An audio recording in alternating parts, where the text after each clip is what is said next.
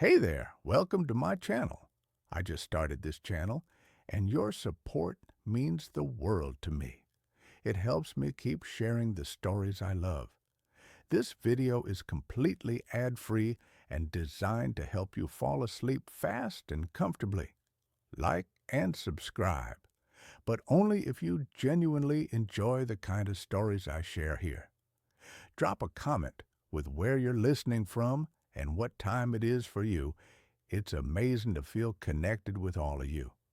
Now, dim the lights, turn on a soft fan if you like, and let's drift into tonight's stories together. Story 1. My dog barks at an empty corner. Yesterday, something barked back. I own a rescue mix named Buster. He's 70 pounds of nervous energy, mostly boxer and maybe some pit bull, with a chest like a barrel and a bark that rattles the single-pane windows of my rental house. I've had him for 3 years. I know his sounds. I know the mailman is here bark, which is rhythmic and dutiful. I know the there is a squirrel on the fence bark, which is high-pitched and frantic, and I know the I am lonely whine. But for the last month, Buster has developed a new sound. It's a low guttural vibration that doesn't quite leave his throat. He does it while standing rigid, his hackles, the fur along his spine, standing up like a razorback boar. And he only does it at the corner of the hallway, right where the corridor turns left into the master bedroom. There is nothing there. It's a blank stretch of beige drywall. No electrical outlets, no vents, no windows, just paint and shadow. At first I thought it was mice. I live in an old craftsman in the Pacific Northwest. The damp gets in, the wood rots, and critters find a way. I called a pest control guy named Miller. He came out, crawled under the house, checked the attic, and tapped the walls. "Dry as a bone, buddy," Miller told me, wiping cobwebs off his hat. "No droppings, no nests. You got no termites either. Whatever your dog is hearing, it ain't biological." "Maybe it's pipes," I suggested. "Pipes run on the other side of the house. That wall is just studs and plaster." So I ignored it. I tried to anyway, but living with a 70-pound dog who treats a patch of wall like a portal to hell wears on your nerves. Every night at around 10 hours p.m., Buster would trot into the hallway, plant his feet, and stare. He wouldn't blink. He would just vibrate with that low growl.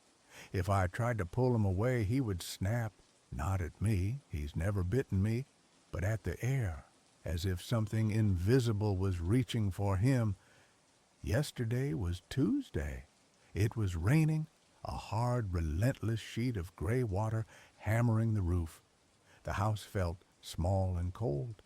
I was in the living room watching a documentary, trying to drown out the sound of the wind. Buster was asleep on the rug, or I thought he was. At 10:15 p.m., his head snapped up. His ears swiveled toward the hallway. He didn't growl this time. He got up slowly, his movement stiff, like an old man. He walked into the hallway and stood before the corner. I paused the TV. The silence in the house was heavy. "Buster!" I called out softly. "Leave it. Come here." He ignored me. He took a step closer to the wall, his nose almost touching the beige paint. Then he let out a bark. It wasn't his usual bark. It was a singular, explosive sound.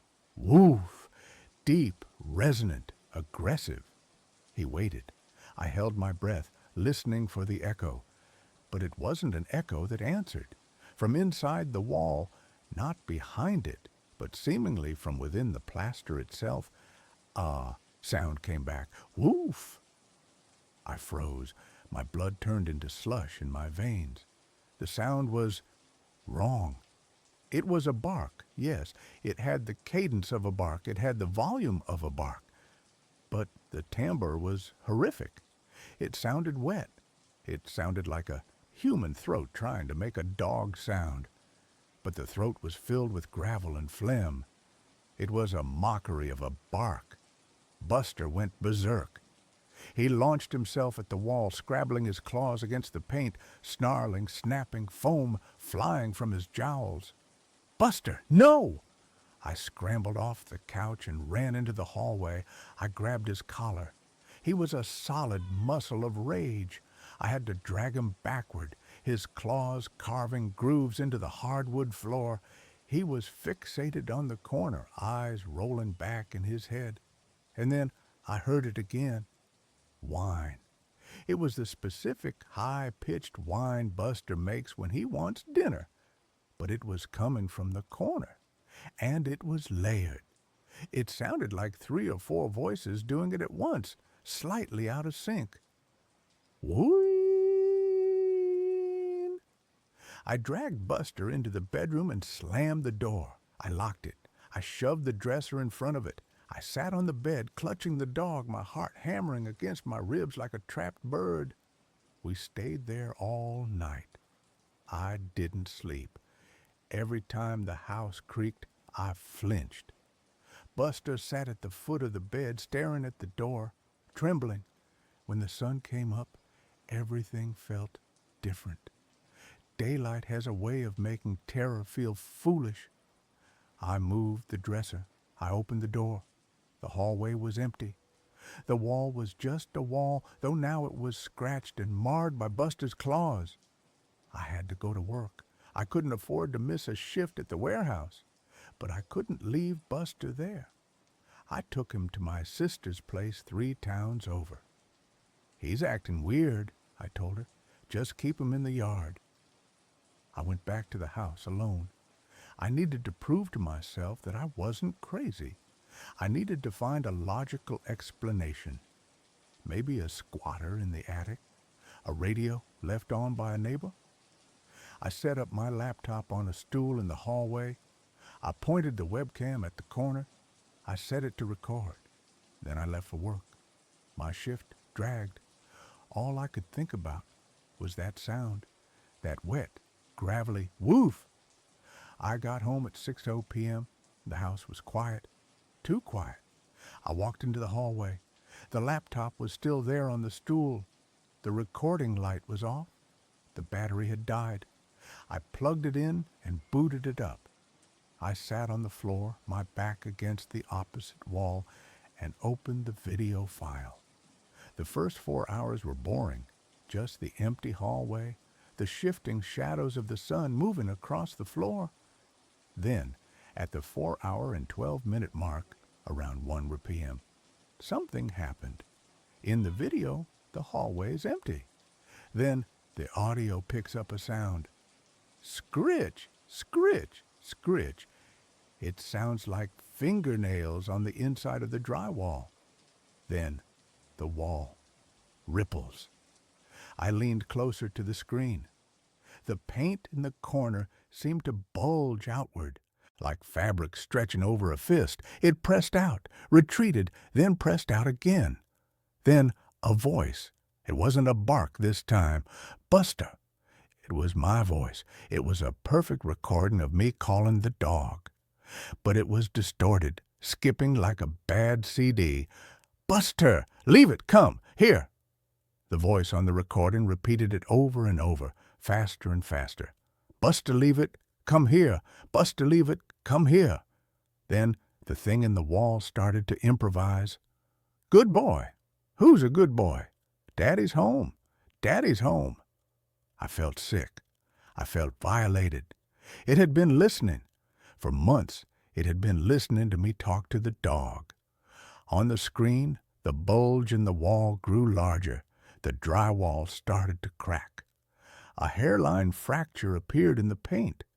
And then something seeped out of the crack. It looked like black oil or smoke that was heavy enough to fall. It trickled down the wall, pooling on the floor. The pool of black liquid began to rise. It took shape. It formed a quadrupedal shape. It formed legs, a tail, a head. It formed a perfect silhouette of Buster.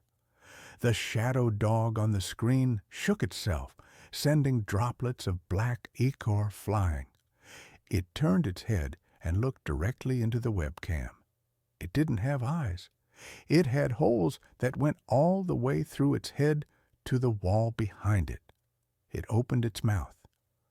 "I am lonely," it said, but it didn't say it in my voice. It said it in a voice that sounded like grinding metal. Then the battery died. The video cut to black. I sat there on the hallway floor, the laptop burning my legs. I stood up. I needed to leave. I needed to get my things, get in the car, and never come back.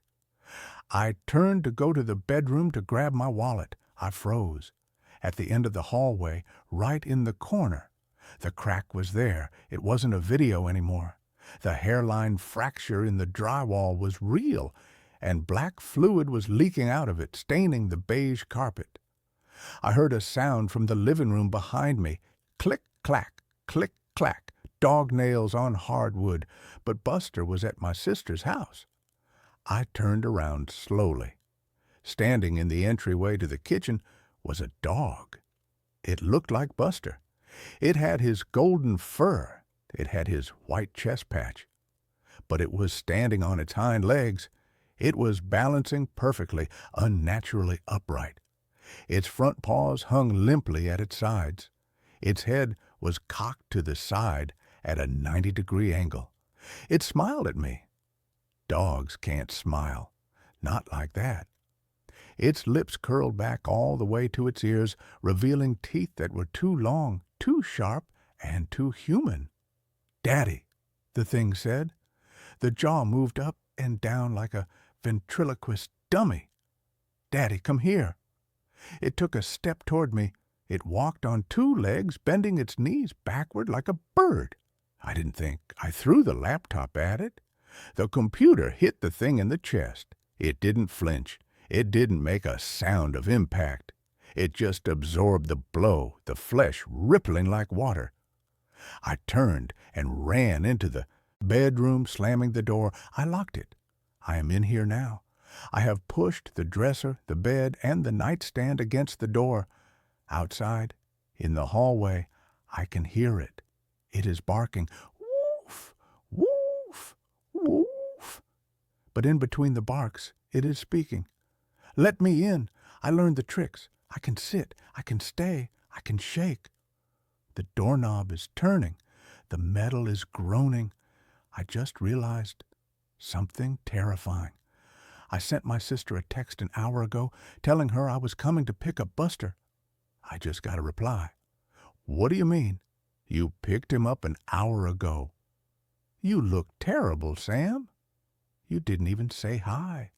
You just grabbed the dog and drove off." My phone is ringing. It's my sister. I can't answer it. Because from the other side of the bedroom door, I hear two voices now. One is the gravelly, wet voice of the thing. The other is a whimper, a real terrified whimper. And then the sound of Buster screaming. The scratching on the door has stopped. There is a silence now. And then a soft, familiar voice right against the crack of the doorframe.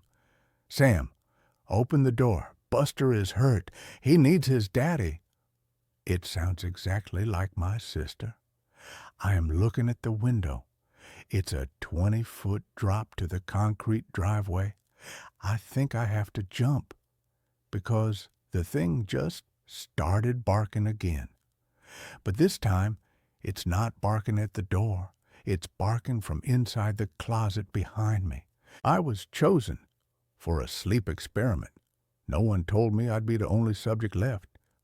The advertisement was unassuming, tucked between a plea for plasma donors and a gig for a part-time dog walker. It was printed in the bland sans-serif font of institutional efficiency. Volunteers needed for paid somnology study. Participants must be in good health, age 21-35, with no history of sleep disorders. Compensation, $15,000 for a 2-week commitment. $15,000. To a freelance graphic designer like me, neck deep in student loans and living off ramen that tasted of salty despair, that number wasn't just compensation. It was a lifeline. It was 2 months' rent, a down payment on a reliable car, a chance to breathe. All I had to do was sleep. It sounded like the easiest money I would ever make. My name is Leo, and my capacity for optimism has always been my most dangerous flaw. The intake process took place in a sterile downtown office building that smelled of lemon-scented cleaner and quiet desperation. I sat on a plastic chair, filling out a questionnaire that probed every corner of my life, from my childhood fears to my current caffeine intake. One by one, we were called back to meet the man in charge, Dr. Alastair Finch. He was a man who seemed to have been carved from a block of granite and then polished to a high sheen. He had a perfectly trimmed gray beard, sharp, intelligent eyes that seemed to see right through you, and a smile that was both reassuring and utterly devoid of warmth. "The purpose of Project Morpheus," he explained to me, his voice a smooth, confident baritone, "is to study the effect of a new neurostimulant, which we're calling somnolin. Our hypothesis is that it can dramatically enhance the restorative qualities of REM sleep, allowing the brain to achieve in 4 hours what it normally would in 8. Imagine the applications, Mr. Vance. Increased productivity, accelerated learning, even rapid trauma processing." He made it sound like we were on the cusp of curing the human condition itself. I nodded along, pretending to be fascinated by the science, but all I could see were dollar signs. There were 4 other subjects chosen alongside me. We were a motley crew, united by our shared need for a quick payday. There was Marcus, a former Marine, with a cynical smirk and a web of tattoos crawling up his neck. Chloe, a bubbly, perpetually cheerful art student with magenta-streaked hair. Ben, a quiet, socially awkward programmer who seemed to communicate better with his laptop than with people. And Zara, a high-strung grad student who jumped at every unexpected noise. The facility was located in the basement of the same office building, but it felt like a different world. A series of heavy soundproof doors led us into a self-contained habitat, a windowless bunker of stark white walls, soft gray carpet, and recessed lighting that mimicked a 24-hour cycle. The air was cool and tasted filtered, recycled. We were completely cut off from the outside world. No phones, no internet. Our home for the next 14 days. Each of us was assigned a small, comfortable room. It contained a single bed embedded with a latticework of sensors, a small desk, and a camera mounted in the upper corner of the ceiling, a dispassionate, unblinking eye. Dr. Finch assured us it was only for monitoring our sleep patterns and ensuring our safety. A pleasant communal area with a kitchenette and a small library of pre-approved books and board games served as our living room. It was all designed to be calming, a sterile, controlled womb. But as that final door hissed shut behind us, locking us in, I felt a tremor of unease. It didn't feel like a womb. It felt like a tomb. The first few days were almost comically benign. We'd sleep in our sensor-laden beds and IV line taped to our arms, delivering what Finch called a microdose of somnolin. During our waking hours, which were strictly regulated, we underwent a battery of tests, memory games, logic puzzles, reaction time assessments. We'd fill out detailed questionnaires about our dreams, our moods, our energy levels. And at first, it was incredible. I'd never felt so rested. I would wake up feeling a profound sense of clarity, as if my mind had been decluttered and polished overnight. My dreams were vivid, cinematic. I dreamt of soaring over mountain ranges, of revisiting a perfect, sun-drenched day from my childhood. The others reported similar experiences. Chloe was dreaming up entire galleries of fantastical paintings. Ben claimed to have solved a complex coding problem in his sleep. We felt like pioneers of the mind. The $15,000 felt like a steal. The change began on the fourth night. The pleasant Technicolor dreams began to bleed at the edges. I had a dream that I was wandering the sterile, white corridors of the facility, but the layout was all wrong. Hallways stretched into impossible lengths, and doors opened into brick walls. I felt a gnawing sense of anxiety, a feeling of being watched. I woke up with a gasp, my heart pounding, a cold sweat slicking my skin. At breakfast, I noticed the shift in the others, too. Marcus was sullen and aggressive, snapping at Ben for chewing too loudly. Chloe, usually a font of incessant cheer, was quiet, her eyes distant. She had a sketchbook open on the table, and on the page was a disturbing abstract drawing of a tall, stick-thin figure made of swirling, chaotic lines. "I keep seeing him," she whispered, her voice trembling slightly. "At the edge of my dreams. He just watches." That night, my dream picked up where the last one left off. I was back in the twisting, labyrinthine corridors. But this time, I wasn't alone. I saw him, the figure from Chloe's drawing. He was at the far end of a long hallway, a gaunt, impossibly tall man in what looked like an old-fashioned tattered doctor's coat. His face was a blur of shadow, but I could feel his gaze on me, cold and malevolent. I woke up not with a gasp, but with a choked, silent scream. The waking world was becoming just as strange. I started to experience micro-hallucinations, a flicker of movement in my peripheral vision, the sound of my name whispered from an empty room.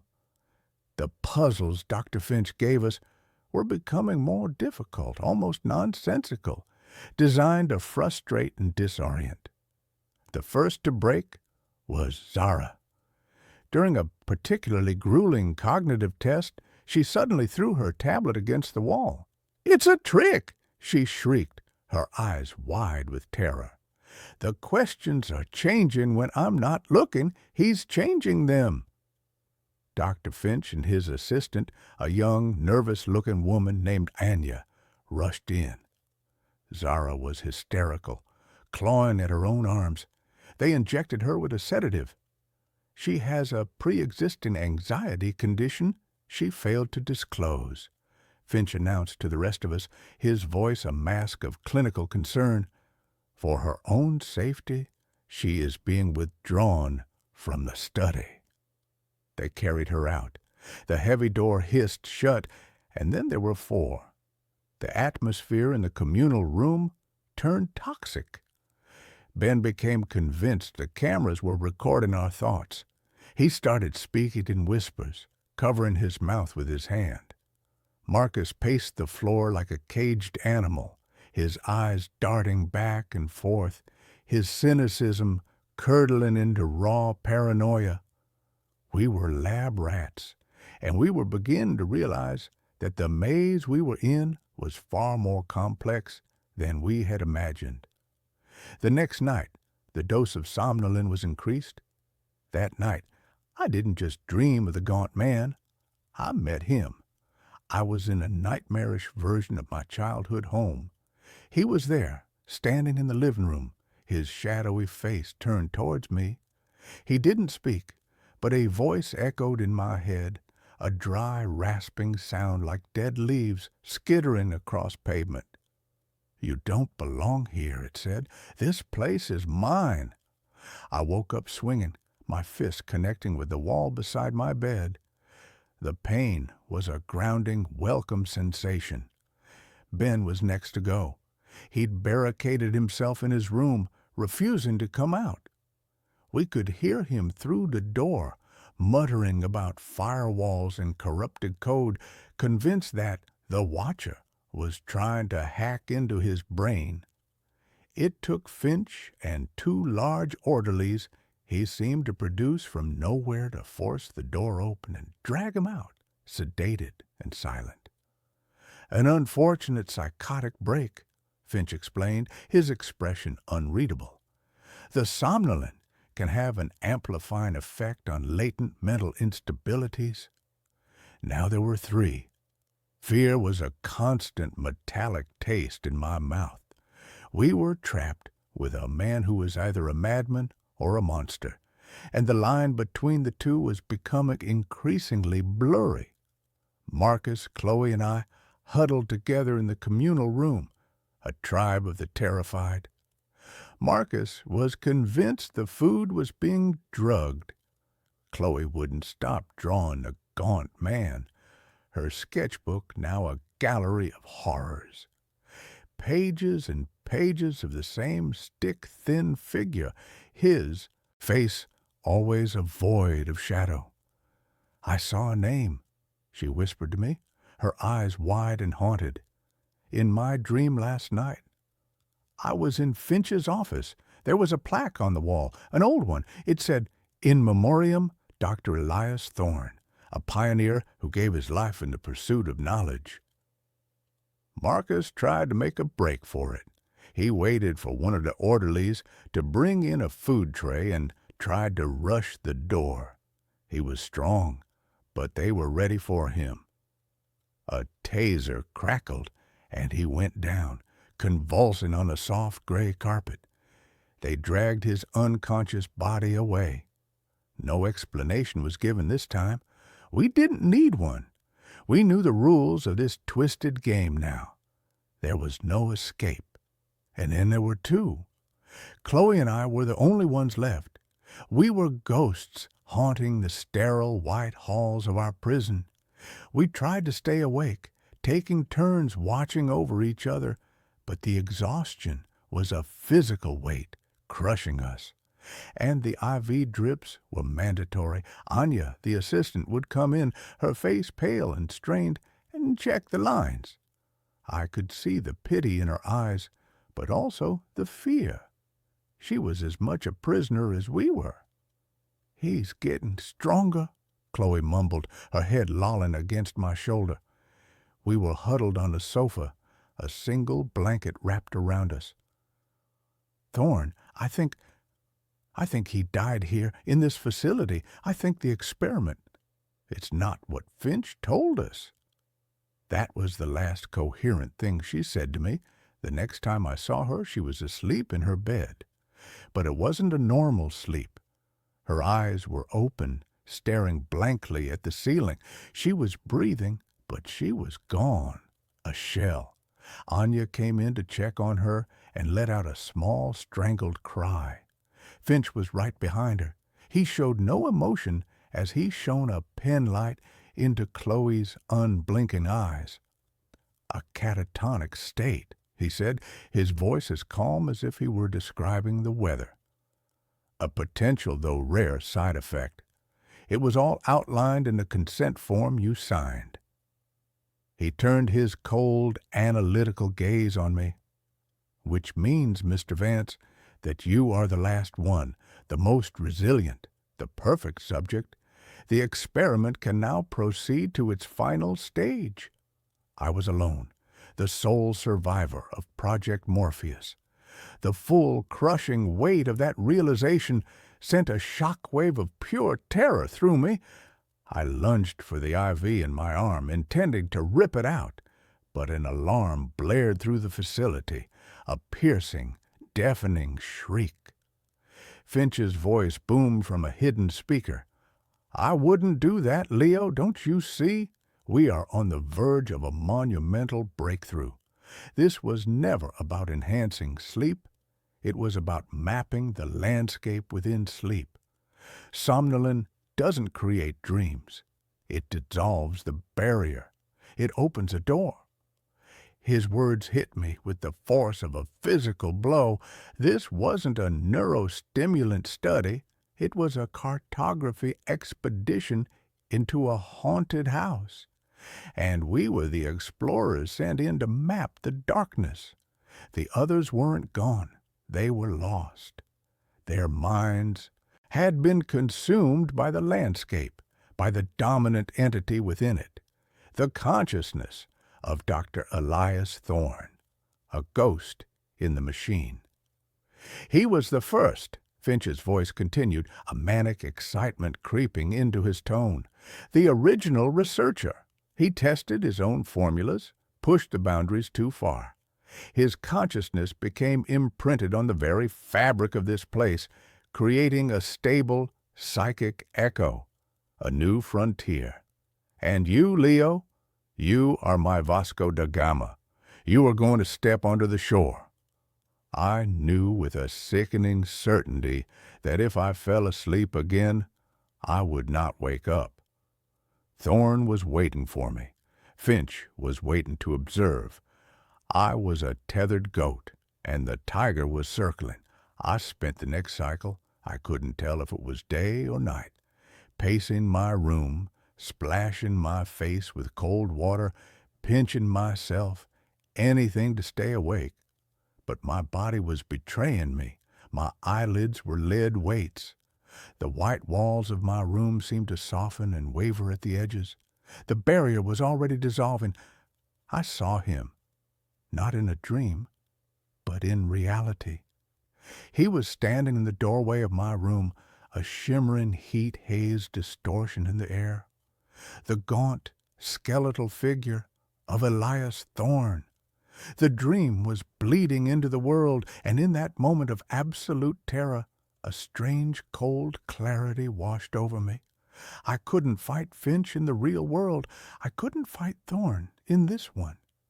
But if the barrier was gone, then the connection worked both ways. I couldn't run, but maybe I could fight back. I lay down on the bed. I let my eyes close.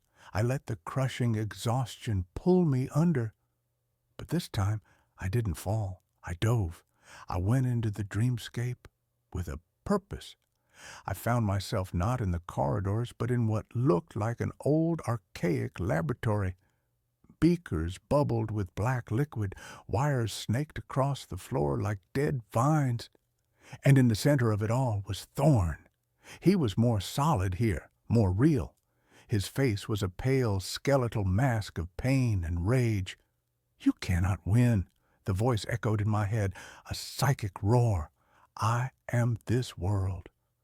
"Then your world is about to end," I thought back, focusing all my will, all my identity, into a single point of resistance. Finch wanted a show. I would give him one. I stopped fighting Thorne's influence and instead focused on the environment. I remembered the happiest day of my life, a trip to the beach with my family when I was a kid. I flooded the dark, musty lab with the memory, the brilliant, blinding sunlight, the sound of crashing waves, the smell of salt and sunscreen. The dreamscape recoiled. Thorne shrieked, clutching his shadowy head as the light burned him. The dark lab flickered, the beakers and wires replaced by sand and seashells. "This is my mind," I projected, pouring all my anger, my fear, my desperate will to live into the thought. "My dream, and you are not welcome here." I focused on the machines, the sophisticated monitoring equipment I knew was attached to me in the real world. In the dream, I imagined them overloading. I visualized the main console in Finch's control room, the one I had only glimpsed on a schematic. I pictured the screens cracking, the wires sparking, the whole thing erupting in a shower of electrical fire. I poured every ounce of my focus into that single, destructive image. A sound jolted me, a real sound, an alarm, the smell of smoke. My eyes snapped open. I was back in my room. The facility's emergency lights were flashing, casting the white walls in a hellish red glow. The speaker on the wall was crackling with static. I had done it. I had created a feedback loop, my mental projection of destruction causing a real-world overload. My door hissed open. Anya stood there, her face white with terror and resolve. "Go!" she screamed. "The main breaker blew. The system locks are failing. Go now!" I didn't hesitate. I scrambled out of the room, my legs weak and trembling. The corridor was filled with acrid smoke. As I ran, I glanced through the reinforced window into the control room. It was chaos. Sparks rained down from a burned-out console, and in the middle of it all stood Dr. Finch. He wasn't panicking. He wasn't trying to put out the fire. He was staring at his monitors, at the chaotic spiking lines of my EEG, and he was smiling, an ecstatic, triumphant smile. I didn't look back again. I ran through the labyrinth of corridors, following Anya's frantic gestures, until we reached the final door. She swiped a card, and it opened onto a grimy service staircase. The air that hit me was stale and damp, but it was real air. It was the air of the world. I burst out of a nondescript metal door into a back alley. The gray early morning light was the most beautiful thing I had ever seen. I was free. That was 6 months ago. I have the money. It was wired to my account the day I was admitted, as promised. But I lost everything else. I live in a different city under a different name. And I don't sleep. Not really. I drift in and out of a state of hallucinatory exhaustion, never letting myself go completely under. I'm terrified of what's waiting for me on the other side of that door. The experiment was a success. I know it was. Because sometimes when the light is dim and I'm looking at my reflection in a darkened window, the face that looks back isn't my own. For just a fraction of a second, I see a tall, gaunt man with a pale, skeletal face and eyes that burn with a cold, ancient hunger. Finch opened a door, and I was the one who walked through. But I'm beginning to understand the terrifying truth. I didn't come back alone.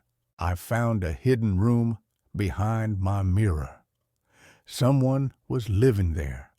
I inherited the apartment from my great-aunt Beatrice, a woman whose life had been a meticulous study in quiet routine right up until the point where she wasn't quiet anymore.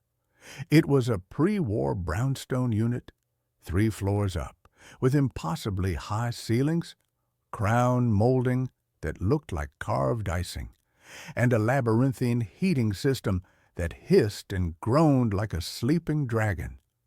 The whole place smelled faintly of mothballs and old dry paper, and while it was beautiful, it was undeniably old, full of architectural secrets and the kind of strange permanent shadows that modern lighting couldn't seem to dispel.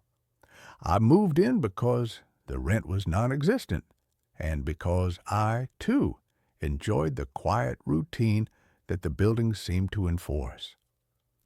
The apartment's master bathroom was particularly strange. It was large and overly ornate for a bathroom, featuring a clawfoot tub and a massive, antique-looking mirror that dominated the entire wall above the pedestal sink. The mirror was huge, framed in dark, heavy carved oak, and it was bolted directly into the plaster. It wasn't the kind of mirror you could simply lift and move. It felt like a fixture, a permanent portal in the room's history. I tried to clean it, but the glass had an inherent subtle distortion, a kind of rippling imperfection that made my reflection seem slightly warped, stretched, or sometimes just out of sync with my movements. I put it down to the age of the glass and the silver backing, but I always felt an unpleasant chill when I stood too close to it, a strange, localized cold spot that lingered no matter how high I cranked the radiator.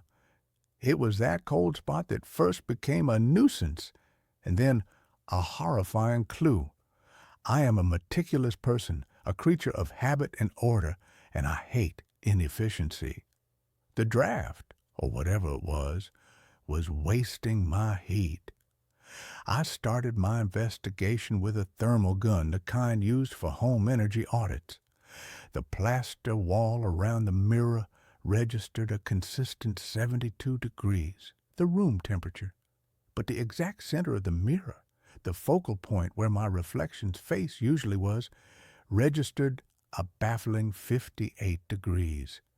It was a localized, persistent cold, not a draft, but a chill coming from inside the wall. Intrigued, I tapped the glass. The sound was solid near the edges, a heavy, dull thud of glass against plaster. But as I moved my knuckles toward the cold spot, the thud changed. It became hollower, lighter, an echoing, unsettling tap, tap, tap that suggested a significant, unsupported cavity behind a frame.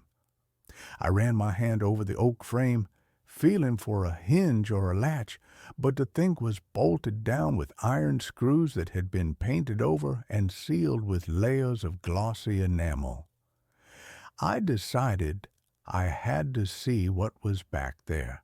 It was likely a bricked-up chimney flue, a long-forgotten service shaft, or maybe just a clumsy repair job. I told myself it was for the sake of energy efficiency. It took me 3 hours with a screwdriver, a utility knife, and a lot of swearing to chip away the paint and pry the decorative molding off the mirror's frame.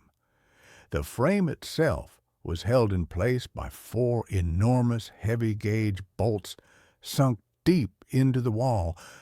As I loosened the last one, the massive mirror gave a shudder and pitched forward an inch, revealing a shocking amount of dust and grime and a thin, dark line of shadow between the frame and the wall.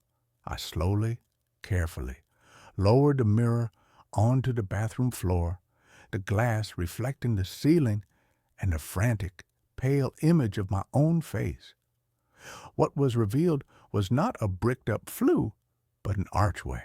It was a small, crudely cut opening in the plaster and lath, roughly the size of a man's torso, almost perfectly centered where the cold spot had been. The edges of the opening were ragged, showing the inner structure of the wall, but there was no plaster dust on the floor below it. That meant the opening had been there for a long time. The biggest shock, however, was what the opening led to. It didn't lead to darkness or a void or the back of a chimney. It led to a space that was clearly a room. I shone the flashlight of my phone into the cavity. It wasn't a standard crawl space.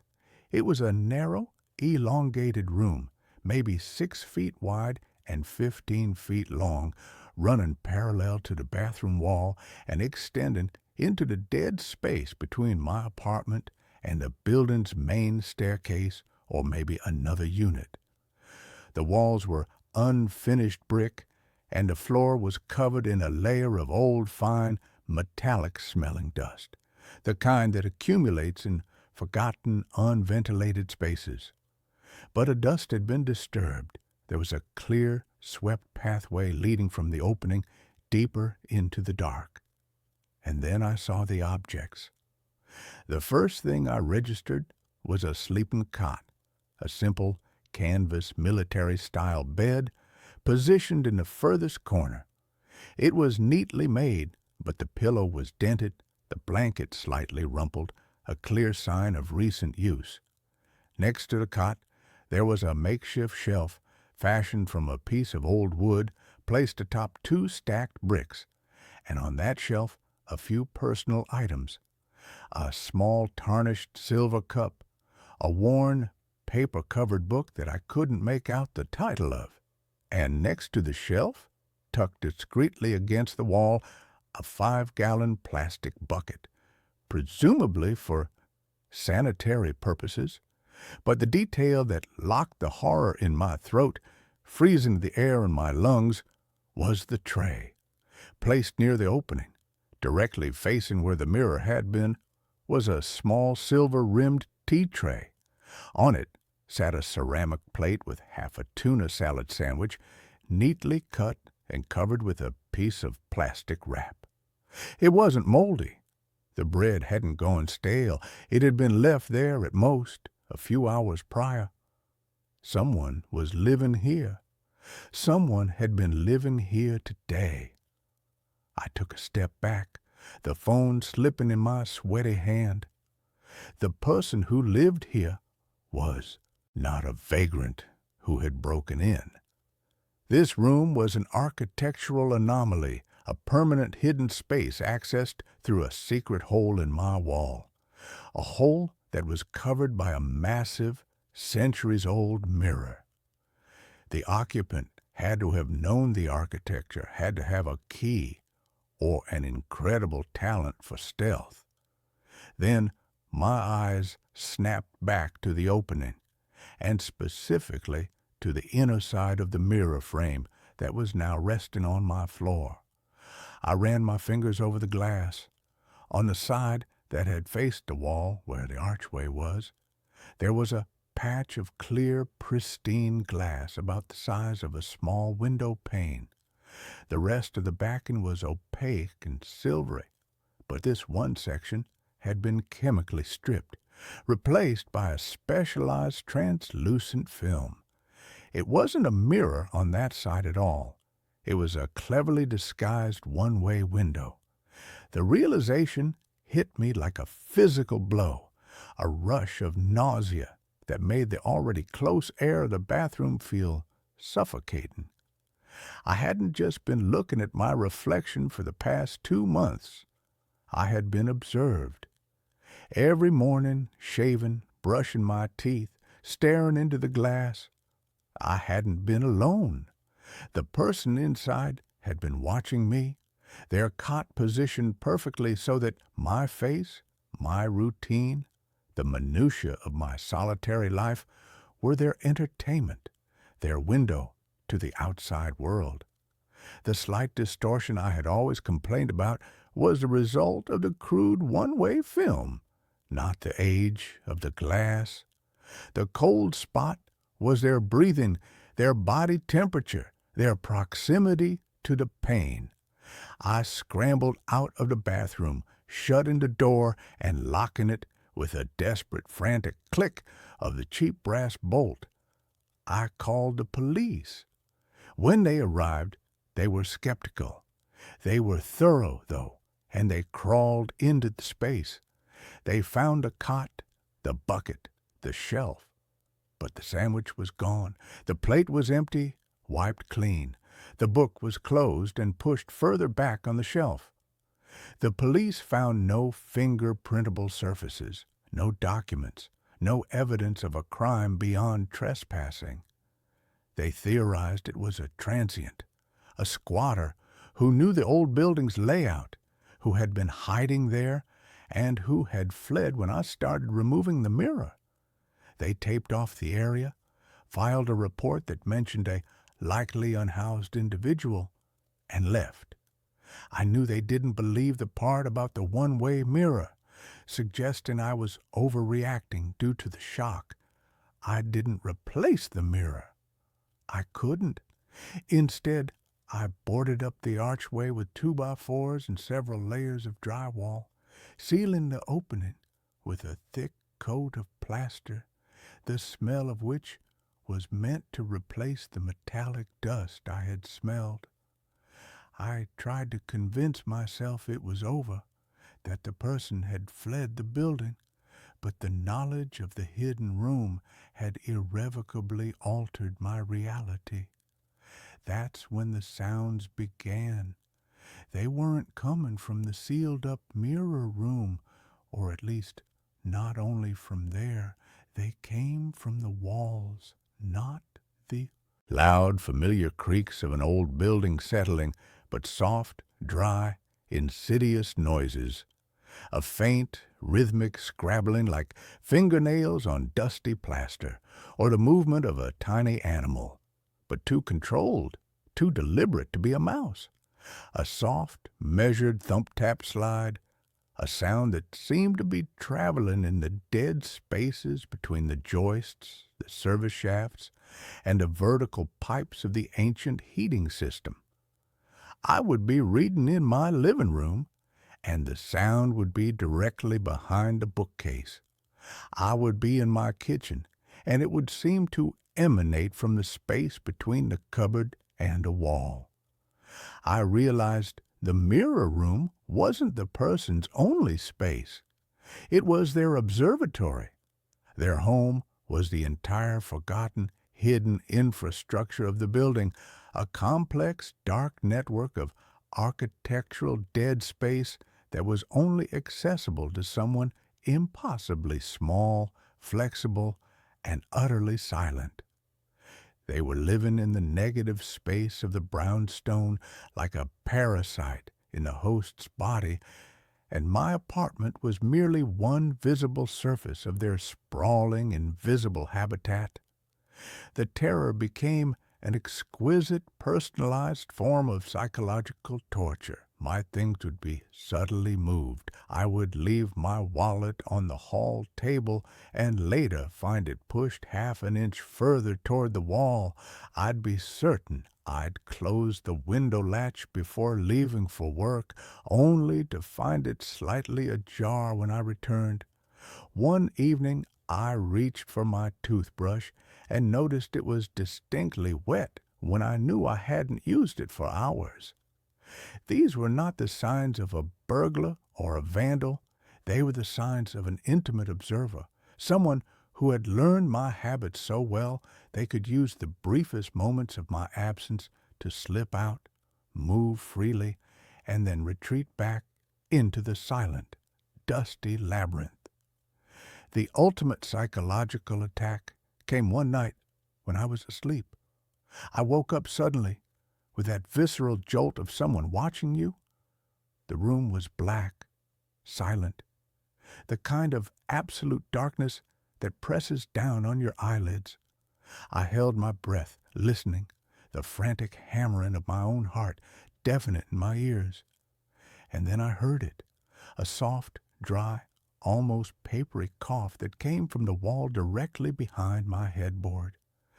It was the cough of a person, but one whose lungs were choked with old dust and the dry air of unventilated space. It was right there. I shot out of bed, slammed on the light, and stared at the beige, innocuous wall. Nothing. No vent, no crack, no seam. Just the solid, painted plaster.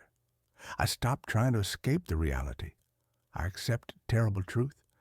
I was sharing my life with an elegant, silent shadow, a forgotten dweller of the city's unseen spaces who used my apartment as a source of warmth and human observation. I went to the sealed-up bathroom. The freshly plastered archway looked solid, but I could hear a faint, high-pitched scritching sound coming from within the wall. I grabbed a Sharpie and a piece of paper, and I taped the note to the newly painted wall directly over where the one-way mirror had been. The words were a mix of desperation and challenge. Who are you? Please, stop. Why are you here? You need help? The next morning, the note was gone. The tape was still there, a pale frame around nothing. In its place, stuck to the plaster with a tiny, nearly invisible dab of what looked like dried mud, was a small, meticulously folded piece of paper, no bigger than a matchbook. I had to use tweezers to retrieve it. The handwriting was thin, elegant, almost spider-like, a script from a forgotten century, yet completely legible. The message was 3 chilling, impossible words. I am your silent twin. You are too loud. The insult wasn't just in the words. It was in the revelation that my life, my quiet life, was an intolerable racket to this person. My movements, my breathing, the sound of my television, the scraping of my chair, all of it was a cacophony disrupting their perfect, absolute silence. I knew I had to see them. I had to know what kind of human being could exist in such a space. I had to face my silent twin. That night, I waited. I set up my phone on a tripod with the flash off, recording video, and I sat on the floor of the bathroom, a blanket wrapped around me, a heavy wrench lying uselessly beside me. The main lights were off, the only illumination coming from the thin sliver of light beneath the door. Hours passed. The building settled. The heating system finally fell silent. I was a man of routine, and my routine was to sleep. Despite the fear, despite the adrenaline, my body betrayed me. I slumped against the wall, and exhaustion, my old enemy, finally claimed me. I woke with a jolt. The air in the room was suddenly drastically colder. I hadn't heard a sound. I fumbled for my phone, my hand shaking, and looked at the time. 3:17 a.m. I had been asleep for maybe 20 minutes. I stared at the sealed archway, expecting to see a fresh hole, but the plaster was intact. The scrabbling sound, however, was back, and it was loud, no longer behind the plaster, but right next to me. I realized the sound was coming from the air vent near the floor, the old cast-iron grill on the baseboard that fed the heating system. I spun around, wrench in hand, and focused the dim light of the phone screen on the vent. It wasn't just a sound. The vent cover was slightly ajar, tilted outward at a small, impossible angle, and from the thin black gap created by that angle, something was moving. It was a person, impossibly thin, dressed in layers of old dusty gray fabric that seemed to blend perfectly with the shadows and the dirty plaster. Their face was a pale, wedge-shaped mask, their hair matted with dust, but their eyes were the thing that held me. They were huge, dinner plate-sized, dilated to absolute blackness, reflecting the pinprick of my phone light like twin black mirrors. They were the eyes of a creature accustomed to near absolute, perpetual darkness, eyes that found my faint illumination blinding. They were not menacing. They were terrified. They froze, seeing me, the light, the weapon. For a single, terrifying second, our lives intersected, the man of the light, the man of the dark. And then, with an impossible fluidity, a speed that defied the limits of the human skeleton, the creature slid backward, not running, but smoothly retreating, pulling their thin, dusty body through the narrow ventilation grill. I heard the sound of dry, brittle bones flexing and the rustle of old cloth. The cast-iron grill, which was heavy and usually required a screwdriver to move, pulled itself shut with a soft, decisive click. I sat there for an hour, the light blazing, the wrench still in my hand, staring at the perfectly closed vent. I knew I couldn't report this. I knew the police would institutionalize me. I knew I was not safe. I moved out the next day. I left the furniture, the keys, everything. I moved to a sleek, modern glass and steel apartment tower, a sterile world of new construction where there are no hidden spaces, no old service shafts, no architectural dead zones for a shadow dweller to hide. I live on the 22nd floor, surrounded by sealed walls and new HVAC systems. But I am not free. Every rhythmic thrum of the building's central air conditioning sends a cold wave of panic through me. Every shadow cast by the city lights at night seems to hold a shape that is impossibly thin. I jump at the sound of the elevator moving in the wall, And 1 month ago, a letter was forwarded to my new address from the old brownstone. It was a standard-sized envelope, the paper smelling faintly of ozone and old metallic dust. Inside, there was a single, meticulously folded piece of paper, the same spider-like script. I miss the quiet routine of your sleep. The new walls are too thin. You are still too loud. My terror is now complete. He is not in the walls of the brownstone anymore. He is not a squatter. He is a predator, or perhaps a shadow twin, and he has been following me. He has learned my quiet routine, and I know that somewhere in the dead space between the insulation, the vents, and the concrete of my new modern high-rise, there is a pair of black, dilated eyes watching me, waiting for me to be still enough, quiet enough, for him to slip out and finally introduce himself. And I know with crushing certainty that I will never be truly alone again. My phone keeps sending me photos. I never took. I prided myself on my digital hygiene.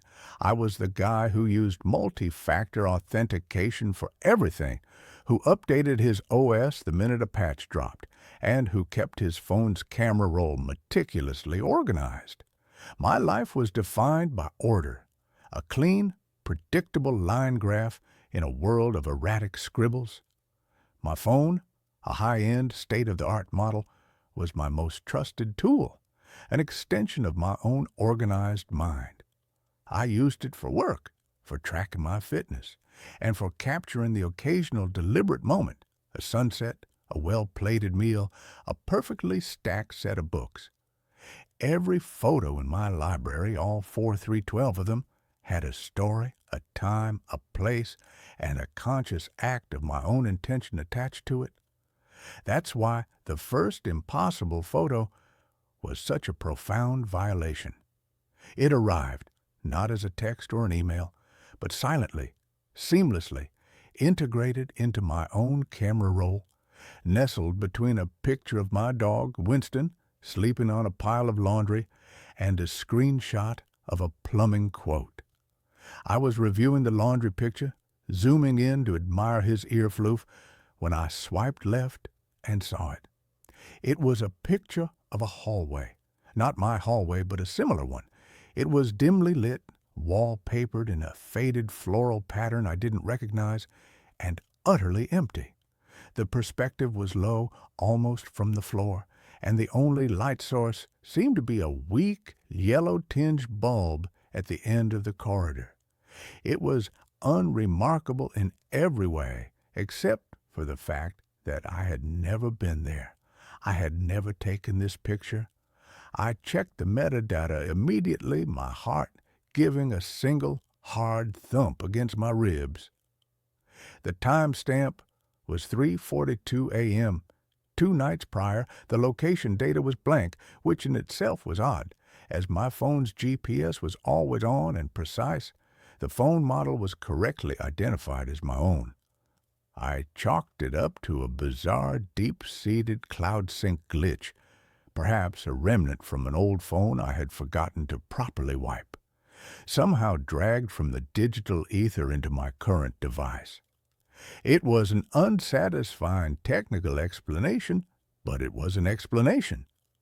I deleted the photo, emptying the trash, and ran a full diagnostic scan, which, predictably, came back clean.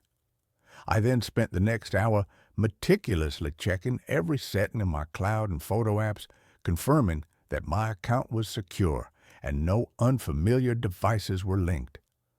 I went to bed, telling myself the anomaly was resolved, a tiny, harmless, statistical improbability. The second photo arrived 3 days later. I was sitting at my kitchen counter, drinking my morning coffee, when a little notification badge appeared over my Photos app. I tapped it with a fresh, cold surge of adrenaline. The photo was of a single, black and white, porcelain teacup, sitting alone on a wooden surface. I recognized the cup. It was an heirloom piece from my grandmother, a piece I kept locked away in a high, dusty cabinet in my living room.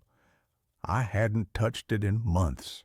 The wooden surface, however, was not my cabinet shelf. It was a wide, slightly warped floorboard, aged and splintered. The lighting was weak, diffuse, and slightly greenish. The timestamp, 1:17 p.m. the day before. I had been at work, deep in a meeting, my phone locked and face down on my desk. This one broke my rationalizations. It wasn't a cloud glitch. A cloud glitch wouldn't insert a specific, impossible image into my private space, an image of an object only I owned, placed in a location that did not exist in my reality. I grabbed the old teacup from the cabinet. It was where I had left it, the dust undisturbed. I spent the rest of the day in a state of meticulous, terrified analysis. I checked the EXIF data of the image file directly, diving into the raw code. The data was sparse, but the creation date was undeniably recent. There was no owner or author tag, only the default camera serial number, my phone serial number, the camera aperture, shutter speed, and ISO settings were all consistent with the low-light conditions of the photograph, proving it was a real image captured by a device. I performed a full factory reset on my phone, wiping everything down to the firmware, reloading only the most basic operating system and no apps.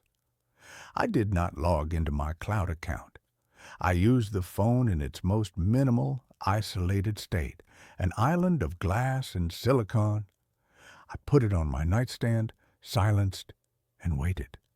The third photo appeared 16 hours later. The phone had been completely offline, isolated from all networks, yet the notification badge glowed, a mocking, perfect orange circle on the black screen. I picked up the device, my hands trembling so violently I almost dropped it. The new photo was of the corner of my own living room. It showed the very couch I was sitting on, the end table with the ceramic lamp, and the stack of magazines I had been reading. But the perspective was wrong. The angle was too wide, too low, almost as if the camera had been placed on the floor, in the absolute center of the room, facing the corner. And there was a detail that made me gag. Tucked into the shadow beneath the sofa, something I had never noticed or considered, was a small, crudely carved wooden bird. It was sitting on a rug, almost obscured, yet perfectly in focus. I dropped the phone, scrambled to my living room, and shone a light under the sofa. Nothing, just dust, a stray cat hair, and the faint, acrid smell of old upholstery. The wooden bird did not exist. I checked the timestamp. 4:51 a.m. I had been asleep. The horror shifted from a technical puzzle to a metaphysical impossibility. My device, which I held in my hand, was actively communicating with an unknown source, a source that was capturing images that were physically impossible, either of objects in a world I didn't inhabit, or of my own private space captured at a moment of my absolute vulnerability, containing details that were not real. I abandoned my phone. I bought a brand new, different model phone from a different manufacturer and a new SIM card. I opened no accounts, used no cloud services, and gave no personal data. I used it like a digital camera, a dedicated, isolated recording device, keeping it off Wi-Fi and Bluetooth for days at a time.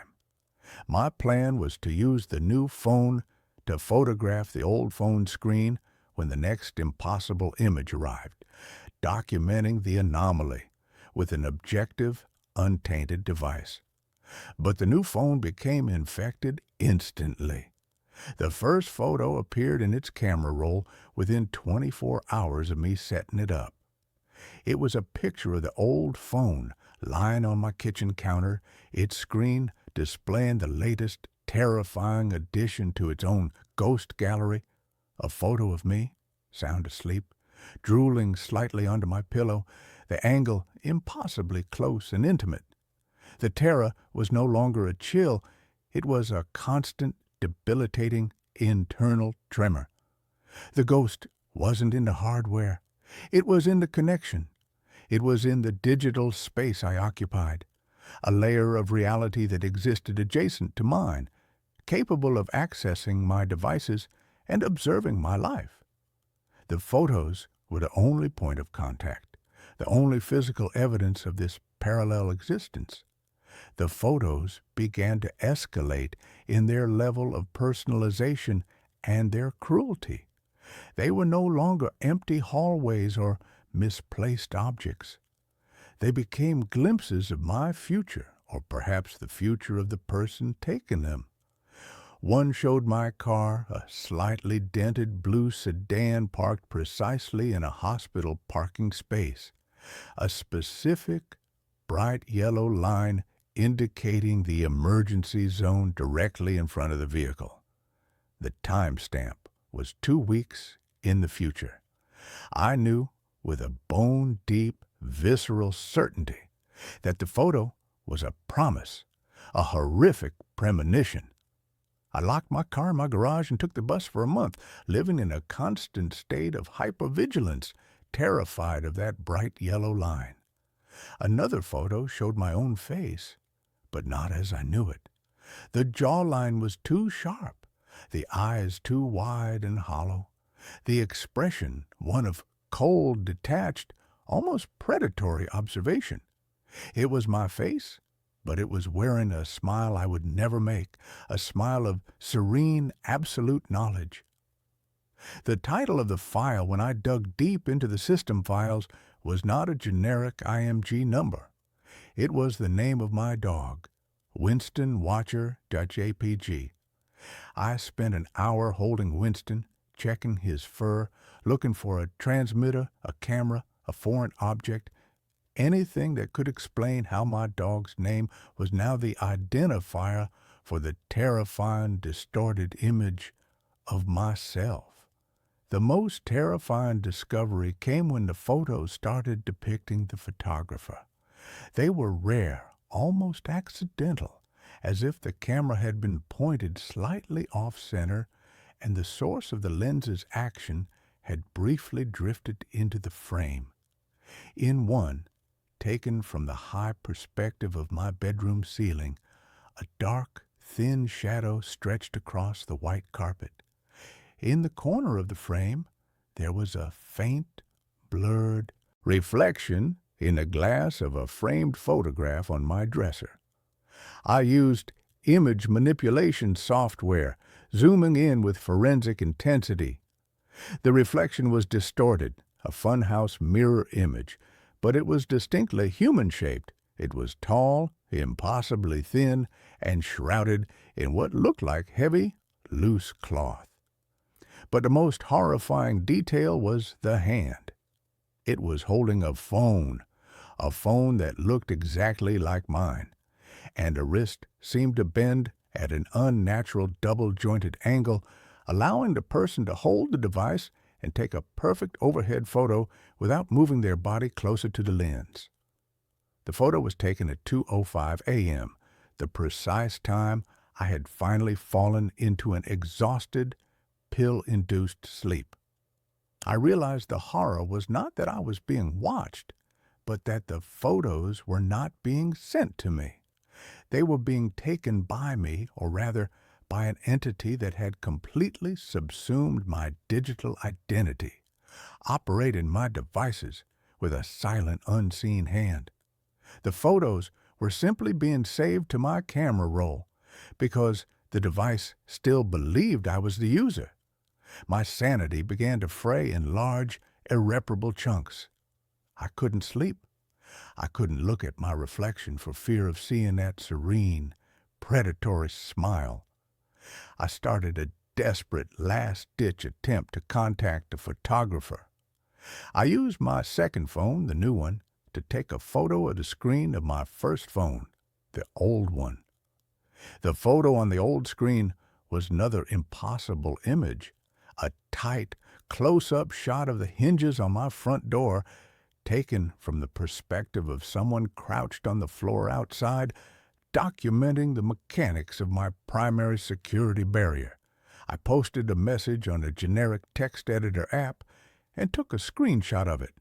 The message read, "I see you. Who are you? What do you want?" I saved a screenshot to the camera roll of the old phone, locked it, and placed it on my bedside table. I stayed awake all night, sitting rigid in a wooden chair, staring at the phone, a heavy, solid bronze sculpture clutched in my hand. I watched the screen. I watched the tiny orange badge appear over the Photos app. It was 4:11 a.m. I snatched the phone, my heart pounding with a mixture of terror and desperate anticipation. I unlocked it, navigated to the camera roll, and saw the new photo. It was a selfie. It was a photo of a man's face, pale and drawn, but otherwise unremarkable.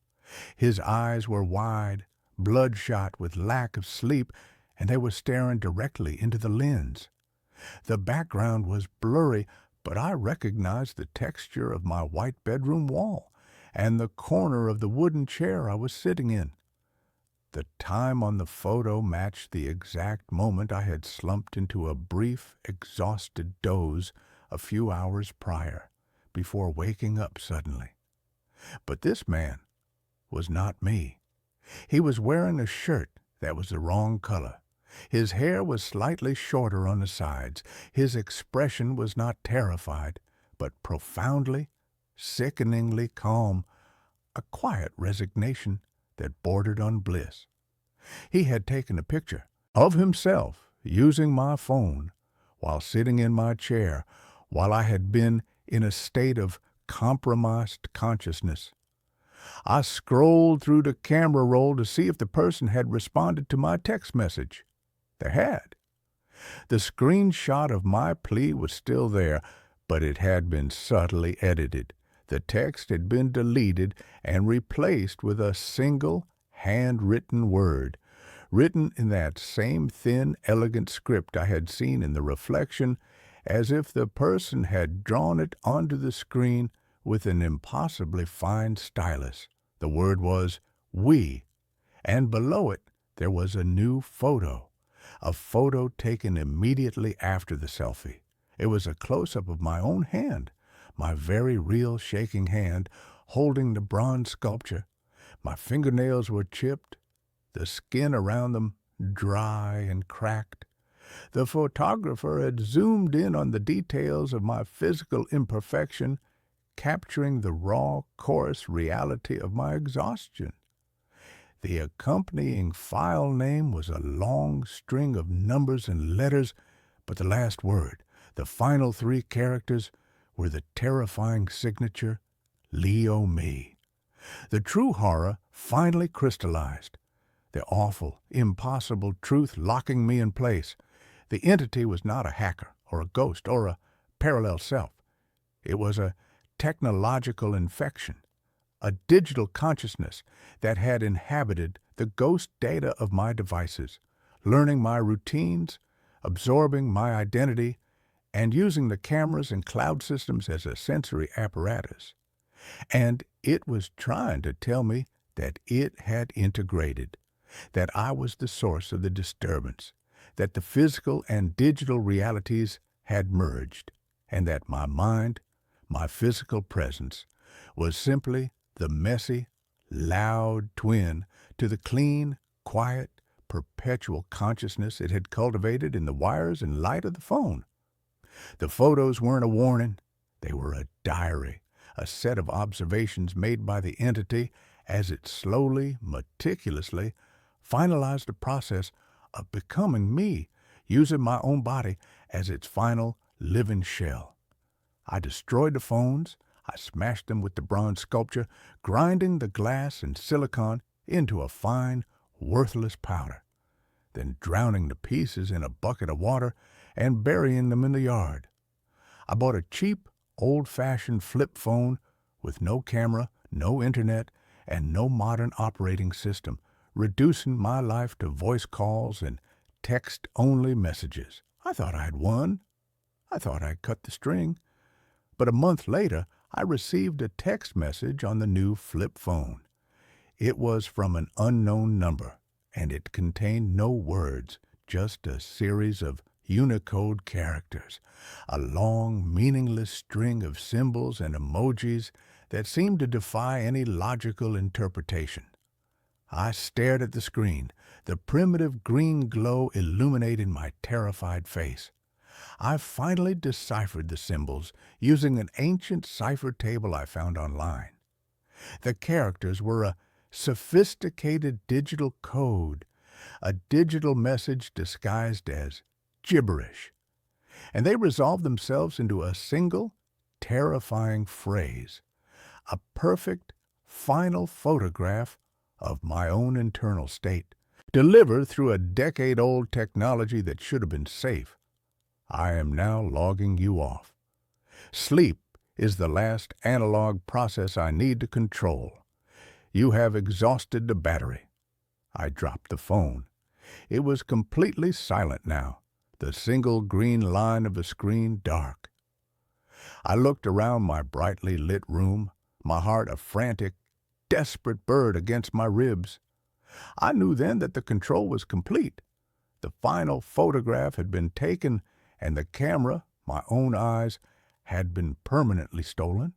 I realized that I was the one who was now the image, the static, empty picture on a camera roll that existed in the perpetual, terrifying digital consciousness of the entity, trapped forever in the cold, silent library of my own stolen life. I bought a used camera. The last picture was of me sleeping. The scent of a pawn shop is a unique perfume, a layered olfactory history of desperation, forgotten hobbies, and the faint, metallic tang of regret. It's a smell I've always found strangely comforting. I'm a photographer, but not the kind who chases the crisp, sterile perfection of digital. I'm a creature of the darkroom, a lover of film grain, light leaks, and the tangible magic of a silver gelatin print coming to life in a tray of chemicals. I hunt for relics, for cameras with stories baked into their brass and leather. My name is Jacob, and I believe that old lenses see the world differently, that they hold the ghosts of every image they've ever captured. I never imagined how literally true that could be. The shop was a dusty, cluttered cave on a forgotten side street, the kind of place you'd miss if you weren't specifically looking for the faded, peeling sign that read, "Second Chances."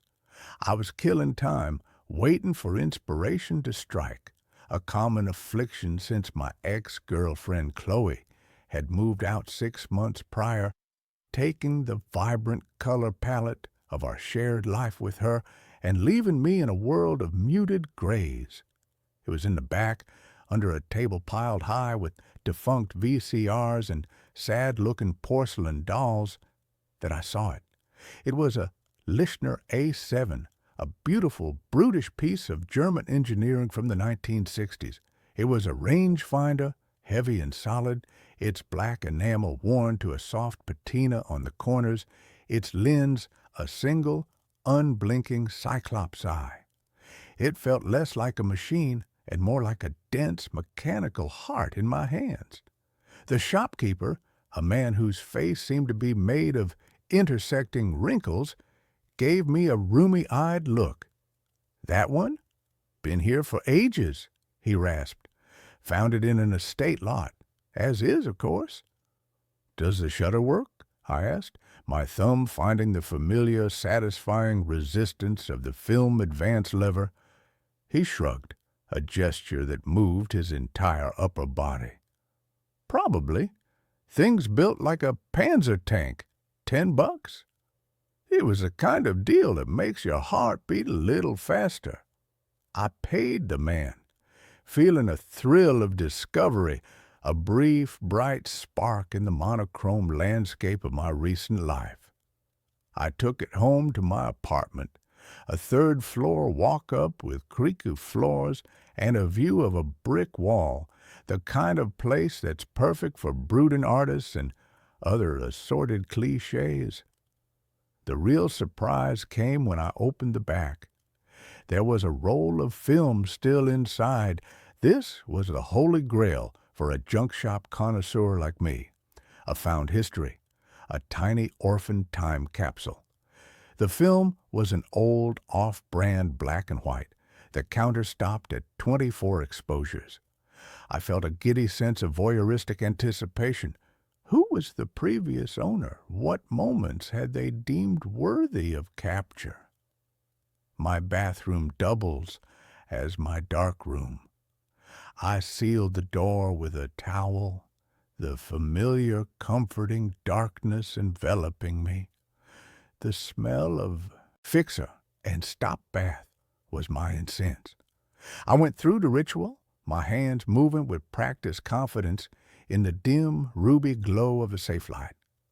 I unspooled the film, clipped it, and submerged it in the developer. I watched the clock, gently agitating the tank, my mind racing with possibilities. An hour later, the negatives were hanging to dry, a glistening celluloid ribbon of someone else's life.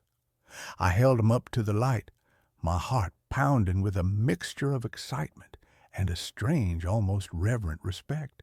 The first 23 pictures were unremarkable. They were the anonymous, slightly melancholic photos of a life lived, a blurry shot of a child on a swing, a close-up of a cat's face, a rain-slicked street at night, the streetlights blooming like soft, ethereal flowers, several overexposed photos of what looked like the interior of an old, cluttered house. They were competent, but lonely. The compositions were slightly off, the subjects always distant. They felt like the work of a ghost, someone observing the world without ever truly participating in it. Then I looked at the last frame, number 24. My breath hitched in my chest. A cold, sharp icicle of dread seemed to pierce my sternum and travel down my spine. I took the negative strip and put it in the enlarger, needing to see it in stark, undeniable black and white. I focused the image, my hand suddenly clumsy and slick with a sweat I hadn't noticed. The image bloomed into life on the photographic paper in the developing tray, a ghost emerging from the chemical ether. It was a picture of me, sleeping, in my bed, in my apartment. The angle was from the foot of the bed, looking towards the headboard. I was on my side, my face half buried in the pillow. The details were so horrifically, intimately correct that my mind buckled under the weight of them. The specific, rumpled way my comforter was bunched up. The book on my nightstand, a collection of poetry Chloe had left behind, its cover clearly legible. The glass of water beside it, even the shadow cast on the wall by my bedside lamp, was perfect, a familiar nightly silhouette. My first thought was that it was a prank, an incredibly elaborate, cruel prank. My mind immediately went to Chloe, but this wasn't her style. She was practical, grounded. She wouldn't know the first thing about developing film, let alone staging something so violating. And we hadn't spoken in months. My other friends? None of them had a key. My second thought was more technical, a double exposure, a bizarre 1-in-a-million fluke where my face had been superimposed over an image of an empty bed. I was a photographer. I knew the science. I could debunk this. I grabbed my loupe and examined the negative again, my heart thump in a frantic, panicked rhythm against my ribs. The grain was consistent. The light source was singular. The shadows were perfect. It was a single, unmodified, horrifyingly real photograph. My apartment, which had always felt like a sanctuary, a shell I could retreat into, suddenly felt violated, porous.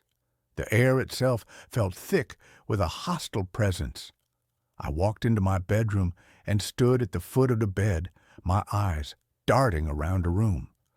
The perspective matched perfectly. The photographer had been standing right here, in my room, while I slept. Who had owned this camera? And how, in the name of all that was sane and logical, had they taken a picture of me before I had even bought it? The film had been in the camera when I found it. The thought was a paradox, a Mobius strip of impossibility that my rational mind couldn't navigate. That night, sleep was a foreign country I couldn't find a visa for. I sat on my sofa, the lights on, the Lichner A7 on the coffee table in front of me. It wasn't just a camera anymore. It was a witness, an accomplice. It seemed to watch me with its single glass eye, its black body absorbing the light, giving nothing back. I felt a primal, superstitious urge to smash it, to shatter its lens and exorcise whatever malevolent history it held. But I was also a photographer. It was a beautiful object, and a deeper, more frightening part of me needed to understand. I wedged a chair under the doorknob, a flimsy, pathetic defense against an intruder who had seemingly already bypassed all logic and security. Every creak of the old building, every siren in the distant city was the sound of them coming back. I must have eventually drifted off because I woke up with a jolt, my neck stiff. The gray, unforgiving light of dawn filtering through the blinds. The first thing I did was check the chair. It was still there. I was alone. But the feeling of being watched didn't leave with the night. It clung to me like a damp shroud. At my job, a soulless but necessary gig retouching real estate photos, I couldn't focus. I kept seeing movement in the corners of my screen. I'd glance over my shoulder in the office, convinced someone was standing behind me. I spent my lunch break in a frantic, paranoid online search. I typed in Lichner A7 and strange photos. I waded through forums of camera collectors, their posts filled with arcane discussions of shutter speeds and lens coatings. And then I found it. A single cryptic post on an obscure German photography forum dated from 10 years ago. The post was titled Schattenkamera? Shadow Camera? The user, who went by the name Collector88, wrote about a legend associated with a small specific batch of Lichner A7s produced in the winter of 1963. The legend claimed the lenses were made with a new type of quartz-infused glass mined from a strange, geologically unique site in the Black Forest. The cameras, the legend went, didn't just capture light. They captured something else, an echo, a premonition. The post called them Seelenfängers, soul catchers. It mentioned the original designer, a man named Klaus Richter, who had become a recluse and died in a mental asylum, obsessed with the idea that his cameras were showing him pictures of things that hadn't happened yet. The post ended with a chilling single line. There are stories of owners disappearing, leaving behind only the camera and a final, undeveloped roll of film. I felt a wave of nausea. This was insane. Urban legends, internet ghost stories. But the story had the chilling ring of a truth I didn't want to acknowledge. That night, my paranoia graduated to active measures. I bought a new, heavy-duty deadbolt for my door. I installed a cheap, motion-activated webcam on my bookshelf, aimed at my bed. I was turning my home into a fortress, but I felt more vulnerable than ever. I took the Lichner and locked it in a metal footlocker in my closet, as if I could contain its curse through simple physical confinement. For a week, there was nothing. The webcam recorded nothing but 8 hours of me sleeping fitfully.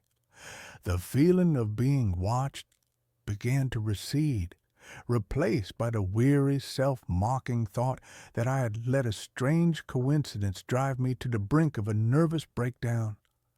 I almost convinced myself it was all in my head.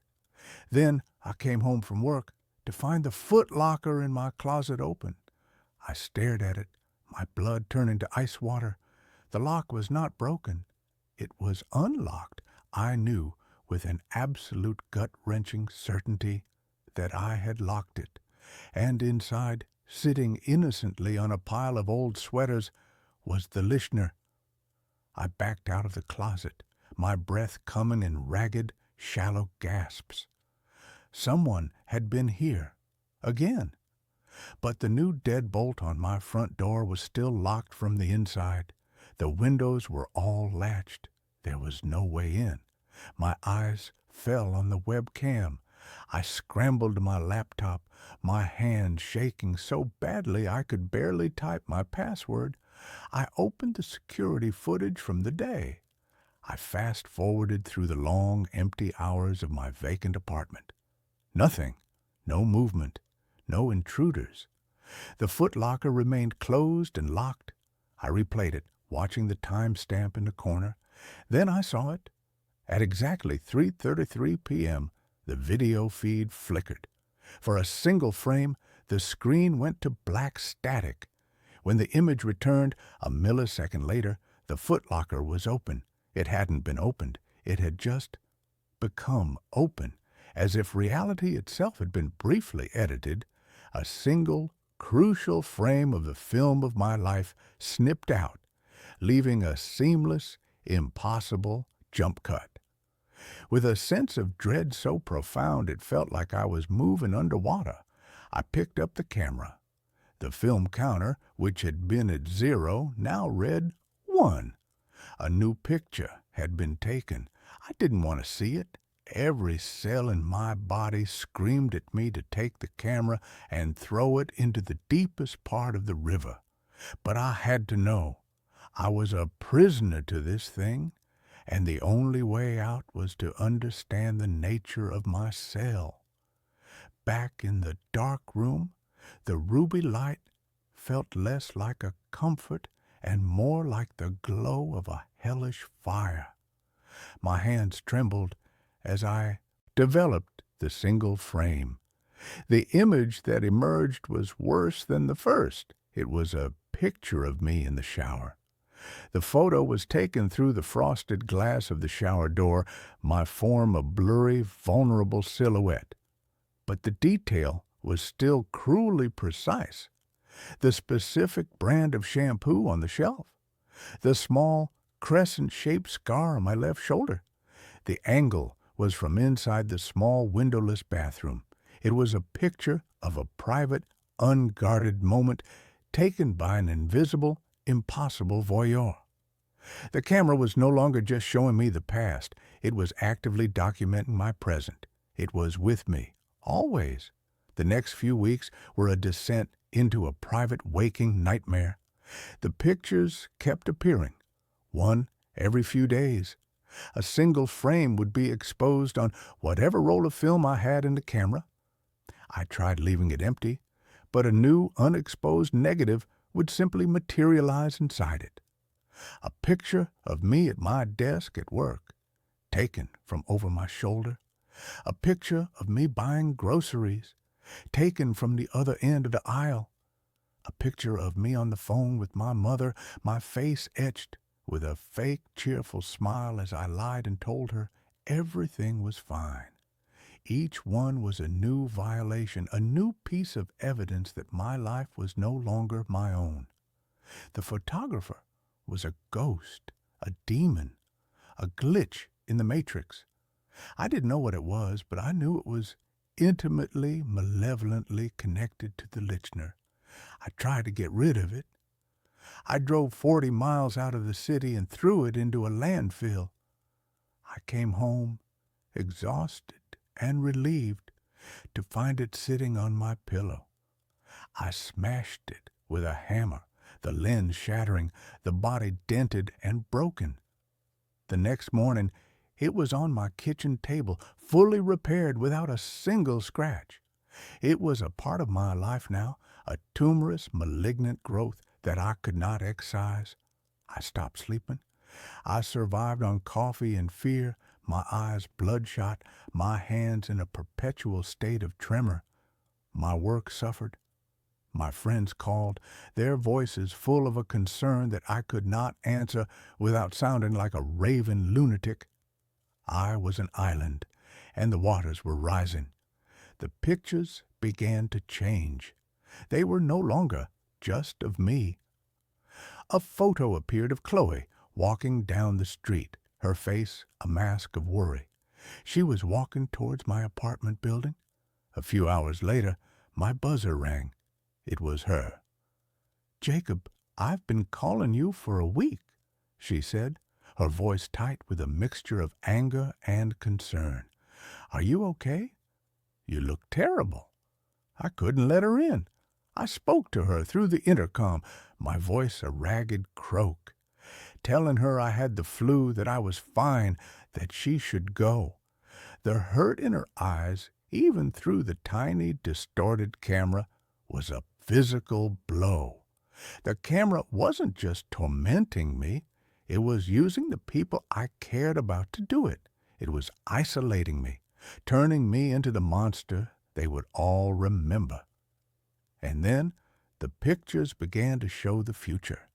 It started with a photo of a broken plate on my kitchen floor, shattered into a dozen pieces. I spent the entire day in a state of high alert, refusing to go near my kitchen cabinets. That evening, as I was making coffee, a sudden, inexplicable tremor shook the building. A low, deep rumble from a passing construction truck on a street below. A plate vibrated off the shelf and shattered on the floor in the exact pattern as the photograph. My blood ran cold.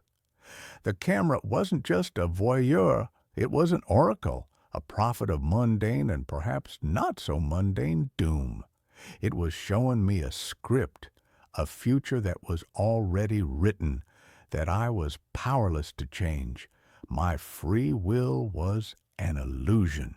I was just an actor, hitting my marks in a horror movie written by a malevolent mechanical god. I knew, with a certainty that settled in my bones like a terminal cancer, that a final photograph was coming. The one that would explain everything. The one that would show me how it all ended. It appeared 3 nights ago. I developed it with the slow, resigned dread of a man walking to the gallows. The image that emerged from the developer was a culmination of all my fears, a perfect, monochrome distillation of the horror that had consumed my life. The perspective was my own. It was a photo taken from my point of view. My own hands were visible in the bottom of the frame, holding the Lixner camera. The camera was pointed down at the floor of my living room.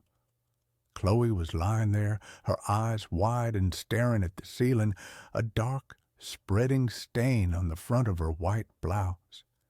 In the corner of the frame, I could see the tip of my own shoe, and next to it, on the floor, was a knife.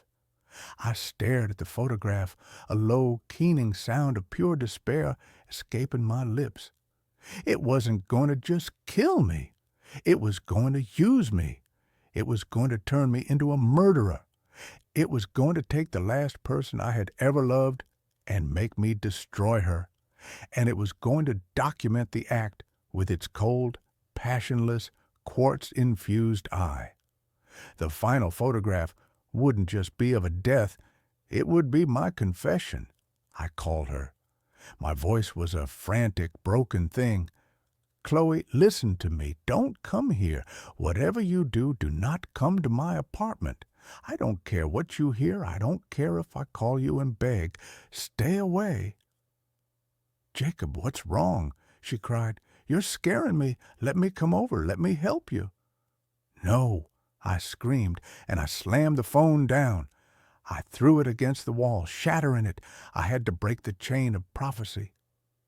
For 2 days, I sat in my apartment, a prisoner of a future I was desperately trying to avoid. I boarded up the door with a hammer and nails. I sat on the floor in the dark, the Lictioner in my lap, its cold weight a constant, terrible reminder. I waited. Last night I heard a pounding on my door. Jacob, it's me. The landlord let me into the building. I know you're in there. Please, just let me see you're okay. It was Chloe. My frantic, insane warnings had, of course, had the opposite effect. They had convinced her I was in danger and that she needed to save me.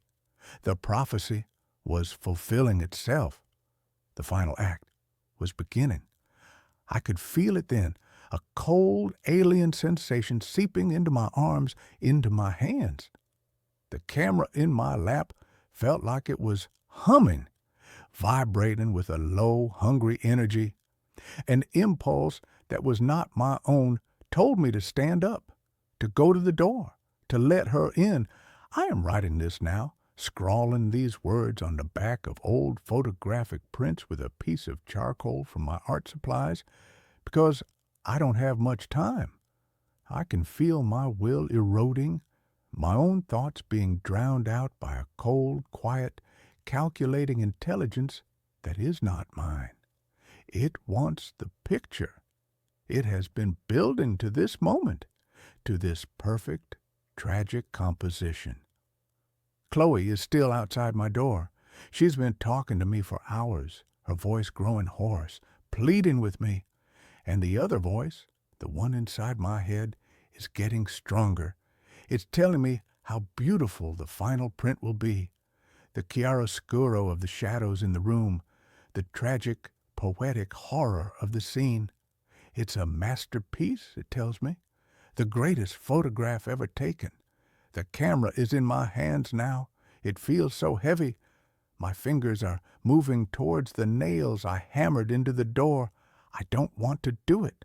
I am screaming inside my own mind, a silent, unheard shriek. But my body is beginning to move. It's a slow, jerky, puppet-like motion, my muscles obeying a will that is not my own. The entity that lives in this camera, the ghost of Klaus Richter, or whatever ancient, hungry thing he woke up in that forest, it doesn't just capture moments. It creates them. It feeds on them. It feeds on despair. Chloe is calling my name, the name of the man I used to be. My hand is on the first nail. It's cold, sharp. I can see the final picture in my mind's eye, as clear as if it were already developed and hanging on a gallery wall. It is a work of undeniable soul-destroying art, and it will be my last testament. I don't know if I can stop it. I am raising the hammer. All I know is that the shutter is about to click. My neighbor moved out months ago.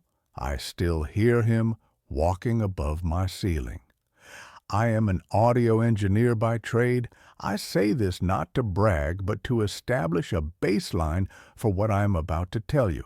I know sound. I know the difference between the settling of a foundation and the compression of a floorboard under a human heel. I know the frequency of a water pipe rattling, usually around 40 hertz, versus the frequency of a knuckle rapping against drywall, closer to 300-400 hertz. I spend my life scrubbing background noise out of podcasts and isolating vocals in messy studio recordings. I trust my ears more than I trust my eyes. And I know that the apartment above me, Unit 5B, has been empty for 84 days. The previous tenant was a man named Arthur Vance. Arthur was a heavy man, both in spirit and in stature. He had a very specific gait. He led with his right heel, striking the floor hard, and then dragged his left foot slightly, a result of a hip surgery he'd told me about in the elevator once. Thud swish, thud swish. That was the soundtrack of my life for 3 years.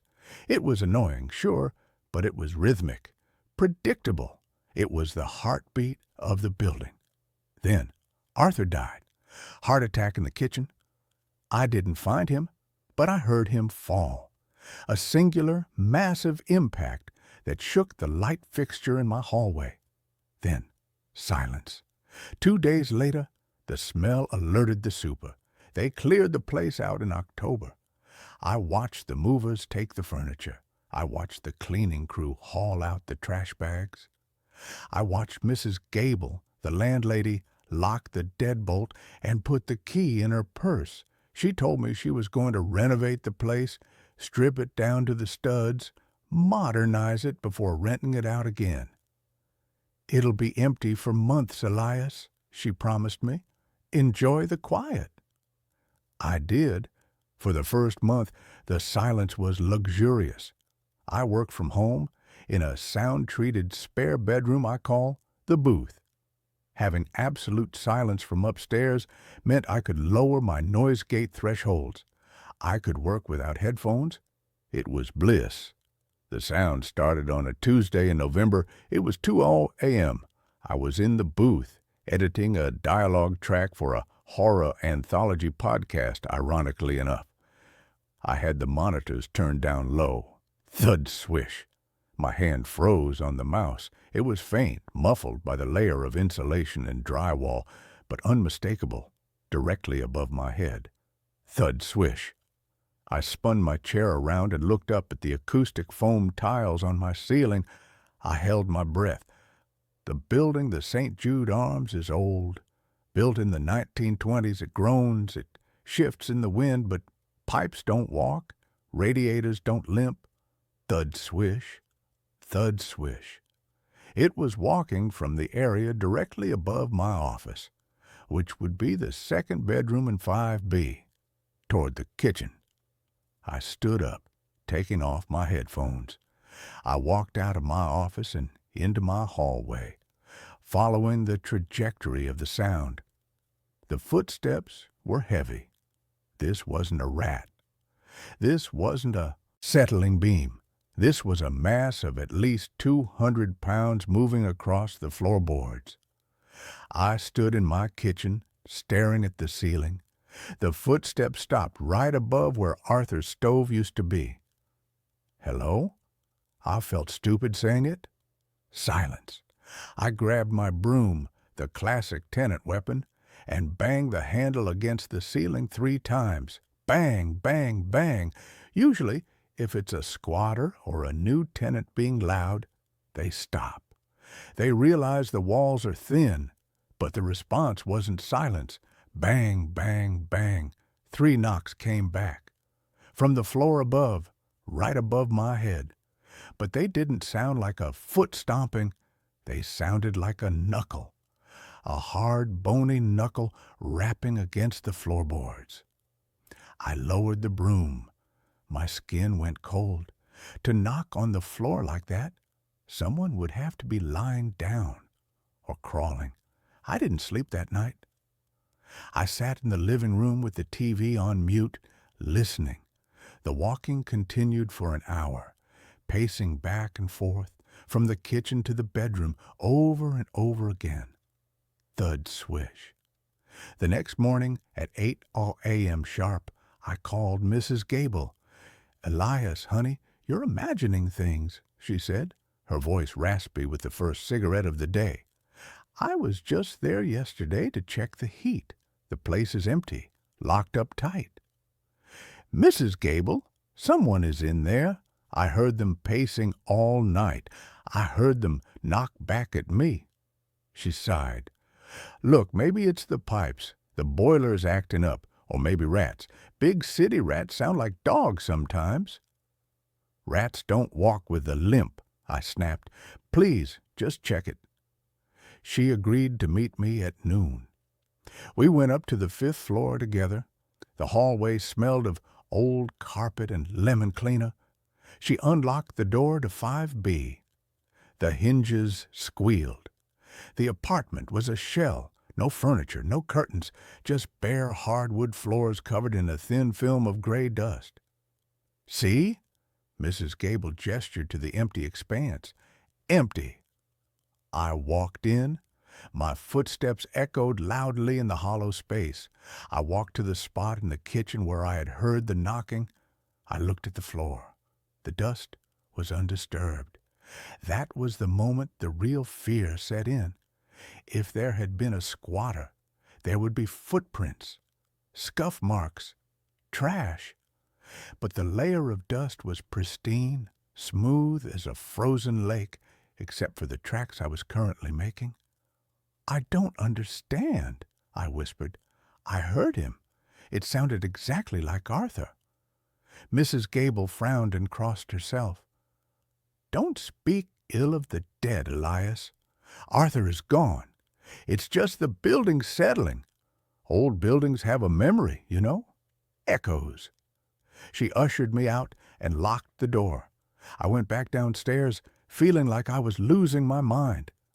I sat in my studio and stared at the waveform on my screen. I decided that if I was going to be haunted, I was going to treat it like a technical problem. I was going to capture it. That night, I set up my gear. I took 2 high-sensitivity shotgun microphones and mounted them on boom stands, pressing the capsules almost against the ceiling in the hallway.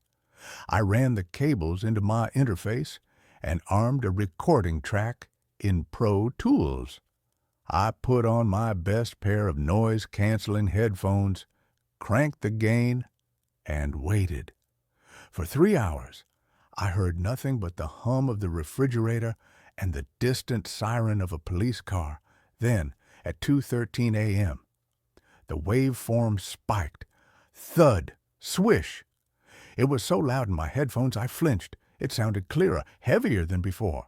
I watched the spectral analyzer, the visual representation of the sound frequencies. The low end was massive. 40 hertz to 100 hertz. That's the sound of impact, the sound of weight. The footsteps started in the bedroom above. They walked to the center of the living room and stopped. I held my breath, watching the recording line scroll across the screen. Then I heard a voice. It wasn't speaking to me. It was muffled, sounding like it was coming through water. I boosted the high frequencies. I applied a compressor to bring up the quiet sounds. Keys! My stomach dropped. It was a man's voice, low, gravelly. Where are the keys? I recognized the voice. It was Arthur, but it sounded wrong. It sounded looped, like a recording skipping. Where are the keys? Then a sound that made me rip the headphones off my head. A scream, but not a human scream. It sounded like metal shearing, like a structural beam twisting and snapping, but it had the cadence of a vocal cord. It lasted for 6 seconds, peaking the meters into the red, distorting the audio. Then, silence. I sat there, trembling. I played the audio back. The footsteps were there. The voice was there. The scream was there. I wasn't crazy, but the dust upstairs had been undisturbed. The next few days were a blur of sleep deprivation. The sounds evolved. It wasn't just walking anymore. It was activities. On Thursday, I heard marbles rolling across the floor, hundreds of them. A distinct clack, clack, clack roll sound. On Friday, I heard furniture being dragged, heavy wooden furniture scraping against the floorboards. I heard a chair scrape, a pause, and then scrape again. I went back up to 5B on Saturday. I didn't call Mrs. Gable this time. I used a credit card to shim the lock. It was terrifyingly easy. I pushed the door open. The apartment was still empty. The dust was still there. But this time, the dust wasn't pristine. In the center of the living room, the dust had been disturbed, but not by feet. It looked like something had slithered. A wide serpentine trail cut through the gray powder, winding from the bedroom to the kitchen. It was about 2 feet wide, and in the middle of the trail, at irregular intervals, were indentations. They looked like fingers, long, dragging fingers. I backed out of the apartment, locking the door behind me. I went downstairs and barricaded my door. I started doing research on the building. The St. Jude Arms was built in 1924. Before that, it was a tenement house that burned down in 1902. Tragedy, death, the usual ghost story fodder. But that didn't explain the physicality of the sounds. Ghosts don't have mass. They don't generate 50 hertz thuds. On Sunday night, the ceiling started to leak. I was in the kitchen when a drop of dark, viscous liquid landed on my counter. I looked up. There was a stain spreading across the white plaster right above the island. It wasn't water. It was brownish red and smelled like copper and spoiled meat. I grabbed a ladder. I poked the wet plaster with a broom handle. The drywall was soft, too soft. With a wet crunch, the broom handle went straight through the ceiling. Debris rained down on me, plaster, dust, and clumps of insulation. I coughed, waving the dust away. I shone my flashlight up into the hole I had just made. I expected to see the underside of the floorboards of apartment 5B. The space between my ceiling and the neighbor's floor is usually about 12 inches, just joists and pipes. But the beam of my flashlight didn't hit floorboards. It went up and up. I squinted, climbing a step higher on the ladder. There were no floorboards above me. Through the hole in my ceiling, I could see another room. But it wasn't apartment 5B. It was a vertical shaft, an impossible space. It looked like the interior of a silo, lined with rotting wood and rusting pipes that crisscrossed like a chaotic spiderweb. And clinging to the pipes about 10 feet up in this impossible void was a figure. It was shaped like a man, but the proportions were all wrong. The limbs were too long, possessing too many joints. The skin was gray and translucent, pulled tight over bone. It was wearing tatters of what looked like a suit, Arthur's suit. It was hanging upside down, its feet hooked over a rusty steam pipe like a bat. Its head swiveled 180 degrees to look down at me. The face was Arthur's face, but it was slack, like a rubber mask that had melted in the sun. The mouth hung open, unhinged, revealing rows of small needle-like teeth that no human should have. It didn't speak. It mimicked.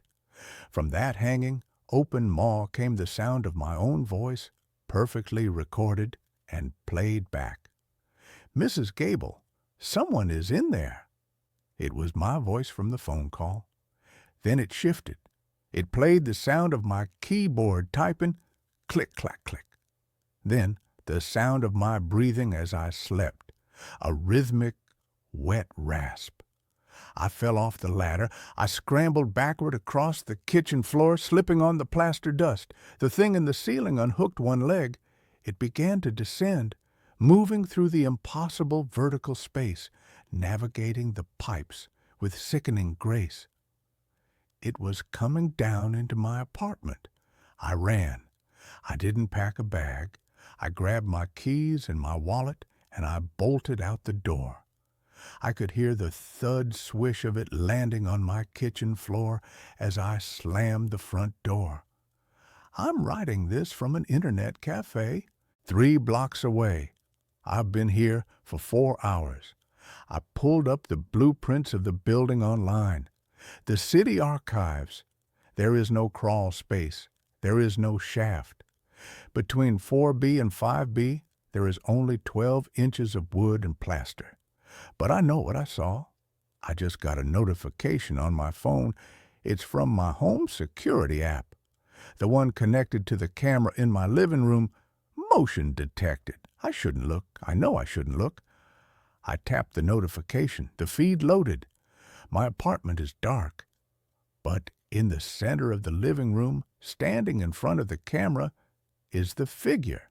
It's wearing my clothes. It's wearing the hoodie I left on the chair.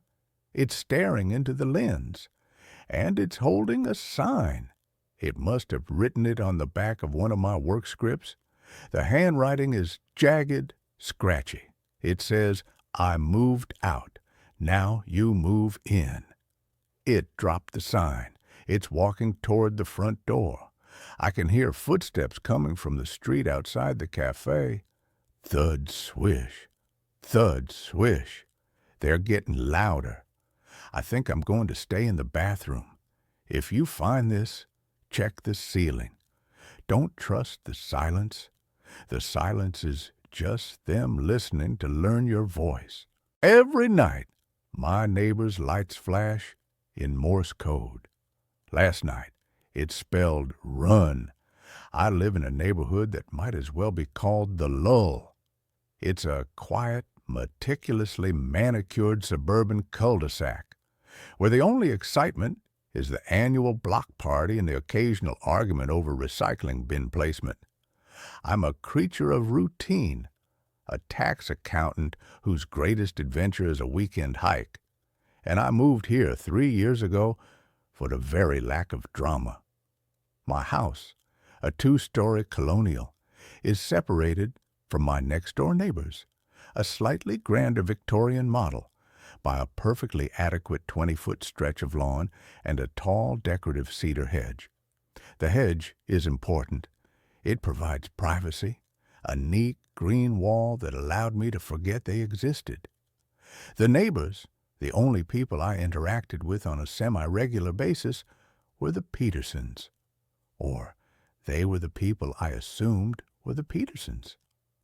I'd seen a middle-aged couple in the yard a few times, a silver-haired man wearing a sensible cardigan, a woman gardening, but their lives were as invisible to me as mine was to them. They were the epitome of quiet, respectable, suburban anonymity. Then the flickering started. It began subtly about 4 months ago, just after the Petersons had some exterior work done on their house. They had installed a new string of roofline LED lights, the kind that stay on all night for a soft ambient glow. I didn't mind them. They looked festive, even in the middle of a mundane Tuesday.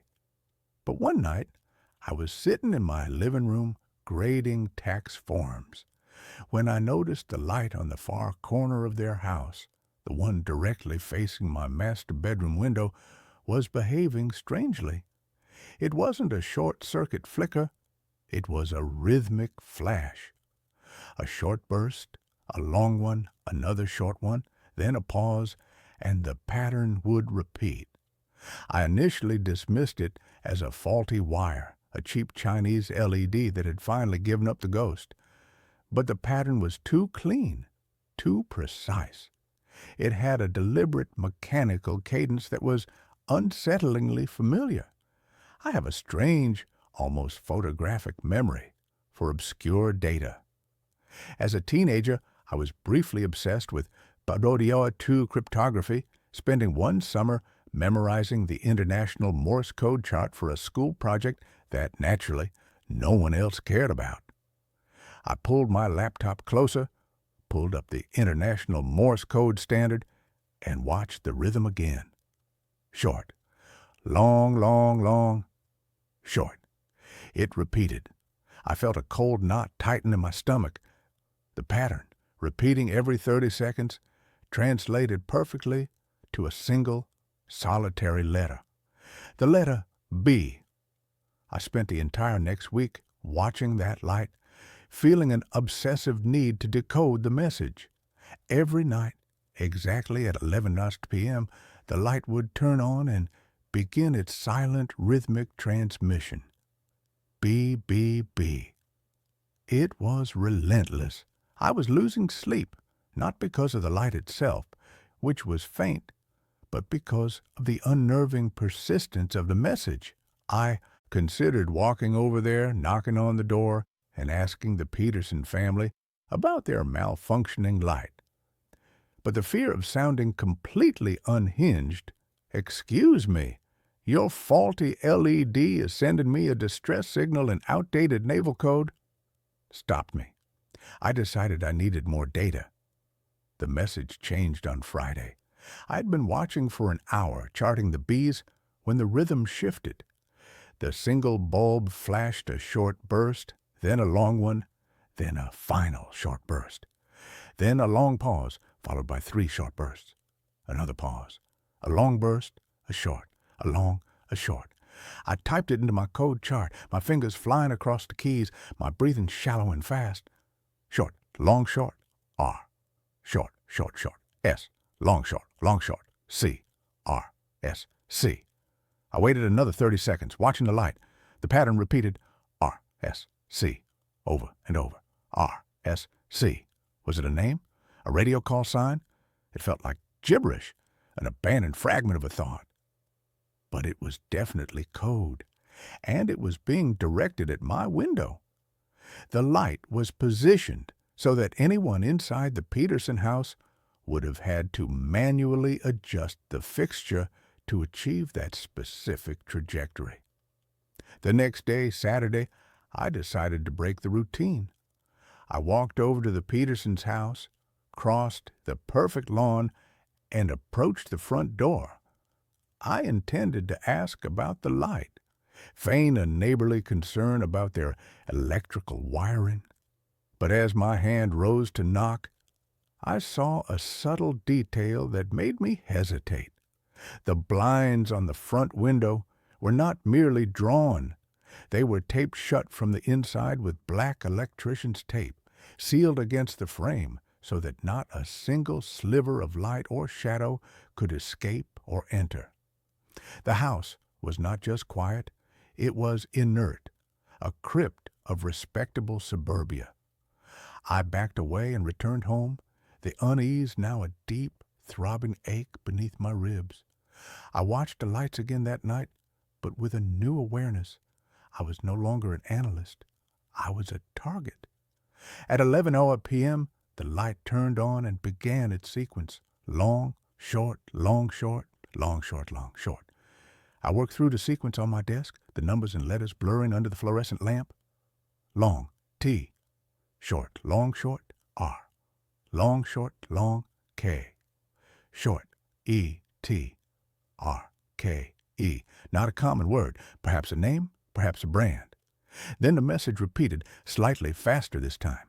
T, R, K, E, T, R, K, E, T, R, K, E. The frantic repetition felt like a cry for help. The following night, the message was longer, taking nearly a minute and a half to transmit. I sat in the dark, notebook on my knee, meticulously recording every flash, the frantic dots and dashes turning into a desperate narrative. Long, long, long, short, short, long, long, short, short, short, long, short, short, short, short, long, short, short, short, short, short, long, long, short. I transcribed the letters one by one, writing them down without looking at the whole word until the final letter was confirmed. W-H-A-T-S-U-P.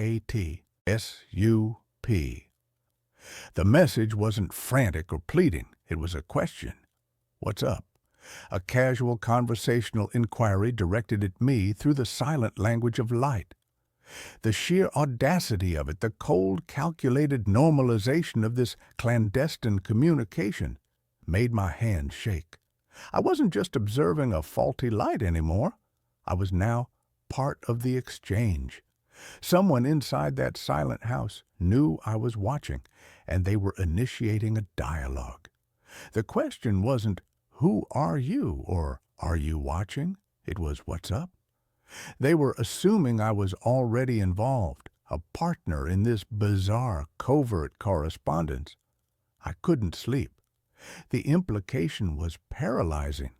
If they knew I was watching, they must have placed the light, adjusted the direction, and started the conversation specifically for me. I needed to respond, to end this, to force the reality of the situation into the light of day. But how do you talk to a cryptic entity that communicates through light pollution and a dead language?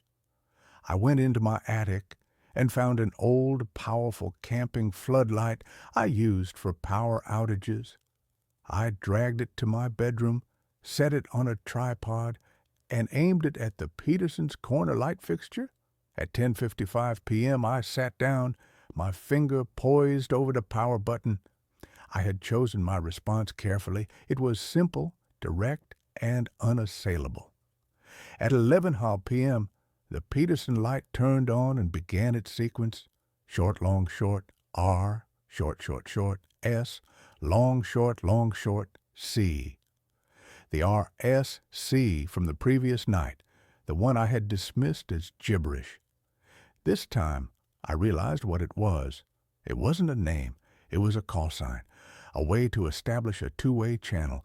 I waited for the full sequence to complete, took a deep breath, and began to flash my floodlight back. Long, long, long, O. Long, short, long, K. The light I had bought was far too bright for the suburbs, and my OK was a blinding, disruptive burst aimed squarely at their window. I held the light steady on the final long flash of the K and then turned it off, my heart hammering like a drum. For a full minute, the Peterson light continued its RSC sequence, repeating the call sign, seemingly oblivious to my response. I started to think my message hadn't been seen, that my signal had been too crude, too fast. Then, the RSC sequence cut off midway. The light went completely dark for 10 seconds. Then it came back on and began a new, slow, deliberate transmission. Long, long, long, long, long, short. Long, short, short. Long, short. Short, long, short, long. Long, long. Long, short, long. Short, short, long. Short, short, short. Short, long, short, long. I was transcribing this with a pencil, the lead breaking twice under the pressure. The message was excruciatingly long, taking nearly 3 minutes to complete. The decoded message was a terrifying, almost poetic answer to my question, FINDDRAWER, TOOTHHIDDEN. A set of instructions, a frantic coded call to action. I realized the message was so long, so complex, that it had to have been pre-scripted, written down and memorized, a sign that the entity on the other side of the hedge was not in a state of spontaneous panic, but a state of controlled, prolonged distress. I was now neck-deep in a genuine conspiracy. I couldn't go to the police with this. My neighbor is sending me a cryptic message about a tooth drawer in Morse code. I would be institutionalized before I finished the sentence. I had to find the drawer. I went back through the memory of my life with the Petersons. I knew they were in their late 60s. I remembered seeing the woman, the gardener, a few times. I remembered noticing about a year ago a silver SUV parked in their driveway with a logo on the side, a small stylized tooth. Mrs. Peterson was a retired or semi-retired dentist. The message was not about a kitchen drawer. It was about a dental cabinet. I spent the entire next day paralyzed, alternating between calling the police and researching breaking and entering laws. I settled on a coward's compromise. I would leave a message asking for clarification. That night, 11 p.m., the Peterson light turned on. RSC, RSC. I waited for the pattern to complete and then aimed my floodlight at their house and began my counter-transmission. Short, short, long, long. Short, long, short, long. Short, long, short, short, short. Peterson. I flashed the name, my hands shaking with the audacity of it, naming the owners of the house in a silent, accusatory shriek of light. I watched their window, waiting for the flicker to stop, for the lights to come on in the house, for a terrified face to appear in the window. The light stopped. For another agonizing minute, the entire house was silent and dark. Then the light turned back on and began a new, incredibly slow sequence. The pauses between the dots and dashes were so long that I almost missed the connection between them, as if the sender was physically exhausted or terrified of being caught. Short, long, short. Short, long, long. Long, short, short. Long, short, long, long. Short, long, short, long, long, short. Short. I transcribed it. REALLY. The message was not one of fear or denial. It was mocking, a cold, sardonic rebuke. They weren't just communicating with me. They were playing with me, toying with my escalating anxiety. The realization turned my fear into a cold, hard resolve. I was not dealing with a frightened neighbor. I was dealing with something calculating, perhaps even malicious. I flashed a final message, YES, WHERE. The Peterson house responded instantly. The light flashed a sequence that was only 3 letters long, repeated 3 times, as fast as a machine gun. Long, short, long, long, short, long, short, long, short, short, long. CAVE. Long, short, long, long, short, long, short, long, short, short, long. CAVE. Long, short, long, long, short, long, short, long, short, short, long. CAVE. The message was complete cave. Not a place inside their house, a place outside, a hidden space. The only cave in their yard was the small stone-lined shed they used to store their gardening tools. I couldn't wait until the next night. I waited an hour until 1 a.m., the hour of the dead. I slipped on dark clothing, grabbed my large flashlight and the bronze sculpture I used as a paperweight, and climbed over the cedar hedge.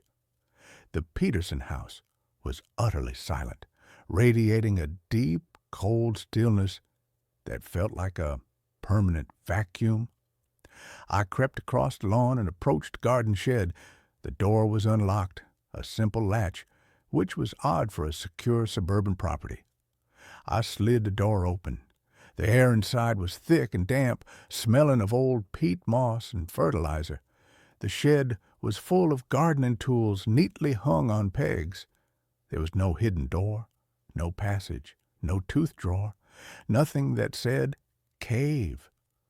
I turned to leave, the fear starting to turn into self-loathing for having been drawn into this insane game, when the floodlight I had aimed at the house earlier clicked on, aimed directly at me.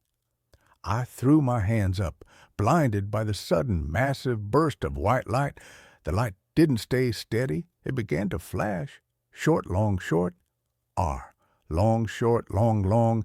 U. Short, long. N. R. U. N. The most primal, terrifying message, a simple, one-word command delivered by a blindingly bright floodlight. I didn't hesitate. I sprinted out of the shed, across the lawn, and scrambled back over the cedar hedge, throwing myself onto my own side of the property. I lay there, panting, the smell of cut grass filling my nostrils, listening. I heard a small, distinctive click from the Peterson house, the sound of the floodlight turning off.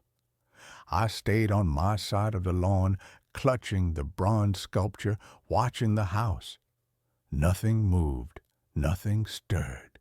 The house was once again dark, silent, and entirely inert. I waited until morning, then packed a bag, left a note for my cleaning lady, and drove 300 miles to a remote cabin I owned in the mountains. I did not call the police. I knew the Petersons were involved, that they had set the light, but the nature of the message, RUN, suggested they were either a prisoner or a deeply disturbed tormentor. I wasn't going to stick around to find out which. I have been in the cabin for 3 weeks now. No internet, no television, no phone signal, just the trees, the snow, and the quiet. I was finally starting to decompress, to allow the impossible events to fade into a nightmare. Then 3 nights ago, the blizzard hit. It's a whiteout, complete silence, nothing but the wind and the falling snow. I was sitting by the fireplace reading when I saw a faint rhythmic glow outside the window. I dismissed it as the flicker of the firelight reflecting on the window pane, but the rhythm was wrong. It was too sharp, too precise. I walked to the window and looked out into the impossible, swirling white void. The only thing visible was the thick, dark trunk of a massive pine tree, about 50 feet from my front porch, and from behind that tree, a single, incredibly bright point of light was flashing, steady and relentless, cutting through the snow. Short, short, long, long. U, long, short, long, long. R, short, short, short. S, short, long, short, short. T, long, long, long. O, short, long, short, short. D, I transcribed letters on the condensation of the window. URSTOD. It was an anagram, a twisted, scrambled arrangement of a single word. I stared at the letters, my mind racing, cycling through possibilities. Trusted, outsider, Dustero. Then the light behind the tree flashed one last single slow dot, a period, a final punctuation. The light went out. The forest was dark, silent, and only the sound of the wind remained. But the light had left its message. It was a perfect 6-letter word, DOTS. I was staring at the letters I'd written on the glass. Then I looked back at the light. The letters I had seen were URSTOD, and the light had ended with a single dot. A dot in Morse code is an E. I was missing one letter. My memory, my perfect cryptographic memory, had failed me. I had missed a dot or a dash somewhere in the frantic transmission. The light had seen my confusion and sent me a clue. Dots, the components of the language itself.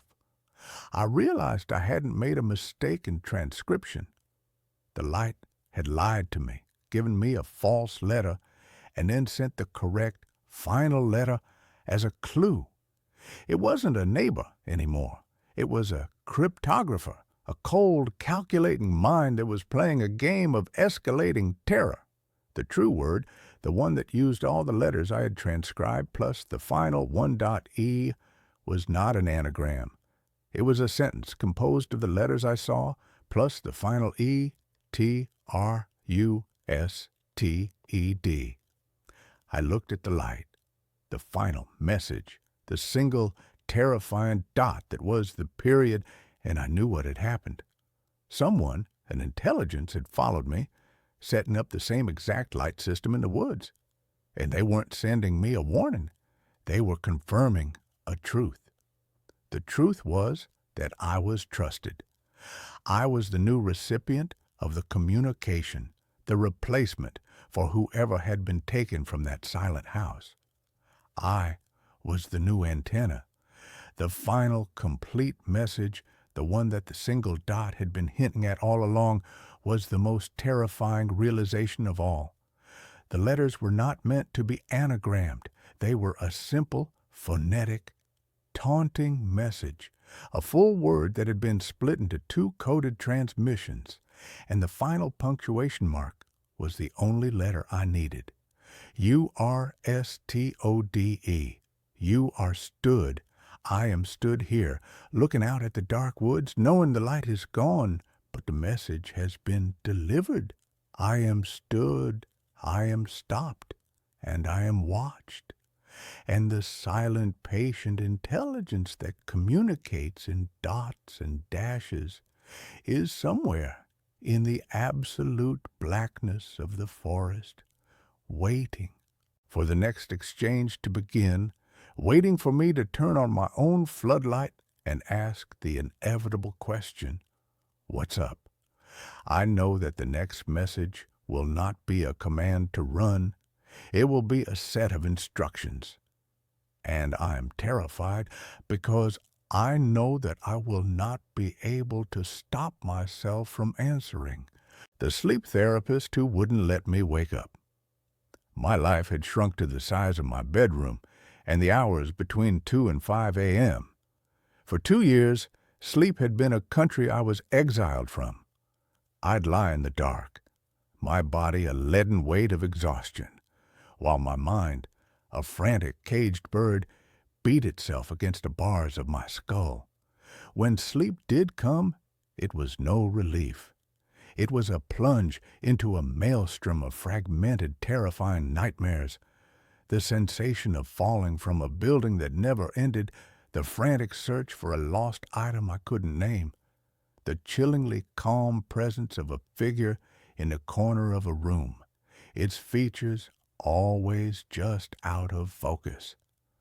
I'd wake up with my heart hammering, drenched in a cold sweat, more tired than when I'd gone to bed.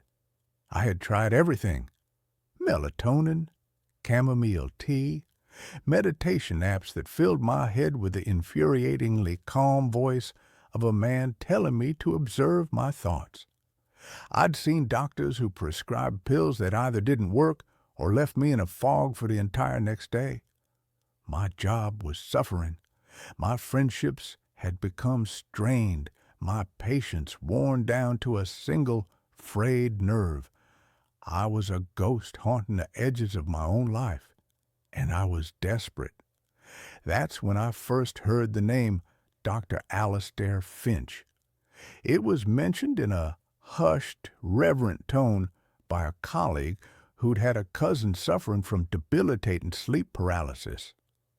"He cured her," she'd said, her eyes wide. "Completely. He doesn't use drugs.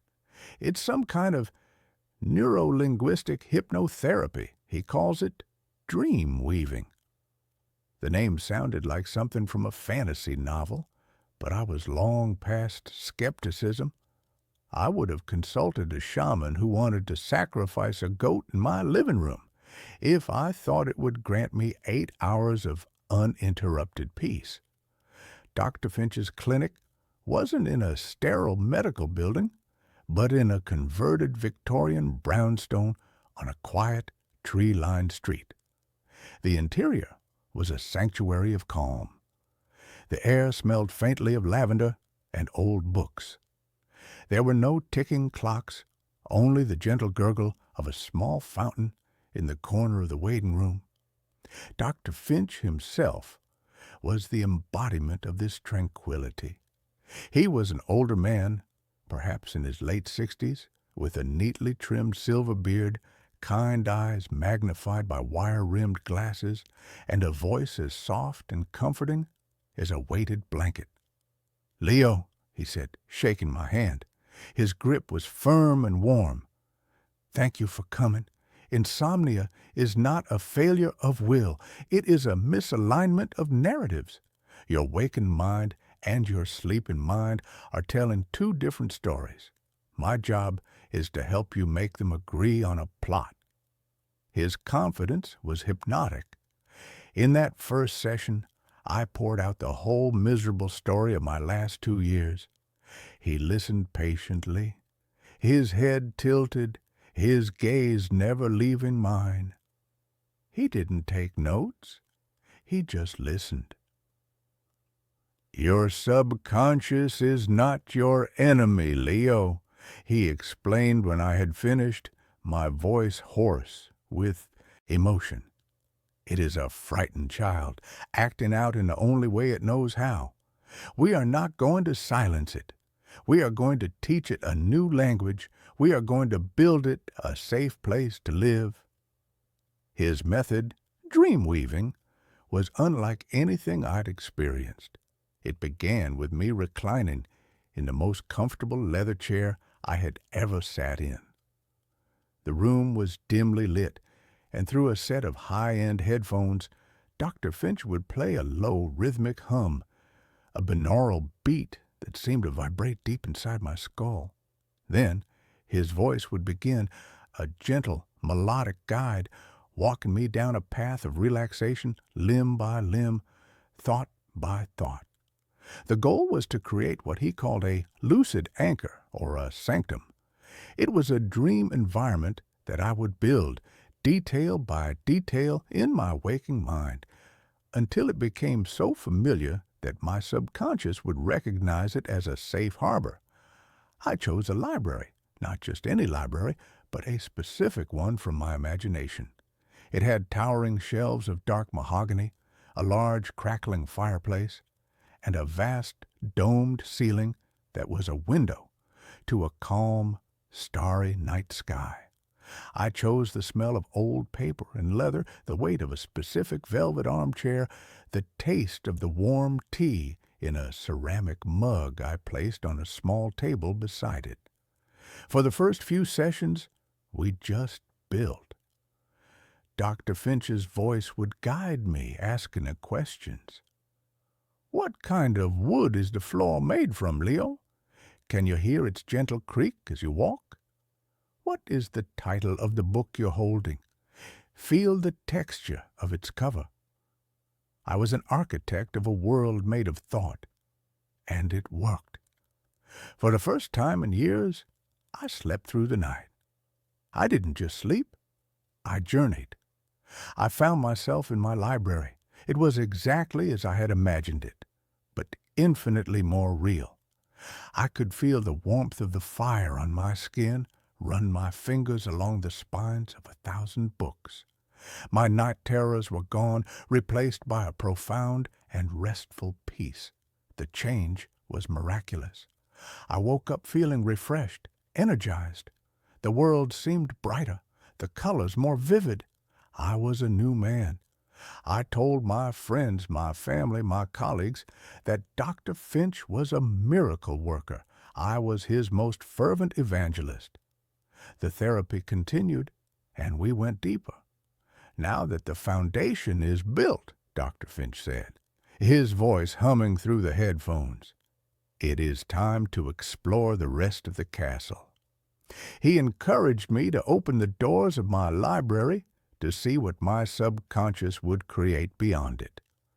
The first time I did, I found a winding staircase that led up to an observatory where I could watch nebulae being born. Another door opened onto a sun-drenched beach, the waves lapping gently at the shore.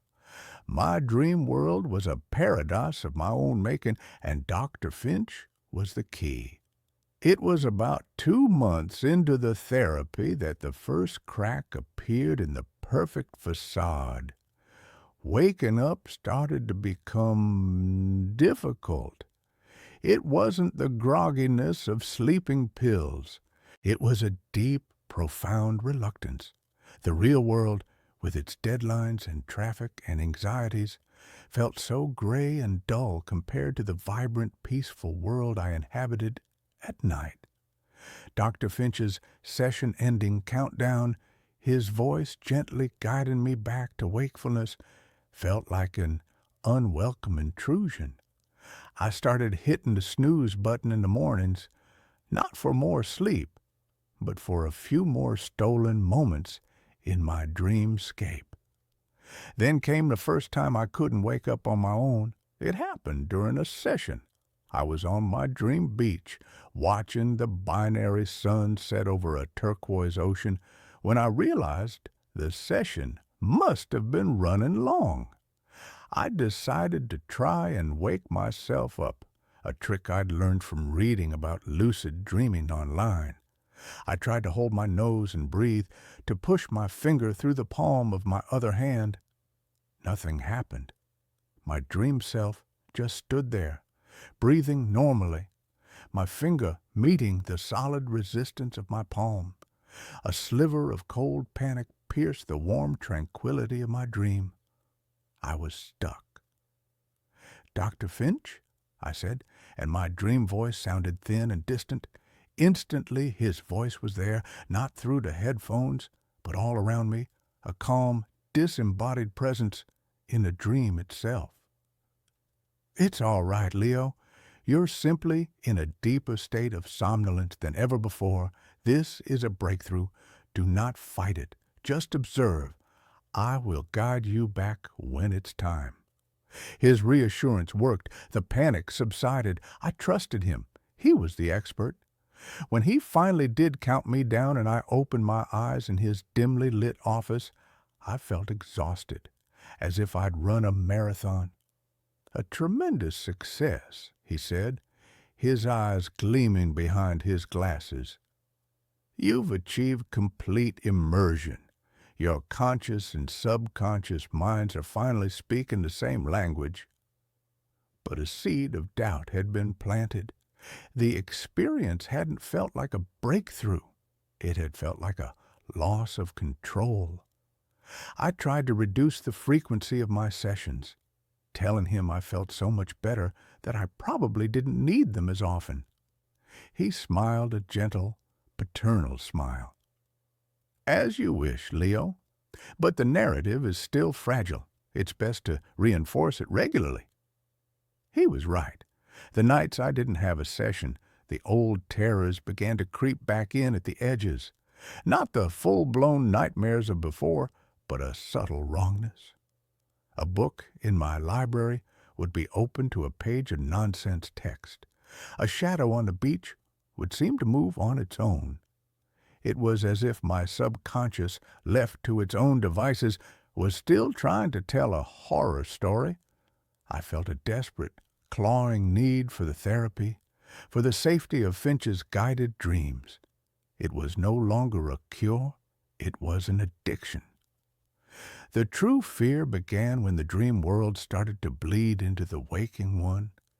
I'd be at my desk at work and catch the scent of old books and leather when there was none. I'd look out my office window, and for a split second, I'd see a turquoise ocean instead of the gray cityscape.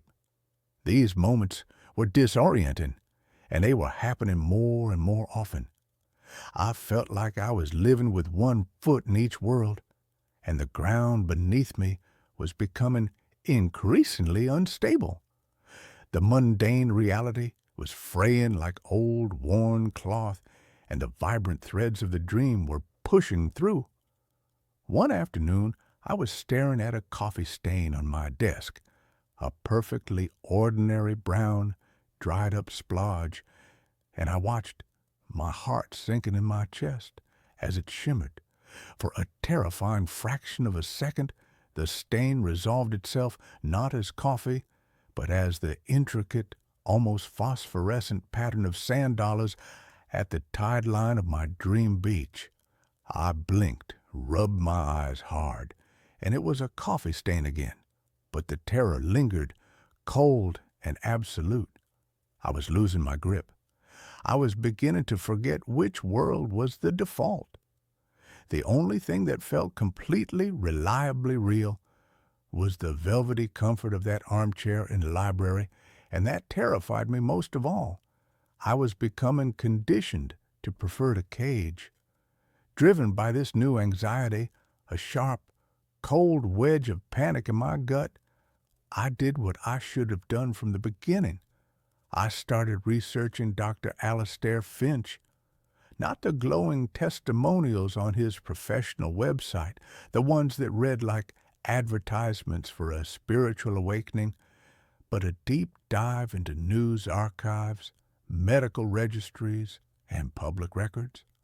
I felt like a detective in a cheap, desperate thriller, hunched over my laptop at 3 a.m, the harsh blue light the only thing keeping the shadows of sleep at bay. What I found made my blood run cold and coagulate in my veins. My fingers slick with sweat, trembled over the trackpad. Dr. Finch had previously run a wellness retreat in upstate New York that had been shut down after an investigation into the mysterious death of a client, a woman named Eleanor Vance. The official cause was listed as a cerebral aneurysm, a neat, medically unquestionable end, but an article in a small defunct local paper was still archived online. It quoted an anonymous staff member who spoke of Finch's radical theories and prolonged sensory deprivation experiments, describing sessions that lasted not hours but entire days, the patients isolated, subjected only to his voice and the binaural hum. The staff member had said chillingly, he kept saying he was helping her transcend. Then I found a forum for families of missing persons and the emotionally desolate posts within it. And I saw his name again. 2 other families, separated by years and geography, mentioned that their loved ones, both of whom had suffered from severe treatment-resistant sleep disorders, had been patients of Dr. Finch shortly before they simply stopped. They hadn't died. They had fallen into unexplained persistent comas. The medical term was PVS, persistent vegetative state. The authorities had found no evidence of malpractice, no drugs, no blunt trauma. The patients were physically healthy, their hearts beating, their lungs breathing, but their minds, they were simply gone, locked behind a pair of vacant, unblinking eyes. They were, according to the families, resting peacefully, eternally. The final piece of the puzzle, the key that turned the lock and let the horror flood in, clicked into place when I found a digitized copy of a paper he had written for a small, obscure psychology journal 20 years earlier, buried deep in an academic database. It was titled The Somnolent Prison, Deconstructing the Fallacy of Waking Consciousness. I read the abstract, my own breath hitching in my throat, my eyes burning. In it, he argued with cold, meticulous academic precision that the wakened world was a chaotic, painful, and ultimately meaningless prison for the human mind. He theorized that the sensory overload, the pain, the relentless demands of the body were merely distractions from what he believed was the only true form of existence, the subconscious, the dream state. True consciousness, he claimed, was a purer, more powerful form of life, one that could only be accessed through complete and permanent immersion. His hypothesis was that the body was merely a temporary flawed vessel. The paper ended with a single chilling, triumphant sentence that felt like a sentence delivered to me. The therapist's ultimate duty is not to tether the consciousness to the crude vessel of the body, but to facilitate its final beautiful liberation into the boundless architecture of the mind. He wasn't curing his patients, he was collecting them. He was a zookeeper of souls, carefully curating a private eternal audience for himself, and his dream weaving wasn't a therapy, it was the net. The lucid anchor wasn't a safe place for me, it was the chain that held me to my cell. I knew, with a certainty that settled in my bones like ice, that I couldn't just stop going. The dependence was too deep, the withdrawal already too terrifying. The idea of facing a night without the faint hope of the sanctum, without his guiding voice, felt like plunging into a black, endless ocean without a life raft. The terrors would return, not just the fragmented nightmares, but the raw, unguided horror of a subconscious mind fighting a battle I no longer had the strength to win. No, I had to go back one more time, one last time, not as a patient, but as a spy, an escape artist, to confront him and break the final invisible hold he had on me. I booked my next session, my heart pounding with a cold, hard dread that was worse than any of my old insomnia-fueled anxieties. This was not dread of the dark. This was dread of the light of my own mind being extinguished. The moment I sat in that leather chair, the familiar plush comfort of it now feeling like a velvet-lined trap, and he placed the headphones over my ears, I knew I had made a terrible, fatal mistake. His movements were too precise. The soft, lavender scent and the air was too cloying. He didn't ask about my week. He didn't use the gentle warm-up script. He just looked at me, a strange, proprietary gleam in his kind eyes. The familiar hum was different this time, more insistent, deeper, a powerful subsonic throb that didn't just vibrate in my skull but seemed to be pulling at the very electrical impulses of my brain. His voice began, but before he had even finished his first sentence, "Now, Leo, let us descend into the quiet depths of your beautiful world." I was pulled under. It wasn't a gentle drift, a slow sinking into warm water. It was a violent, nauseating plunge, a feeling of being ripped from one reality and slammed disoriented into another.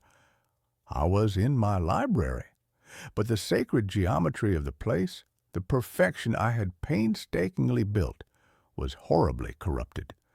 The fire in the hearth was burning with a cold, unnatural blue flame that cast no warmth, but only stark, sterile shadows. The vast domed ceiling that I had designed to be a window to a calm, starry night sky was dark, the stars not twinkling, but fixed, dead pinpricks in a void of absolute blackness. And standing by the fireplace, holding a book with a smooth black cover that reflected no light, was Dr. Alastair Finch. Not his voice in the air, his physical form dressed in a familiar, neatly tailored tweed jacket, looking as solid, as real, and infinitely more menacing than he ever did in his office. "Hello, Leo," he said, and his voice was no longer soft and gentle. It was crisp, authoritative, and laced with a chilling disappointment, the tone of a disappointed master talking to a favorite misbehaving pet. "I had truly hoped you would embrace the transition more willingly. You have such a magnificent mind, a breathtaking space you constructed. It's so much more pleasant for everyone when you don't struggle." "What is this?" I demanded, scrambling out of the velvet armchair, my dream voice shaking, sounding thin and small against the vast, silent room. "Where am I?" "You are home," he said, with a sweeping, possessive gesture around a grand, silent room. "You are where you've always wanted to be, free from the pain, the noise, the crude, exhausting demands, and the ultimate decay of the waking world. You are finally safe." He took a slow, deliberate step toward me, and I took an instinctive step back. "You were so close to achieving total, peaceful somnolence. Why did you look outside?" "You've trapped me," I whispered, the horrifying truth settling upon me like a shroud made of cold, stiff silk.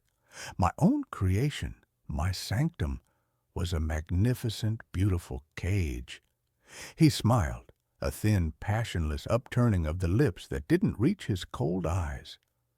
"I have liberated you. Your body is resting peacefully in my clinic, Leo. It is being cared for. It no longer needs to trouble you with its crude, painful demands. It is a vessel, beautifully empty, but necessary to house the apparatus that keeps your consciousness here, safe, in the dream." I tried to force myself awake, to claw my way back to reality, using every fiber of will I had left. I focused on the feeling of the leather chair, trying to find the texture of his office, the smell of lavender and old books. But the dream was total, seamless, a perfect simulacrum of reality. I was a ghost, my conscious self a useless passenger in my own mind. I ran to one of the large mahogany doors, the one that usually led to the sun-drenched beach, and threw it open with a desperate surge of adrenaline. There was no beach. There was only an endless, swirling gray void, a visual and sensory emptiness that stretched on forever. And from within that emptiness, I heard the faint, whimpering, sorrowful sounds of other voices, wordless and broken. "They are the others," Finch said from directly behind me, his proximity a horrifying violation. His voice was devoid of all the warmth and compassion he had cultivated in his office. "The ones who didn't appreciate the gift I gave them. They created such beautiful worlds, too, you know. Gardens, mountains, even a whole miniature city. But they insisted on clinging to their pathetic little lives, their debts, their minor ailments. They fought the peace. Eventually, the mind must be disciplined. Don't make the same mistake, Leo." I turned and looked around the library again, and in the deepest, most shadowed corners of the towering shelves, I started to notice things I hadn't before. Between the magnificent stacks, blending with the shifting shadows of the cold blue fire, there were other figures. They were translucent, shimmering, their outlines indistinct, like heat haze. Their faces were vacant, their postures listless, their eyes staring into the middle distance, utterly, profoundly alone. They were his collection, his other patients. We were all beautiful prisoners in his curated afterlife, a private exhibition of captured minds. A cold, primal rage rose up in me, a burning, protective fire that overrode the soul-crushing terror. He had taken my life, stolen my mind, and sealed me away. I would not be one of his docile, shimmering exhibits. I had to fight. But how do you fight the architect, the god of your own dream? Not with dream logic, I realized, not with force or with a fictional weapon. I had to fight him with the one thing he had demonized and tried to erase from me: reality. He wanted me to forget the waking world, to let its pain and chaos fade away until it became the pale, unconvincing shadow of my dream. That was his power. So I had to remember.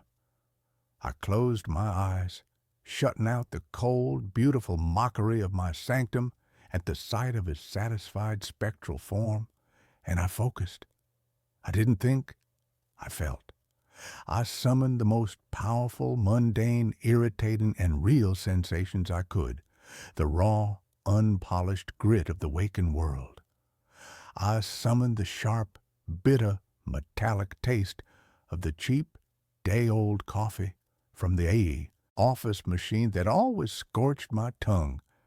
I summoned the rough, scratchy texture of my cat sandpaper tongue on my hand, the wet, unpleasant warmth of it.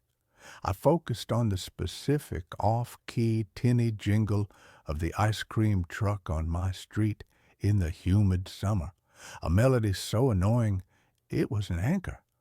I called up the dense, humid, ozone-charged smell of rain on hot asphalt on a city street, a smell that meant traffic and inconvenience. "What are you doing? Stop this childish attempt at self-sabotage." Finch's voice was sharp, laced with genuine alarm, an emotion he had hidden so well before. I ignored him. I focused on the sickening, tight feeling of a sudden, brutal migraine behind my eyes. I focused on the feeling of a sunburn on my shoulders, the tight, peeling agony of it, the sting of cheap, perfumed soap in my eye, the annoying, persistent, rhythmic drip, drip, drip of a leaky faucet that had kept me up for nights. the pain, the flaws, the sheer obstinate inconvenience of reality. These were my life rafts, my unbreakable anchors. The library around me began to flicker violently. The dark mahogany shelves wavered, the books blurring like watercolors in the rain. The cold blue fire sputtered and crackled with a sound like breaking glass. I could feel a pulling sensation, a violent, sickening lurching that was a faint, tenuous connection to something distant and solid. My body, my real, breathing, messy body. "Stop it! Now, Leo!" Finch screamed, and his calm, paternal facade completely shattered. His form began to distort, melting like wax in a hot room, his carefully composed face stretching into a distorted, screaming mask of pure rage. "You ungrateful child, I gave you paradise. You cannot leave the structure. It is complete." I opened my eyes, and he was lunging for me, no longer a kind old therapist, but a twisted, monstrous thing of pure fury and violated ownership. He was a creature who had been interrupted at his eternal meal, but he was too late. I held on to the memory of a splinter I'd gotten under my thumbnail last week, the tiny, sharp, exquisitely real, undeniable pain of it. I focused on the feel of the tiny piece of wood against my living flesh, and I pulled with everything I had. With a sound like tearing fabric, a violent, deafening rah-pee, the world of the dream shattered into a million pieces of black, shimmering glass. The sound was so loud it was physically painful. The darkness swallowed me, and then, a split second later, I woke up with a violent chest-heaving gasp, my body convulsing in the leather chair. I was back in his office. The headphones were on the floor, sparking faintly. The air was heavy, charged with a horrible residual energy. Dr. Finch was standing over me, his face a mask of cold, concentrated fury, his silver beard slightly mussed, his hands clenched into white-knuckled fists. The wire-rimmed glasses were gone, and his eyes, magnified and bare, were simply black, bottomless pits of shock and hate. For a moment, a lifetime of silence, we just stared at each other. The kindly, tranquil therapist was gone, and in his place was a predator whose most prized piece of prey had just used its own flesh to escape the trap. I didn't say a word. I didn't need to. The knowledge of what he was passed between us like a physical, suffocating wave. I scrambled out of the chair, my legs weak and trembling, but moving, real. And I stumbled, crawling, out of the room, past the gurgling, mocking fountain, out of the clinic, and into the shocking, brilliant, painful light of the afternoon sun, the sounds of the city, the screech of tires, the cacophony of traffic, the people talking on their phones, a distant, insistent siren. They were the most beautiful, most real, most glorious symphony I had ever heard. I was awake. I was alive. I was free. But the story doesn't end there. I am free, but I am not cured. The opposite. Now, I am terrified of sleep, 1,000 times more than before. Every single night is a battle of attrition, a siege on my own mind. I drink coffee until my hands shake so badly I can barely hold the mug. I keep every light on in my apartment, blazing white against the dark. I'll monitor my cat's breathing to make sure I'm still hearing the sound of my own waking world. I know that if I close my eyes, if I let my guard down for a single second, the darkness will find the flaw I created, the open door in the architecture of my mind, and I will be pulled back into that silent, magnificent library. Because sometimes, in that fleeting, fragile moment, just before the crushing wave of unwilling exhaustion finally drags me into unconsciousness, I can still hear him, his voice no longer in my head, but whispering from the dark, cold corners of my room, from the world behind my eyelids. It's a soft, patient, venomous whisper, dripping with eternal certainty and disappointment. The door's still open, Leo. You can still come home. So much more peaceful here. Sooner or later, everyone sleeps. My grandma's old radio plays stations that don't exist. My grandmother, Ilara, was a collector of silent things. Her house, a 2-story Victorian that creaked like a ship at sea, was a museum of objects that had outlived their purpose. Brass barometers that had forgotten the weather, clocks whose hands were frozen in a perpetual state of 10 past 4, and a fleet of beautiful, intricate ships in bottles, their tiny sails forever becalmed. When she passed away at the age of 89, she left me the house and everything in it. I, a sound designer for independent films, a man whose life was a carefully curated collage of noise, inherited a kingdom of profound and unsettling silence. I came to the house not to live, but to sort, to dismantle the quiet, ordered life she had built. For the first week, I was an archaeologist, sifting through layers of dust and memory. The air smelled of lavender, beeswax, and the dry, sweet scent of decaying paper. It was a lonely, melancholic task, a conversation with a ghost who would only speak through the objects she had left behind. I found the radio in the attic, shrouded in a yellowed linen sheet like a piece of holy statuary. It was a magnificent beast, a 1948 Sentinel floor model, its wooden cabinet the color of rich, dark honey, its cloth grill a complex geometric pattern of woven gold thread. A single, large, cyclopean dial made of a milky, amber-colored bakelite dominated the front panel. It was a thing of beauty, a cathedral dedicated to the worship of forgotten broadcasts. I was a man who loved vintage audio equipment, and the sight of it was a balm to my grieving, listless soul. I spent the better part of an afternoon wrestling it down the narrow attic stairs and into the living room, placing it in the corner where a sad-looking fern had finally given up the ghost. I plugged it in.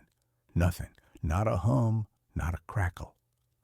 The silence from the radio was just a more concentrated version of the silence that already filled the house. Of course, I couldn't leave it alone.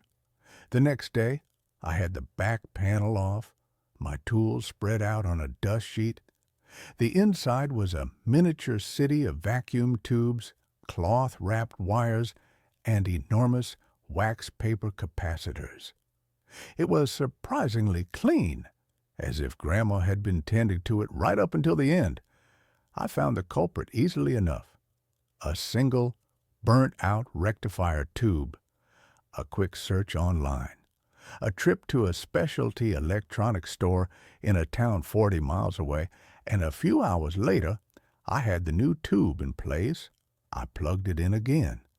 This time, as I turned the knob, a soft, warm, golden light bloomed behind the dial, and a low, gentle hum filled the room, the sound of a sleeping giant beginning to stir.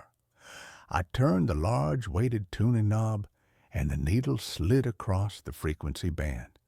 The speaker crackled, hissed, and then, through a blizzard of static, a voice emerged. It was a man's voice, a classic mid-century announcer's baritone, smooth and full of a folksy, unwarranted confidence. And that's a guaranteed promise from Miller's Hardware in lovely downtown Silver Creek. Remember, folks, for any job big or small, Miller's has it all. Now, let's get back to the music with Patti Page. A lush, orchestral arrangement swelled from the speaker, the sound rich and warm, full of a nostalgic hiss that no digital filter could ever truly replicate. I smiled. It worked. I leaned back in Grandma's floral armchair, a feeling of deep satisfaction washing over me. It was only after the song had finished and a news report began about a prize-winning pumpkin at the annual town fair that a strange, dissonant thought began to bubble up in my mind. Silver Creek. I knew every town, every forgotten hamlet within 100-mile radius of this house. I had never heard of a Silver Creek. I pulled out my phone and searched for it. Nothing. No Silver Creek, Wisconsin, no Miller's Hardware, no local radio station with the call letters WSC. I checked a list of historical town names. Still nothing. It was a ghost town, a place that had never existed. My rational mind, the part of me that designed soundscapes based on the hard, cold laws of physics, immediately supplied an explanation. A pirate radio station. Some hobbyist out in the woods with a vintage transmitter, broadcasting his own curated nostalgic programming. It was a charming, eccentric explanation, and it satisfied me for a while. But the broadcasts were too perfect, too dense. They weren't just playing old songs. They were broadcasting a whole, fully realized world. There were commercials for businesses that had no online footprint, public service announcements for a school district that didn't exist, a Lonely Hearts call-in show where the residents of this phantom town would share their small, mundane heartbreaks. I would sit for hours listening, a strange, voyeuristic anthropologist studying a lost tribe that had never been found. The first crack in my pirate radio theory came a week later. I was twisting the dial late one night, the golden light of the radio the only illumination in the dark room. I moved past the Silver Creek station and into a howling wilderness of static. And then another signal began to resolve. It was different. The sound quality was cleaner, sharper, and the broadcast was in a language I didn't recognize, a melodic, flowing tongue that sounded vaguely Slavic. It was a woman singing a lullaby, her voice filled with a profound, heartbreaking sadness. Behind her, I could hear the faint, rhythmic sound of rain against a window pane. The song ended, and a man began to speak, his voice soft and urgent. I couldn't understand the words, but the tone was universal. He was pleading. He was afraid. And in the background, another sound began to grow, a low, guttural, and deeply menacing roar, like the sound of a great distant fire. The broadcast was abruptly cut off by a shriek of pure, undiluted static. My heart was pounding. That was not a hobbyist. That was a raw, unfiltered slice of someone's terror. I tried to find the station again, but it was gone, swallowed by the static. The radio was no longer just a charming curiosity. It was a puzzle, a mystery that was beginning to consume me. The stations were not just from one non-existent place. They were from somewhere else, or perhaps from sometime else. I started keeping a logbook, documenting every strange broadcast. I found a station that played nothing but a single, repeating, 5-note musical phrase over and over again for hours on end. I found a station where a man would simply read numbers, his voice a dry, emotionless monotone. I found a station that was just the sound of a ticking clock and a woman weeping softly. The breakthrough, the moment that transformed my obsession into a full-blown, terrifying reality, was a broadcast that sounded, at first, completely normal. It was a news report in English, in a familiar, modern broadcasting style. And in financial news, Shares for tech giant Omnicore surged today after the successful launch of their global atmospheric weather control system, the announcer said. CEO Julian Thorne, accepting the World Science Prize in Geneva, stated that this marks a new era for humanity, an era free from the tyranny of drought, famine, and natural disasters. I stared at the radio, my blood turning to ice. I knew who Julian Thorne was. He was my father, but my father was not the CEO of a tech giant. He was a retired high school biology teacher who spent his days tending to his prize-winning roses in a quiet, suburban town. He had never invented a global weather control system. I had just spoken to him on the phone yesterday. He was complaining about the aphids on his golden celebrations. This wasn't a broadcast from the past. This wasn't a broadcast from another country. This was a broadcast from another now. A parallel reality. A world where my father had made a different choice, had pursued a different life, and had apparently become one of the most important people on earth. I felt a wave of vertigo so profound I had to grip the arms of the chair. The radio wasn't just a receiver of stray signals, it was a window into the infinite branching paths of what could have been. The what-ifs and might-have-beens of the universe were all playing out simultaneously, and this old wooden box in my grandmother's living room was somehow able to tune into them. My investigation turned inward, into the house, into the life of the quiet, enigmatic woman who had raised me.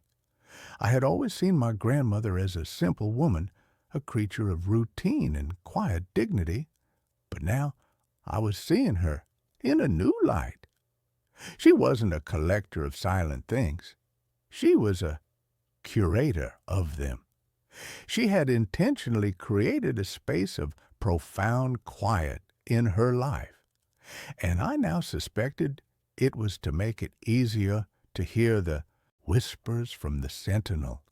In the bottom drawer of her writing desk, tucked beneath a stack of neatly bundled letters, I found her journal. It was a thick, leather-bound volume, its pages filled with her elegant, spidery script. Most of it was the mundane, day-to-day accounting of a quiet life. But here and there, between notes about her garden and the price of eggs, were entries that made my hair stand on end. March the 12th, 1968. The static is heavy tonight. A storm on the other side. Heard a broadcast from a world where the war never ended. The same songs, but sadder. The announcer's voice was so tired, I pray for their peace. June 4th, 1982. Tuned in to a very clear signal. A world where John is a painter. He sounded so happy. He described the light on the coast, the colors. It was a good broadcast, a kind one. It helps to know that somewhere he found his joy. John was my grandfather. He had died in a car crash in 1981, a struggling accountant who had always dreamed of being an artist. My grandmother had known. She had known all along. This radio was not a passive device. It was her confidant, her oracle, her window into the lives her loved ones might have lived. She had used it to find comfort, to visit the ghosts of choices not made. But then the entries began to grow darker. November 2nd, 1995, a new station. It doesn't feel like the others. It's cold, empty. There's a voice, but it's not speaking. It's just a whisper, a sound like dry static. It makes the milk in the kitchen go sour. It makes the flowers in the vase wilt. I must be careful. Some doors are not meant to be opened. July 20th, 2010. The whispering station is stronger. It seems to know when I am listening. I heard a name in the static today, my name. I have unplugged the sentinel. The silence is a blessing. Some echoes are too hungry. Some worlds are better left unheard. She had been terrified of it, this whispering station, this hungry echo. And for the last decade of her life, she had kept the radio silent, a sleeping dragon she dared not wake. And I, in my ignorant, bumbling grief, had not only woken it, but I had fed it my undivided attention for weeks. I should have stopped. I should have unplugged the radio, hauled it back up to the attic, and buried it under a mountain of forgotten things. But I couldn't. I was addicted. And a part of me, a dark, curious part, needed to find the station she had been so afraid of. I found it a week later. It was high up on the band, in a dead zone that should have been nothing but empty air. It started as a faint, rhythmic clicking like a Geiger counter. Then the whisper began. It was a low, sibilant hiss, a sound that was on the very edge of human hearing. It was the sound of 1,000,000 tiny, broken voices all speaking at once, creating a single, coherent, malevolent wave of sound. It was the audio equivalent of staring into a television screen of pure black and white static, and it was calling my name. Alexex! The sound was a hook that snagged itself in the deepest, most primitive part of my brain. The house changed when that station was on. The air grew cold. I'd see movement in my peripheral vision, a flicker of static in the shape of a man. The lights would flicker in time with a rhythmic clicking. One night, I was on the phone with my father, my real father, the biology teacher, and the whisper began to bleed through the phone line, our conversation dissolving into a sea of hissing static. I was being haunted, not by a ghost, but by a possibility, a corrupted, failed reality, an echo of a world that had gone terribly, cosmically wrong, and it was using the radio as an anchor, a bridge into my world. The journal had one final terrifying entry, written in a shaky, almost illegible hand on the last page. It's a reflection, a shadow. The sentinel doesn't just receive, it transmits. Our choices, our lives, they create the echoes it tunes into. But a strong echo, a hungry one, it can try to reflect back. It can try to overwrite. It wants a world to live in. It wants our world. Do not let it show you what you want to see. The warning came too late. The whispering station began to change. It started to broadcast images into my mind, not memories, but temptations. It showed me a world where my mother's cancer had never returned, a world where my best friend in college hadn't died in that stupid, senseless climbing accident. It showed me a world where Eleanor and I had had the child we had always wanted. It was showing me my own personal, curated heaven. All I had to do, the whisper seemed to promise, was keep listening, keep the channel open, let it in. The entity, which I had come to think of as the static, began to manifest more physically. I woke up one morning to find a thin layer of fine black dust, like iron filings, covering every surface in the living room. The mirrors in the house would no longer show my reflection clearly, but a distorted, wavering version of me, as if I were made of television snow. I was being erased, my reality slowly being overwritten by the static of that dead, hungry world. The climax arrived on a stormy Tuesday night. The wind howled outside, and the rain lashed against the windows. The power flickered and then went out completely. I was plunged into darkness, save for the single golden glowing eye of the sentinel's dial. The whispering station was on, and it was louder than I had ever heard it before. And then It broadcast the one thing I could not resist. It was Eleanor's voice, not a memory, not an echo. It was her, clear as day, as if she were in the room with me. "Tom," she said, her voice full of a desperate, pleading love. "Tom, I'm here. I'm so lost. It's so cold. But I can see a light. Your light. Just turn the dial a little more. Just bring me into focus. You can bring me home." I knew it was a trick. I knew it was the static, wearing the voice of my dead wife like a mask. But my heart didn't care. The grief, the raw, gaping wound of her absence was a vulnerability it had found and exploited with surgical precision. I reached for the dial, my hand trembling. The whisper in my head was a triumphant, sibilant roar. Yes, let her in. Let us in. And then another voice came from the radio, a different one.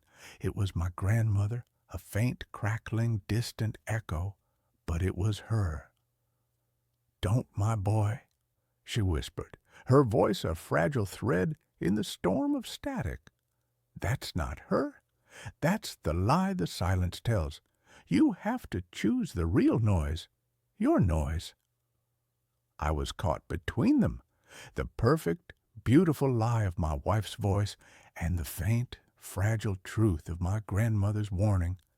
I looked around the dark room, at the house that had been my sanctuary and had become my prison. I thought of my own life, the messy, imperfect, painful, and real life I had been so desperate to escape. My grandmother hadn't collected silent things because she was afraid of the world. She had collected them so she could listen, so she could understand the infinite, beautiful, and terrible possibilities of a single human life. She had chosen her reality with all its heartbreak, and now I had to choose mine. I took my hand off the tuning knob. "No," I said, my voice a ragged shout. "You are not her, and this is not my world to give." I turned the dial away from the whispering station, away from the siren song of Eleanor's voice. The static shrieked, a sound of pure, frustrated rage that seemed to shake the very foundations of the house. The windows rattled, the floorboards groaned, the light from the radio's dial flared blindingly bright, and then, with a pop and a fizz, it went out. One of the main amplifier tubes had blown. The radio fell silent. The whispering in my head stopped. The feeling of cold, malevolent pressure in the room vanished. I was alone again, in the dark, in the quiet. But it was a different kind of quiet, a clean quiet, a real quiet. The next day, I didn't take the radio to the attic. I left it in its place of honor in the living room. I didn't fix it. I understood now. It was not a toy. It was not an oracle. It was a responsibility. It was a listening post on the shores of infinity. And it required a vigilant and very quiet guardian. I live in my grandmother's house now. The silence no longer feels like an absence. It feels like a presence, the presence of all the other worlds, all the other lives, all the other choices, held at bay by a single, silent, magnificent old radio. I am a sound designer who has come to appreciate the profound, powerful, and sometimes necessary beauty of silence. And sometimes, late at night, when the wind is just right, I think I can hear a faint orchestral swell or the distant folksy voice of an announcer talking about the weather in a town that never was. And I smile. I know the echoes are still out there. But I have chosen my station, and I am finally content to listen to the beautiful, heartbreaking, and perfectly real static of my own life. I answered a phone call from my own number. The first time it happened, I dismissed it as a glitch, a harmless bit of digital flotsam in the ever-congested currents of modern communication. I was an architect, a man who believed in blueprints and solid foundations, a man whose life was built on the comforting certainty of physics and logic. Ghosts, hauntings, and paradoxes were the stuff of fiction, not the carefully ordered reality of my life with my fiancée Chloe. It was a Tuesday in October. Rain, gray and relentless, slicked the streets of the city, and I was running late. I was juggling a lukewarm coffee, a portfolio case that weighed a ton, and an umbrella that seemed to have a personal vendetta against my right eye. My phone buzzed in my coat pocket. Fumbling, I managed to fish it out, expecting a call from my boss, a man whose patience was as thin as tracing paper. But the name on the screen wasn't his. It was my own. Daniel Reed. Beneath it was my number, the 10 digits I'd had since I was a teenager, as familiar to me as my own reflection. A spoofed number, I thought, some telemarketer in a distant country using a clever algorithm to get me to pick up. Annoyed, I swiped to answer, a sharp, "Who is this?" already on my lips. The voice that answered was my own. It wasn't just a similar voice, it was my voice, the exact same pitch, the same slight rasp from the coffee, the same cadence.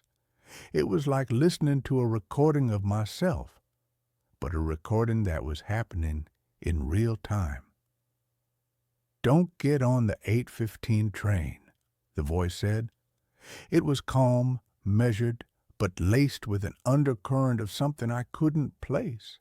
Urgency? Fear?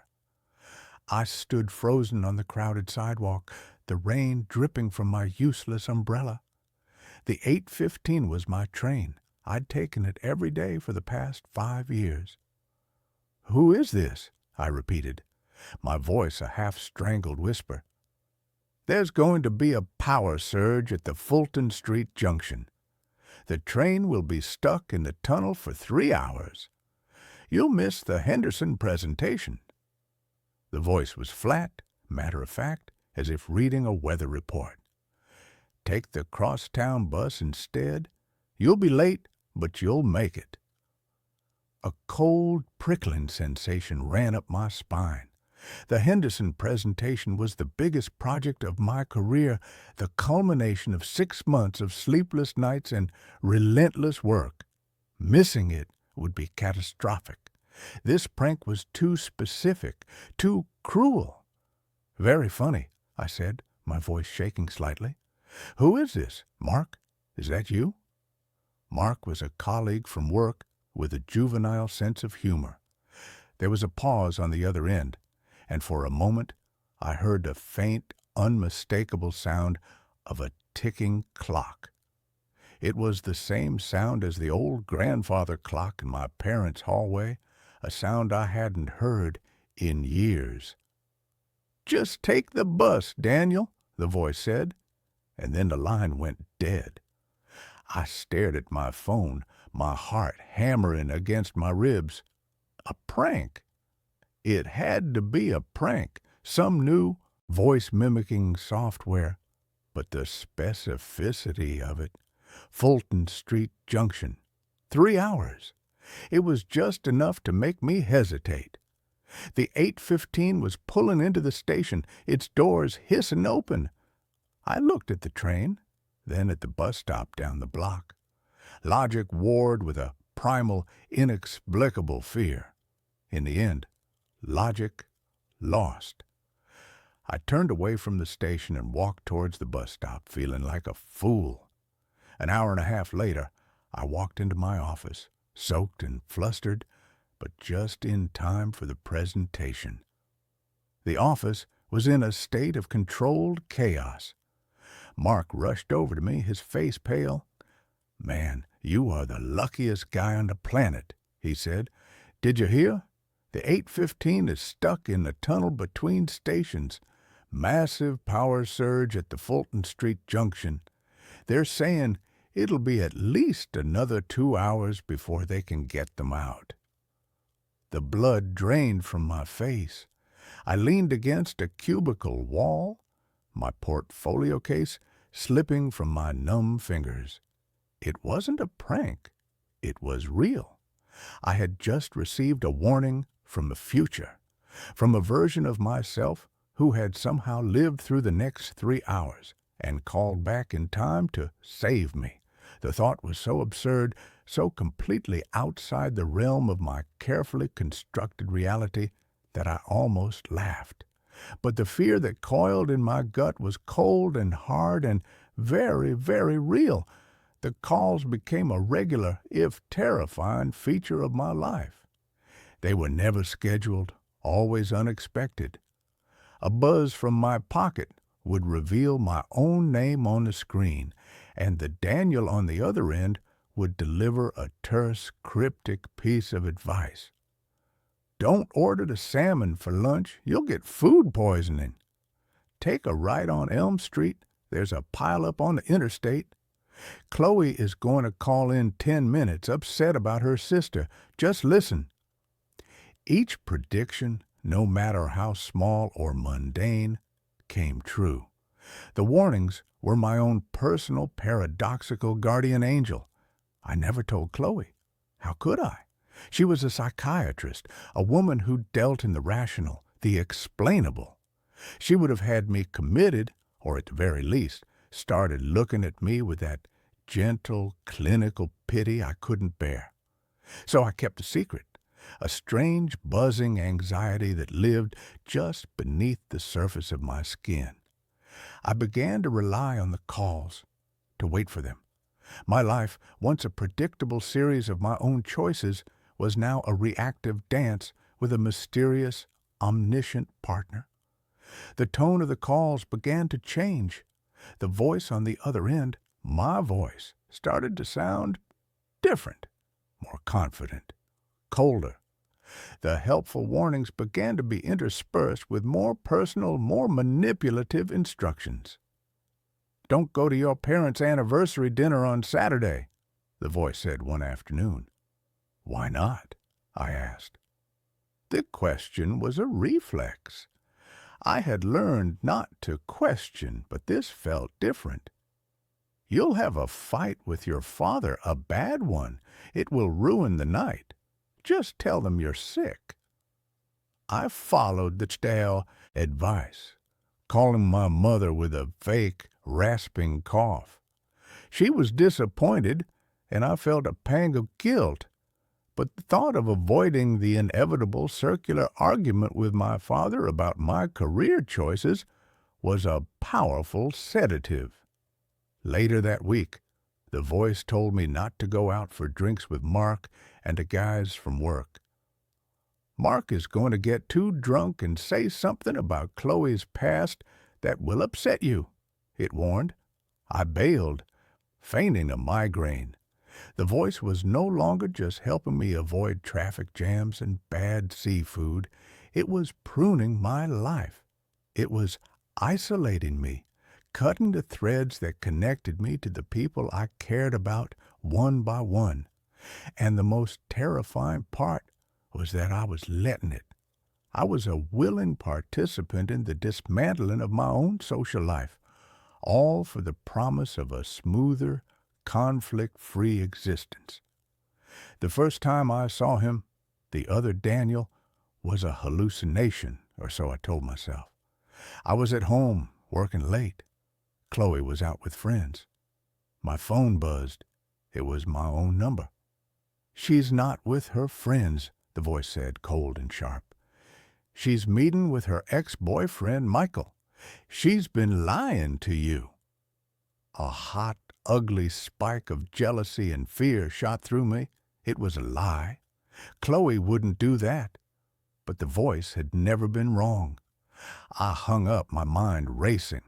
I went to the window of my study, which overlooked the street, and peered out into the rainy darkness. Across the street, under the fuzzy orange glow of a streetlight, a man was standing. He was holding an umbrella, his face obscured by shadow. but he was wearing my coat, the dark gray trench coat I had left at the office, and he was looking right at my window. As I watched, he lifted a hand and waved, a slow, deliberate gesture. Then he turned and walked away, disappearing into the rain. I stumbled back from the window, my heart pounding. It was a stranger, a coincidence. My mind, frayed and paranoid from the stress of the calls, was playing tricks on me. But I couldn't shake the feeling that I had just seen a ghost. My ghost. The next day, the true horror began. I got to work, and my key card wouldn't open the door. After a call to security, I finally got to my desk to find an email from HR, informing me that my employment had been terminated due to gross misconduct and the unauthorized sharing of proprietary project data. I stared at the screen, my blood turning to ice. I hadn't shared anything. I would never. My boss called me into his office. He wouldn't look me in the eye. On his desk was a printout of an email chain between my work account and our biggest competitor. It contained blueprints, cost analyses, the entire Henderson project. The emails were written in my style, with my turns of phrase. They were undeniably from me, but I had never sent them. I was escorted from the building, my belongings in a cardboard box. My life, my career, had been annihilated in a single inexplicable act of digital sabotage. I drove home in a daze, my mind a screaming vortex of confusion and terror. The voice hadn't warned me about this. Why? When I got home, Chloe was there. She was sitting on the sofa, her face pale, her eyes red-rimmed. She didn't look at me. "Chloe, you're not going to believe what happened," I started, the words tumbling out of me. "I know," she said, her voice a dead, flat thing. "You told me this morning." I stopped, my hand on the doorknob. "What are you talking about? I haven't spoken to you all day."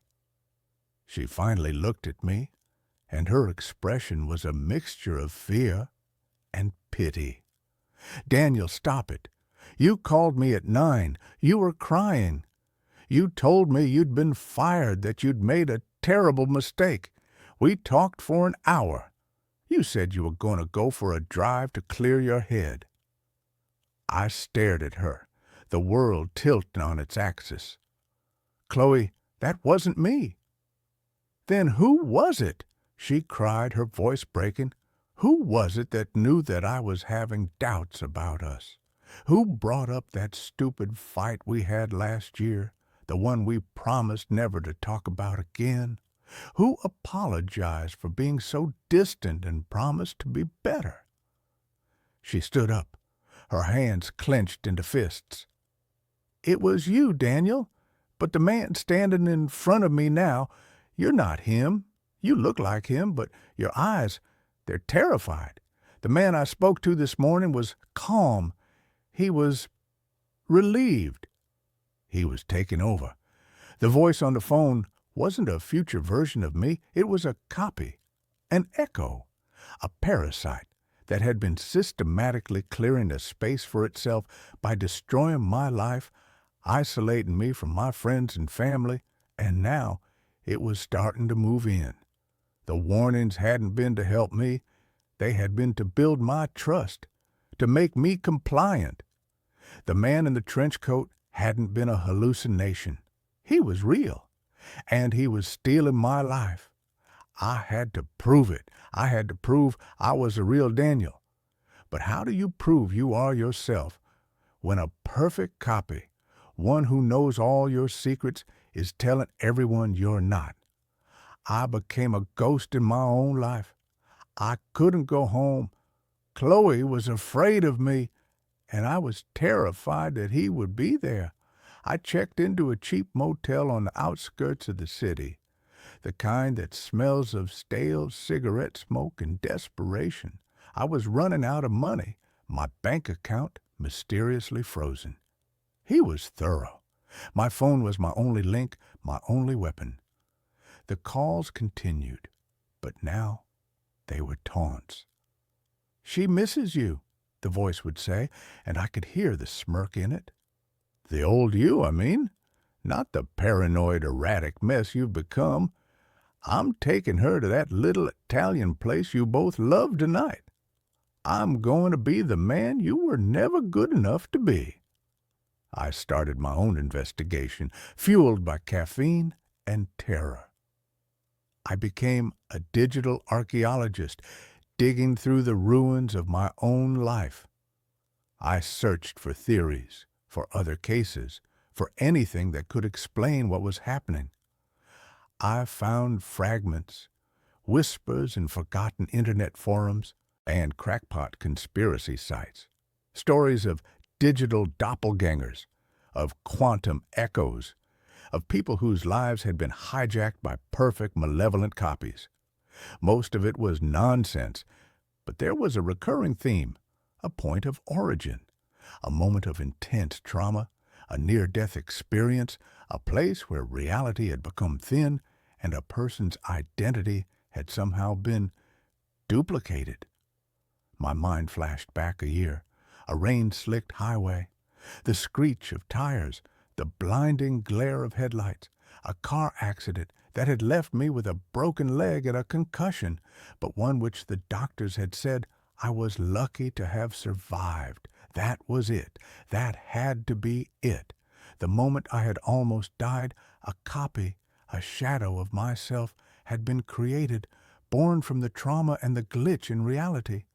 This echo had been lying dormant, observing, learning, and now it was making its move.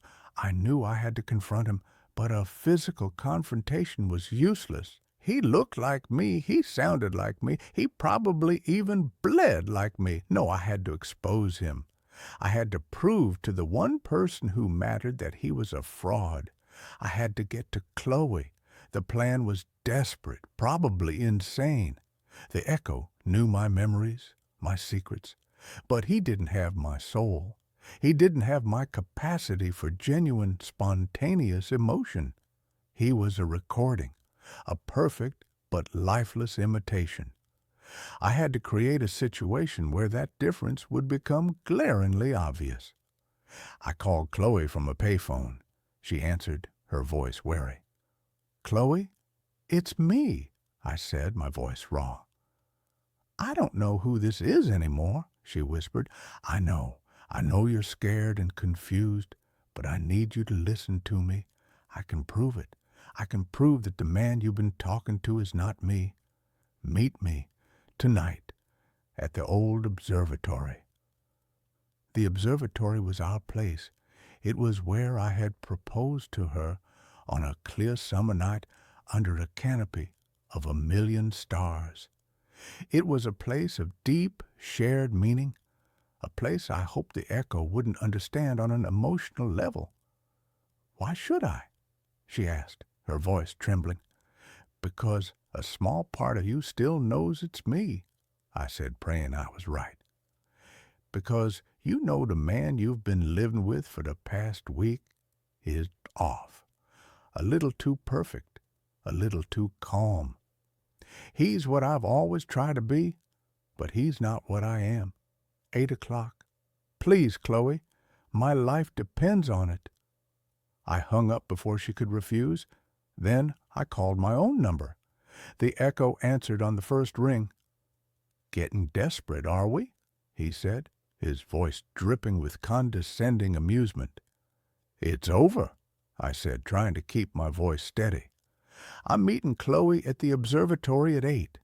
I'm going to tell her everything." "You do that?" The echo laughed. "She'll think you've finally lost your mind completely. In fact, I think I'll come too. It will be fun to watch." It was exactly what I wanted. That night, the air was cold and sharp. The observatory stood on its hill like a silent white domed sentinel against the star-dusted sky. I got there early, my heart a frantic drum against my ribs. Chloe arrived at 8 on the dot. She was wrapped in a thick coat, her face pale and drawn in the moonlight. She stood 10 feet away from me, her arms crossed, a wall of fear and distrust between us. "Daniel, this is crazy," she began. "Just listen," I pleaded. "He's coming. You're going to see us both." As if on cue, a figure emerged from the shadows of the parking lot. It was me. He was wearing my favorite leather jacket, his hair styled exactly like mine. He walked towards us with a confident, easy stride. He stopped beside Chloe and put a protective arm around her shoulder.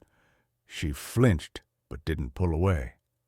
"See, honey," the echo said, his voice a perfect imitation of my own, full of gentle concern.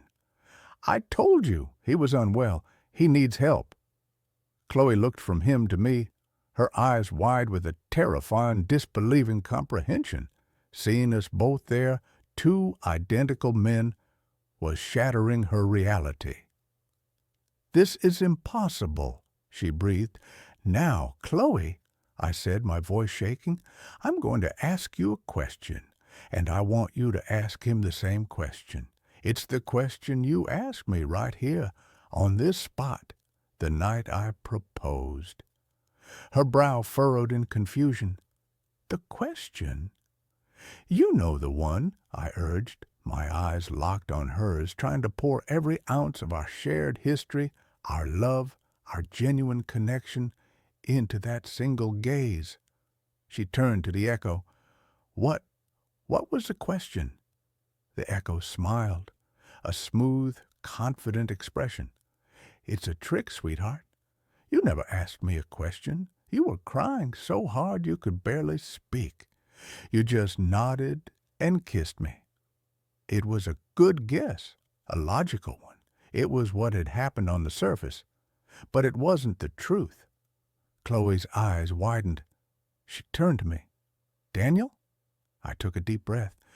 "You looked up at the moon and you asked me, if we build a life as beautiful as that, will we be afraid to live in it? And I told you, only if we live in it alone." Chloe let out a choked sob.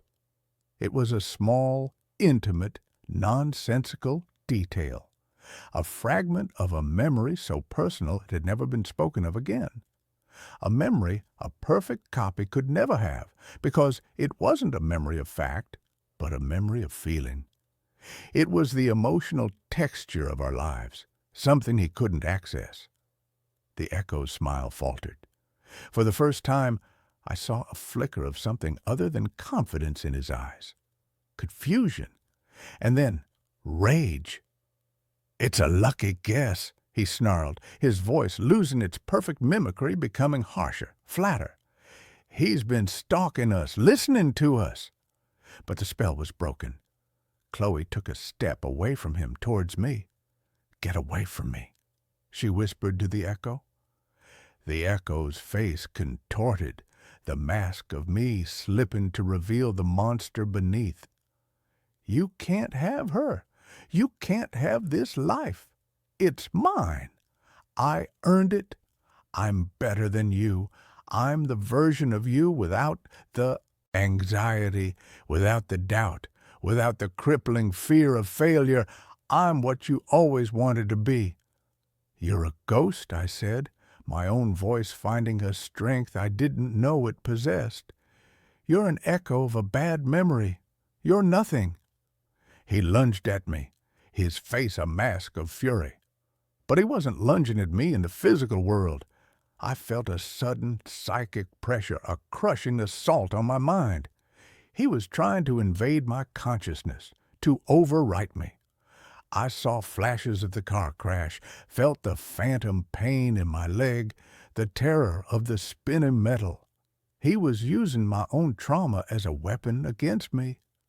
But I wasn't the same man who had been in that crash. The last few weeks had forged a new kind of resilience in me. I had been stripped of everything I thought defined me, my job, my home, my identity, and I was still standing.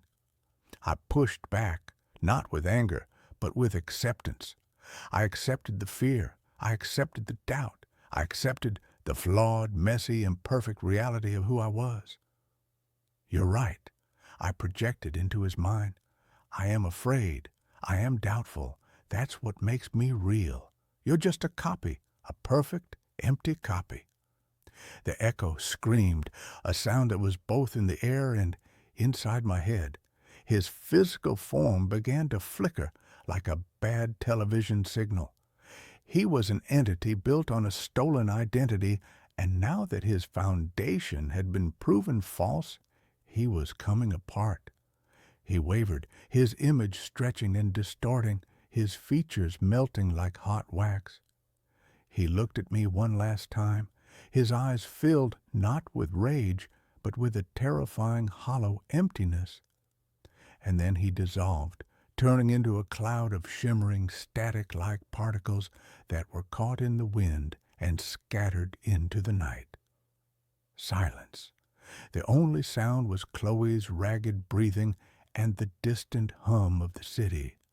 I stumbled forward, and she met me halfway, her arms wrapping around me in a desperate, clinging embrace. We just stood there for a long time, under the cold, silent watch of the stars, two survivors of an impossible storm. We rebuilt. It wasn't easy. The world doesn't have a protocol for dealing with a supernatural doppelganger who commits identity theft. I couldn't get my old job back, but I found a new one. We moved to a new apartment, trying to outrun the ghosts of our old life. The trust between Chloe and me, though shattered, was slowly, painstakingly being glued back together. We were scarred, but we were real. But I know he's not truly gone, not completely. He wasn't a creature I could kill. He was a possibility I had to disprove. He was a part of me, a dark potential, a shadow born from my own fear. I defeated him, but I can't destroy him. He's a latent file in the universe's hard drive, waiting. And so every time my phone rings with an unknown number, my heart seizes in my chest. Every time I see my own reflection in a dark window, I look for a flicker, a distortion. I live with the constant, quiet, terrifying knowledge that reality is a fragile thing, and that somewhere, in the static between the signals, a version of me is still out there, and he might just decide to call again. My wife died 3 years ago. She just texted me, "I'm home." The text arrived at 11:17 p.m. on a Tuesday, a night so ordinary it was practically invisible. I was in my usual state of suspended animation, half sprawled on a sofa, the bluish, flickering light of a forgotten documentary on the television painting the room in shifting, melancholic hues. My name is Daniel, and for the past 195 nights, not that I was counting, my life had been a meticulously curated museum of grief. Each object in our small two-bedroom house was a relic, a testament to the vibrant, chaotic, and now deafeningly silent life I had shared with my wife, Clara. The half-finished novel on her bedside table, the ridiculously oversized coffee mug she loved, the faint, phantom scent of her jasmine perfume that I could still sometimes catch in the hallway closet. These were the ghosts I had chosen to live with. My phone buzzed on the coffee table, a jarring, intrusive sound in the quiet. I glanced at the screen, expecting a late-night work email or a spam message about an extended car warranty, but the name that glowed in the darkness was a ghost of a different kind. It was a name I hadn't seen on my screen in 3 years. Clara. My heart, a sluggish, hibernating thing, gave a sudden, hard, painful jolt, like an engine seizing and then violently restarting. It was an old contact, a digital ghost I hadn't had the strength to delete. It was a pocket dial from her mother, perhaps, who still had her old phone. A cruel, random glitch in the matrix. I was about to dismiss it, to toss the phone back onto the table, when I saw the message preview. 2 words. 2 simple, impossible, and utterly soul-shattering words. I'm home. I stared at the screen, the world narrowing to the small, glowing rectangle in my hand. The air in the room grew thin and sharp. The sound from the television faded into a dull, meaningless roar. I read the words again and again. They did not change. They did not disappear. My first thought was a desperate, grasping lunge for a rational explanation, a sick prank. Someone had gotten a hold of her old number. It was a new feature of the phone company, reassigning dormant numbers. Some stranger, a teenager with a cruel sense of humor, was messing with me. It was a vile, disgusting thing to do, but it was logical. It was explainable. With a trembling thumb, I opened the message thread. The last message I had sent to her 3 years ago was still there, a heartbreaking digital monument to a conversation that would never be finished. Leaving the hospital now? Pick up some milk on your way home? Love you. She had never made it home. A drunk driver had run a red light a block from our house. Above that old sad message was the new one. I'm home. My fingers, clumsy and slick with a sudden cold sweat, typed out a reply. Who is this? I hit send. The message was delivered, and then the 3 little dots, the pulsing, electronic heartbeat of a reply in progress, appeared on the screen. The prankster was quick. The reply came a moment later. It was a single, devastating word. Clara. I was expecting a laugh, an admission, an insult. Not this calm, simple, impossible assertion. My second thought, the one that slithered in after the rational explanation had been shot down, was that I was losing my mind, that the grief, the loneliness, the sheer crushing weight of the last 3 years had finally fractured my sanity. I was hallucinating. This wasn't real. I was having a psychotic break, and my brain, in a final act of desperate, self-destructive longing, had manifested this cruelest of all possible mirages. I stood up, my legs unsteady. I walked into the kitchen and splashed cold water on my face, the shock of it a welcome, grounding sensation. I looked at my reflection in the dark kitchen window. A pale, haggard, and decidedly sane-looking man stared back. I was not crazy. The phone buzzed again. Another message from Clara. I walked back to it. A man walking towards an execution he had inexplicably scheduled for himself. This message was longer. The key isn't working. The lock must be rusted. Can you let me in, Sleepyhead? Sleepyhead. It was her pet name for me, a gentle, teasing jab at my love of sleeping in on weekends. It was a detail, a small, intimate, and perfect detail that a random prankster could not possibly know. A wave of fear so profound it was almost nauseating washed over me. I looked at the front door. The deadbolt, which I had locked hours ago, was still firmly in place. I crept to the peephole, my heart a frantic trapped bird against my ribs. I put my eye to the cold brass ring and looked out. The porch was empty. The street beyond was silent and still, bathed in the fuzzy orange glow of the streetlights. There was no one there. My mind was a screaming chaos of impossible possibilities. Was this a ghost? A spirit somehow manipulating the digital world? Was this a test? A cruel, elaborate game being played by a god I no longer believed in? I typed another reply, my fingers fumbling on the small glass keys. This isn't funny. Stop it. The three dots appeared immediately. The reply was instantaneous. Why are you being so weird, Danny? It's cold out here. Just open the door. Danny, not Daniel. Only she had ever called me that. Another detail. Another perfect, tiny, and impossibly real nail in the coffin of my sanity. And then I heard it. A sound from outside. A soft, hesitant three-beat knock on the front door. Knock, knock, knock. I stumbled back from the door, a choked, guttural cry of pure terror escaping my lips. This was not a digital ghost. This was not a prank. This was real. There was someone or something on my porch, and it knew the things that only my dead wife could know. I didn't answer the door. I ran upstairs, my breath coming in ragged, painful sobs.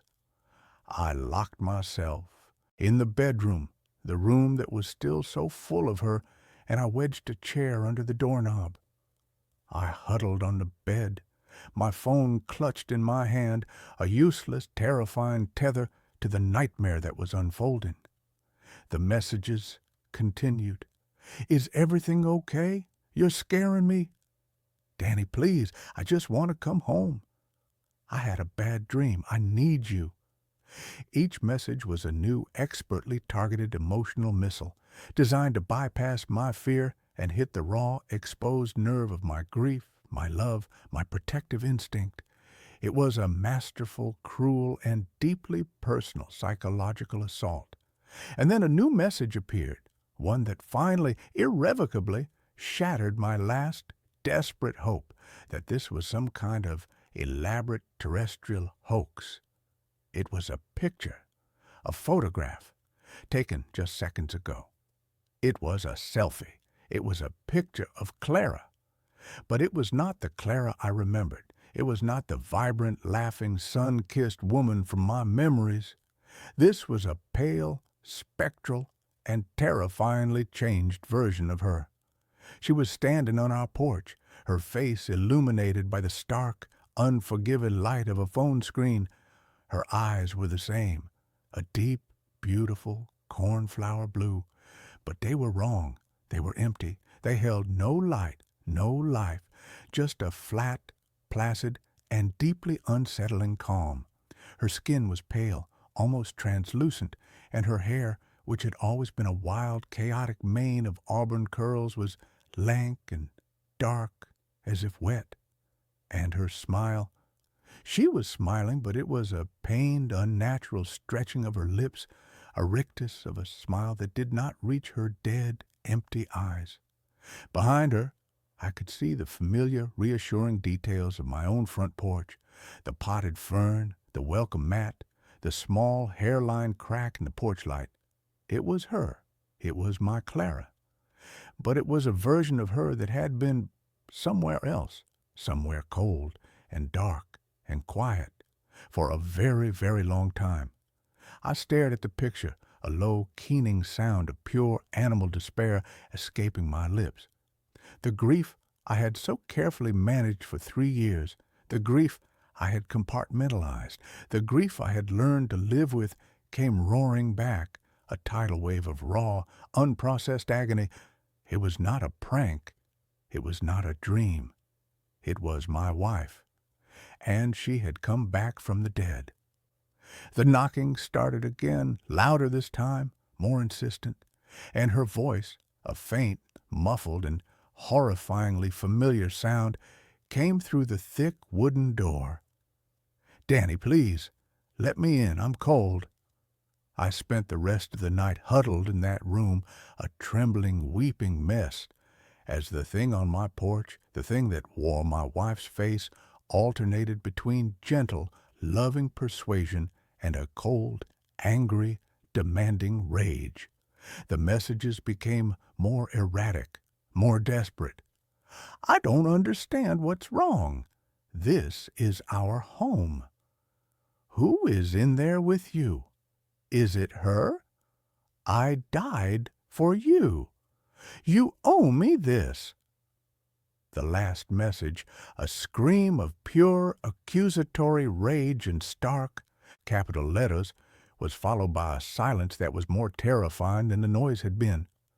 I stayed in that room until the first gray, uncertain light of dawn began to filter through the blinds. When I finally, tentatively, crept downstairs, the house was silent. The porch was empty. There was no sign that anyone had ever been there, except for one small, impossible thing. On the welcome mat, there was a single, long strand of dark auburn hair. I was living in a ghost story. But it was a ghost story with a data plan. The next day was a blur of sleepless, paranoid terror. I called the phone company. The number that had belonged to Clara's phone had, as I suspected, been taken out of circulation after her death. It had not been reassigned. It did not exist. I was receiving messages from a phantom number, a digital ghost. I called the police. I tried to explain, my voice a shaky, unconvincing mess. A man receiving threatening texts. It was a common enough complaint, but when I told them who the texts were from, the polite, professional mask of the officer on the other end of the line slipped into a look of profound, pitying concern. He suggested I speak to a grief counselor. He suggested I get some rest. He did not suggest he send a squad car. I was alone with this. That night, she returned. The text, the knock, the voice, the whole terrifying, heartbreaking ritual.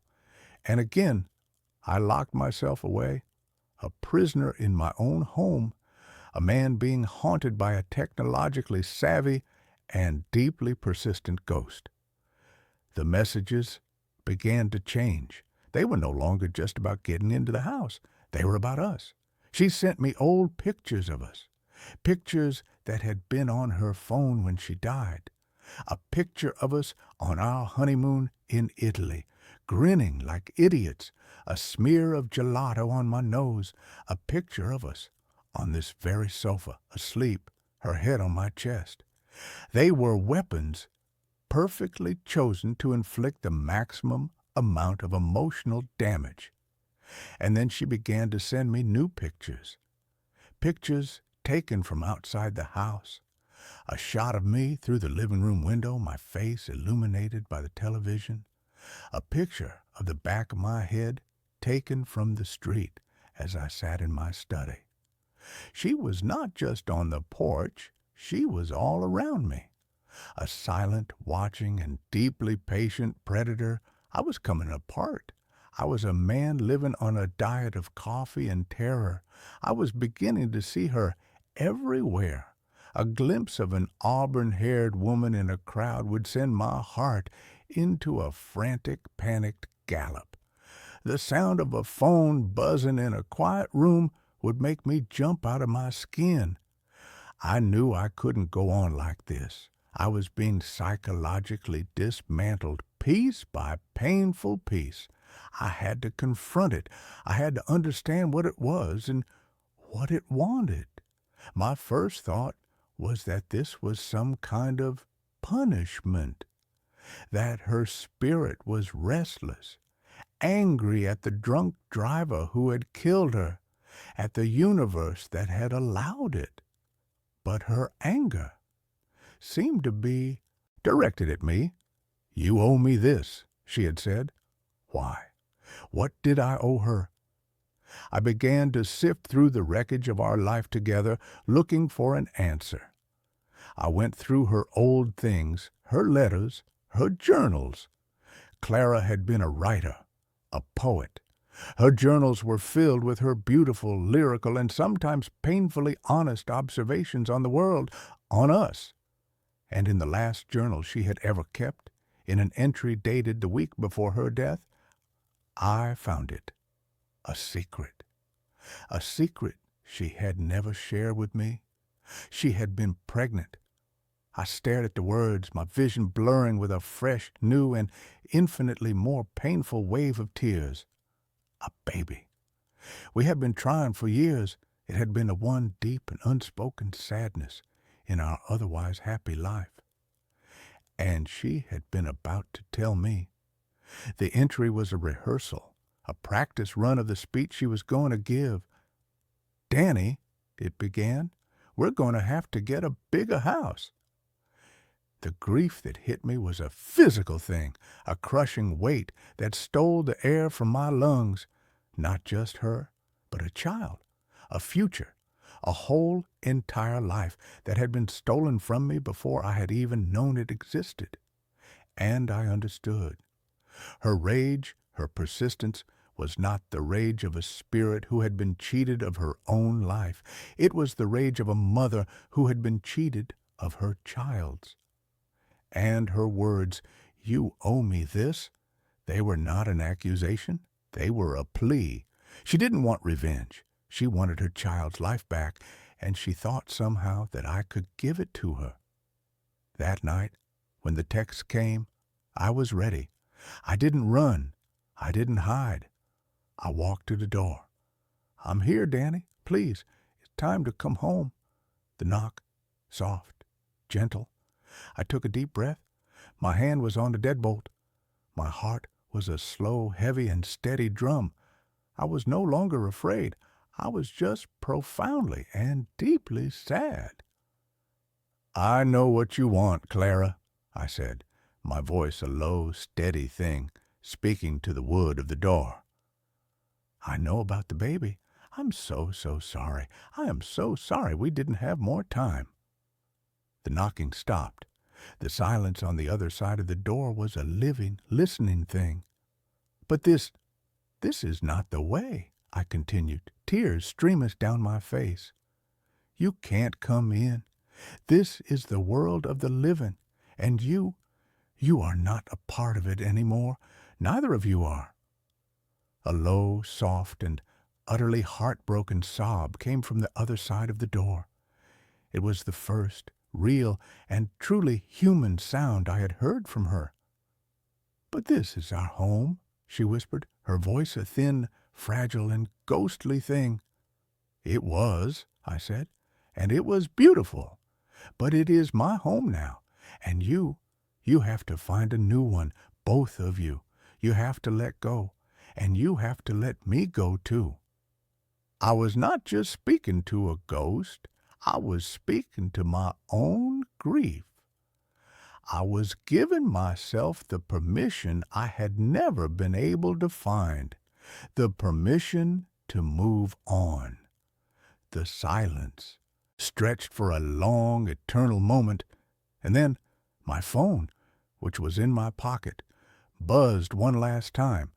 I pulled it out. A new message from Clara. It was not a picture. It was not a demand. It was a single, beautiful, and heartbreaking line of text. Tell him I would have named him Samuel. And then the name on the top of the screen, Clara, vanished. The number became just a number again, an unknown and now unreachable string of digits. I looked through the peephole. The porch was empty. The street was quiet. She was gone. I stood there, leaning my forehead against the cool wood of the door, and I wept. I wept for my wife. I wept for the son I had never known, and I wept for myself, for the 3 years I had spent living in a museum, when I should have been living in the world. The next day I began to pack. I took down the pictures. I boxed up her clothes. I threw away the half-finished novel and the ridiculously oversized coffee mug. They were not her. They were just things. The real memory of her, the one that mattered, the one that was full of love and laughter and a future that had almost been, was the one I would carry with me in my heart. I sold the house. I moved to a new city, a new life. I am a different man now. I am a man who has had a conversation with a ghost through a door and through a phone. I am a man who has learned that the dead do not want to be haunted. They just want to be remembered, and then they want to be let go. I am a man who had a son for a few brief and beautiful moments, a son whose name was Samuel. And it is a good name. It is a strong name. It is the name of a man who has survived. It is my name. My daughter's imaginary friend knows too much about our past. The first time Lily mentioned peaches, it was a sun-drenched Tuesday in June.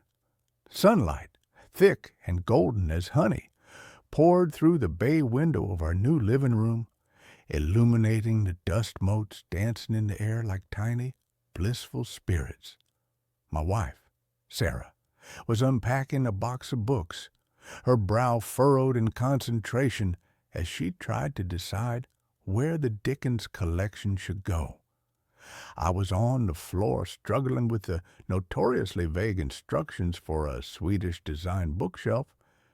Lily, all of 5 years old with hair the color of spun corn silk and eyes the deep, serious blue of a twilight sky, was having a tea party on the Persian rug we'd bought as a celebratory splurge for the new house.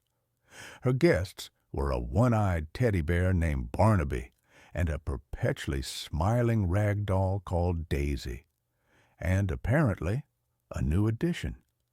"No, Peaches, you can't have more sugar," she said, her voice a stern, motherly whisper.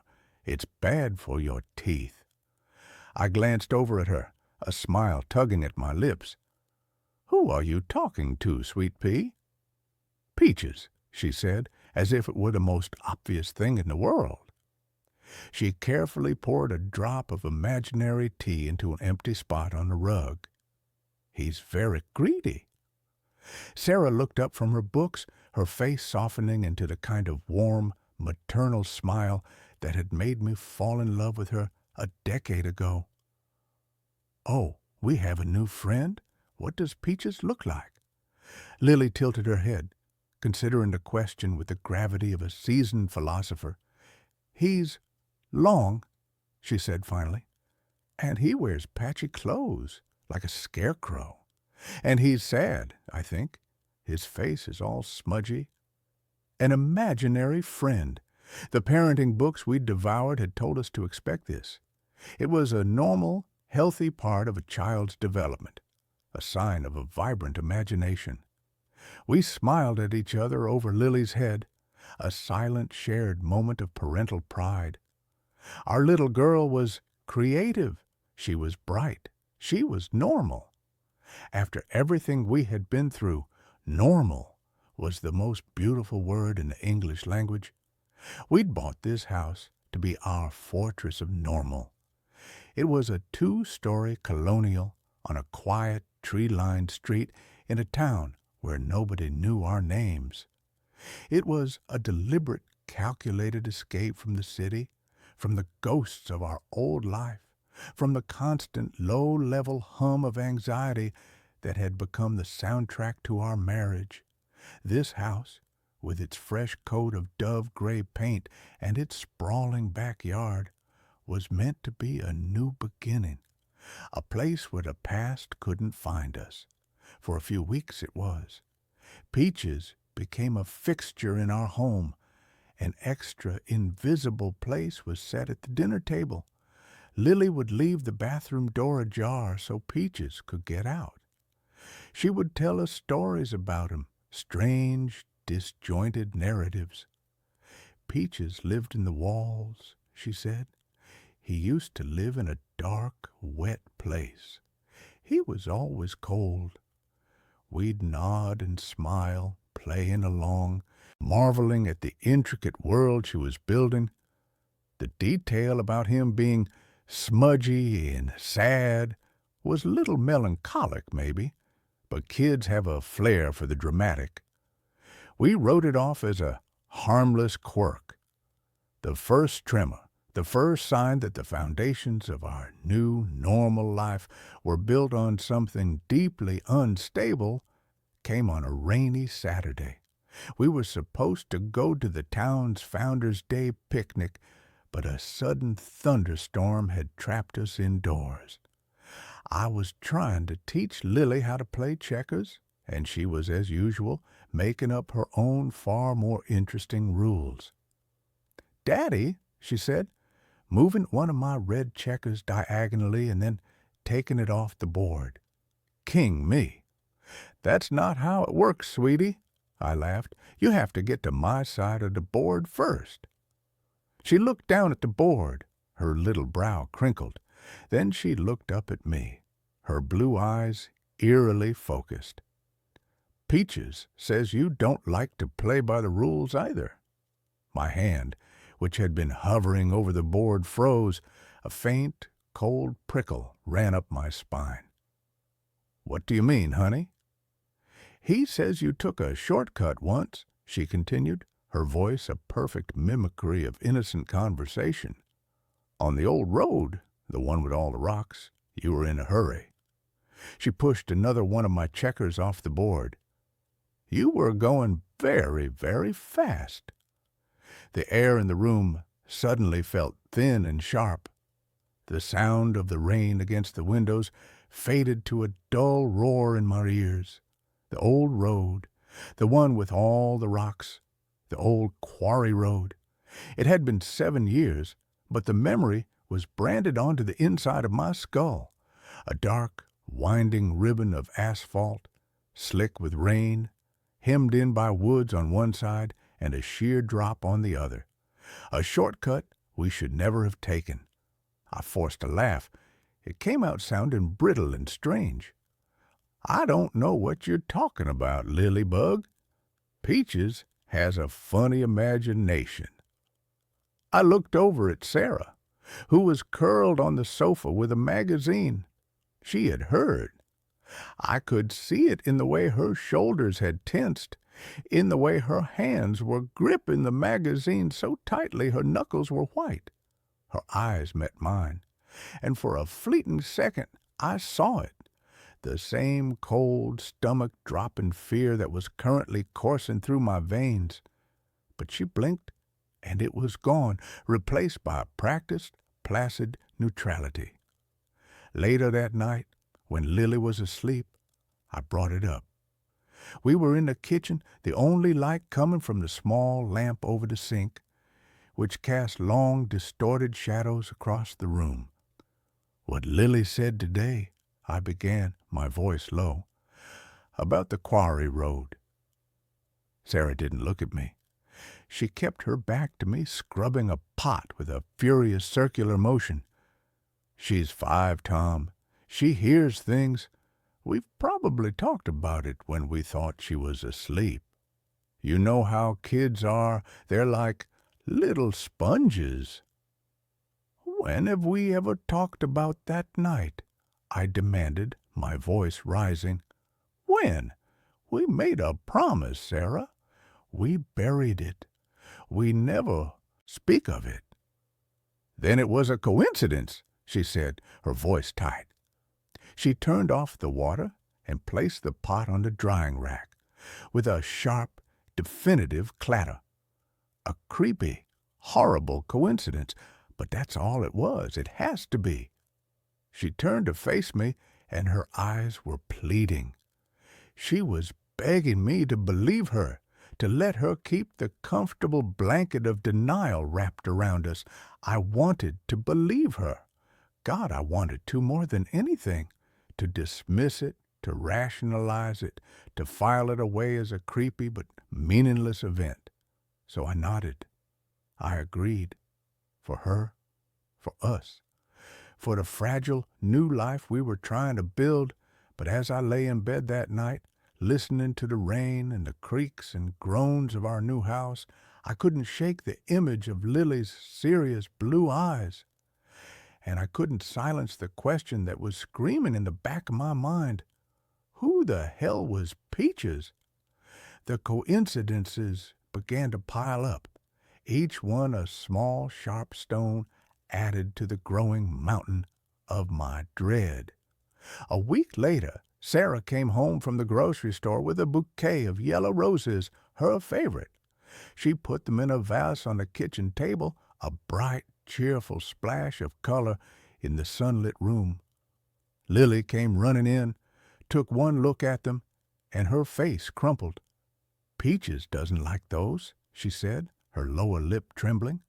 "They were his mommy's favorite. They make him sad." Sarah froze, her hand still on the vase. She looked at me, her face pale. Yellow roses. It was another detail, another piece of the mosaic of that night. The other car, the one that had spun out in front of us, had been a beat-up station wagon. The back was filled with groceries, spilled all over the road, and there had been a bouquet of yellow roses scattered and broken on the wet asphalt, their bright petals bruised and dirt-stained. It was a detail I hadn't even realized I remembered until that very moment. "How could she know that, Tom?" Sarah whispered later, after we'd managed to calm a hysterical Lily down by moving the flowers outside. "How?" "She couldn't," I said, my voice hollow. The rationalizations were getting harder and harder to construct. The coincidences were straining the laws of probability to their breaking point. Peach's presence grew stronger, his descriptions more vivid. He wasn't just long and patchy anymore. According to Lily, his hair was the color of mud. He had a big, ugly cut on his forehead that never went away, and one of his shoes was missing. He was always looking for his other shoe. I started watching Lily obsessively. I'd stand in the hallway just out of sight and listen to her one-sided conversations in her playroom. Her voice would be light and cheerful, but the things she said, the things Peaches was supposedly telling her, were chilling. "No, I can't ask them that, Peaches. That's a secret, because secrets are supposed to be quiet. I don't know why they didn't stop. Maybe they were scared." My blood ran cold. I felt like an insect trapped under glass, being watched by something ancient and malevolent. This thing, this Peaches, wasn't a product of Lily's imagination. It was an intrusion. It was something that had attached itself to her, something that was using her as a mouthpiece to terrorize us. The physical manifestation started subtly. A photograph from our wedding, which sat on the mantelpiece, would be turned face down. A single muddy footprint, too large to be Lily's, would appear on the welcome mat, even when it hadn't rained. The temperature in Lily's room would sometimes drop suddenly, becoming unnaturally cold, making the hairs on my arms stand up. Sarah was trying to hold on to her denial, but it was failing. I could see the terror in her eyes, the dark circles that were forming from sleepless nights. We were becoming ghosts in our own home, speaking in hushed tones, jumping at every creak of the floorboards. The silence between us was growing, filled with the unspoken horror of what was happening and the deeper, older horror of what we had done. The night it all shattered, the night we could no longer pretend, started with a song. I was tucking Lily into bed. She was quiet and withdrawn, as she often was now. She was clutching her one-eyed bear, Barnaby, so tightly her knuckles were white. "Daddy," she whispered, her voice small, "can you sing me the Crooked Man song?" I frowned. "I don't think I know that one, Sweet Pea."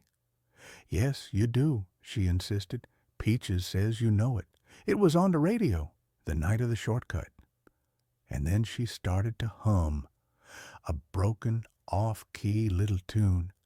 But it was unmistakable. It was an old folk song, one I hadn't heard in years, but it had been playing on the radio that night. I remembered it with a sickening lurch of my stomach. It had been playing right at the moment of impact. The cheerful, jaunty melody had been a grotesque counterpoint to the screech of tires and the sickening crunch of metal on metal. My breath hitched in my chest. I couldn't move. I just stared at my daughter, this perfect, innocent little girl who was humming the theme song to the worst moment of my entire life. "He wants you to remember the other man, Daddy," Lily whispered, her eyes wide in the dim light from the hallway. "Peaches says you left him. You left him in the dark, and he was so cold." That was it. That was the moment the floor gave way.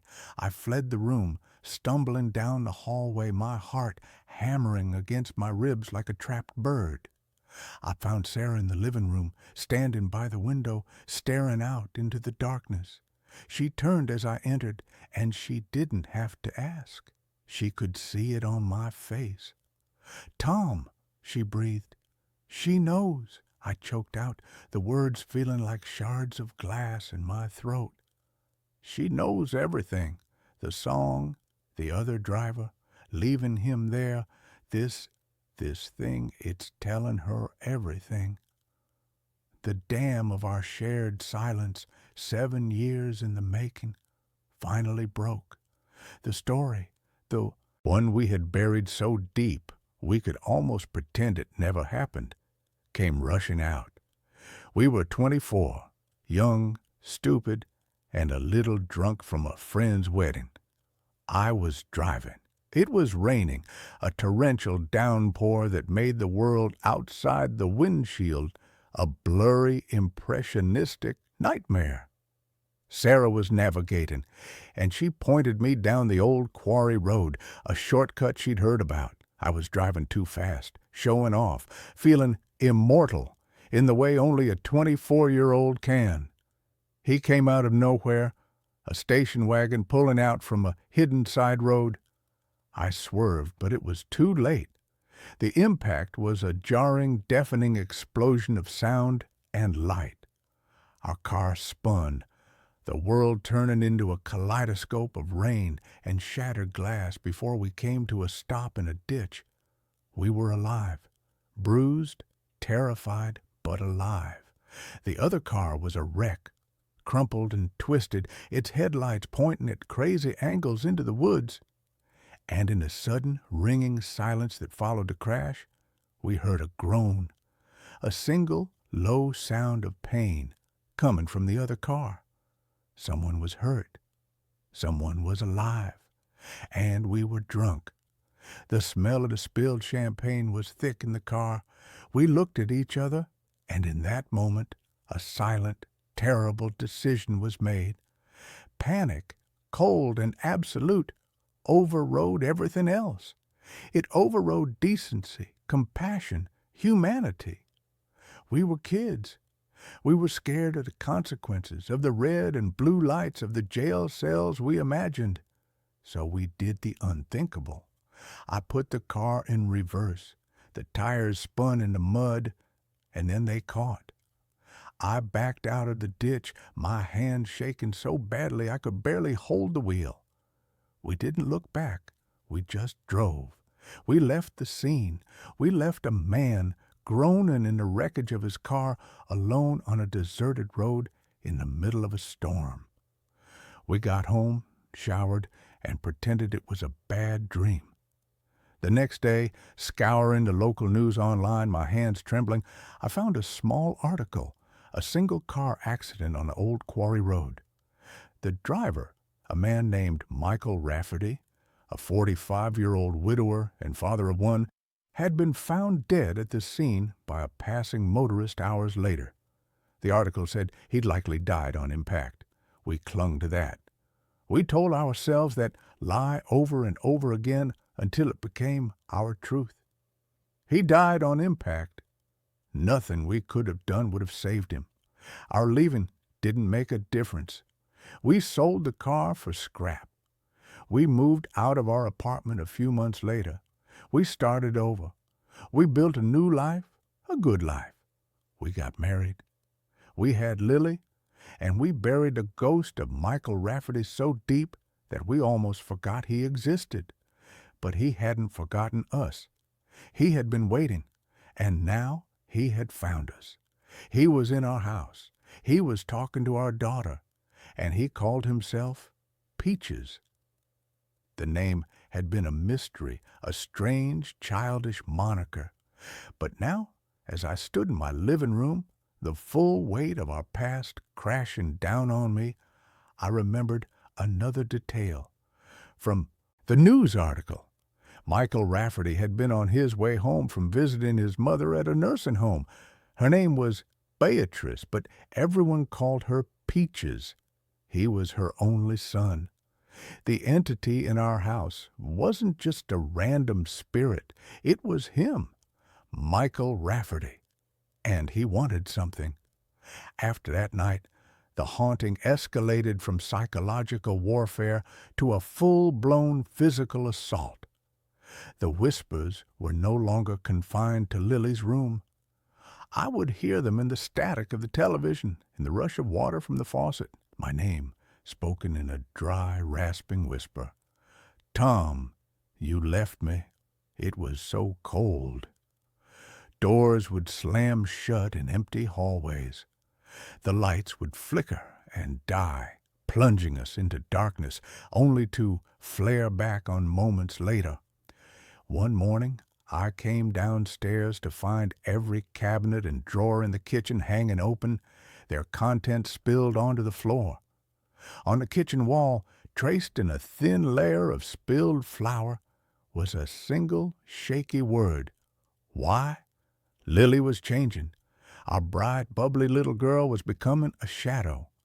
She stopped playing. She would just sit in her room for hours, staring at the wall, sometimes murmuring to herself. The dark circles under her eyes mirrored our own. She started drawing pictures, disturbing childish scribbles in black and red crayon, a drawing of a stick figure lying next to a mangled car, a drawing of a tall, patchy man with a sad, smudgy face standing at the foot of her bed. We were prisoners. The beautiful house we had bought as our sanctuary had become our jail, and Michael Rafferty was the warden. He was feeding on our fear, on our guilt. We knew we had to do something, but what? We couldn't call the police. We couldn't call a priest. We weren't religious, and it felt like a hollow, desperate gesture. We were alone with the monster we had created.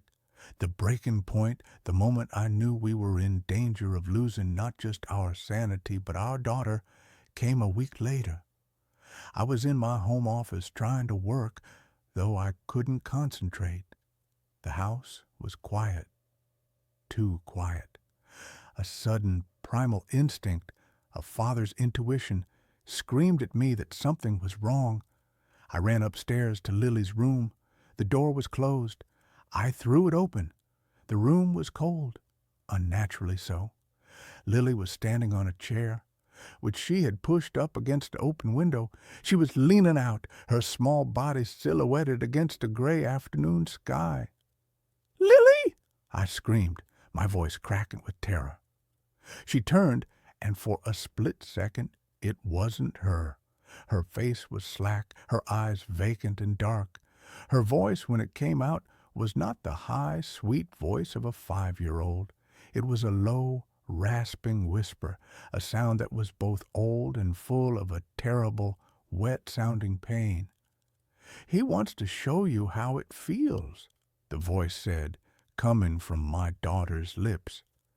"How it feels to fall, how it feels to be broken." I lunged across the room, my heart exploding in my chest. I grabbed her around the waist and pulled her back, stumbling, falling to the floor with her in my arms. She started to cry, real terrified sobs this time. The presence was gone. It was just my daughter trembling and weeping in my arms. "Daddy, I was scared," she cried. "Peaches was telling me to jump. He said it would be like flying." I held her, rocking her back and forth, my own body shaking uncontrollably. This was it. He wasn't just trying to scare us anymore. He was trying to take our daughter. He was going to make us feel the same pain he had felt, the pain of losing a child. We had left him to die, and now he was going to take the one thing that made our lives worth living. That night, after Lily was asleep in our bed, barricaded between us, Sarah and I finally faced the truth. "We have to leave Tom," she said, her voice a shattered whisper in the dark. "We have to pack a bag and just go. Leave the house. Leave everything." "And go where?" I asked, my own voice hollow with despair. "Don't you see, Sarah? It's not the house. He's not attached to the house. He's attached to us, to our secret. He'll follow us wherever we go. We can't run from this."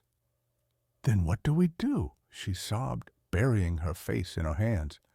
"What can we possibly do?" I was silent for a long time, the answer forming in my mind, a cold, heavy thing.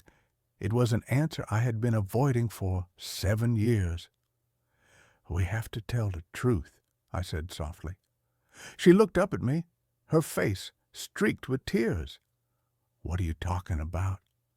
"We have to confess," I said, the words tasting like ash.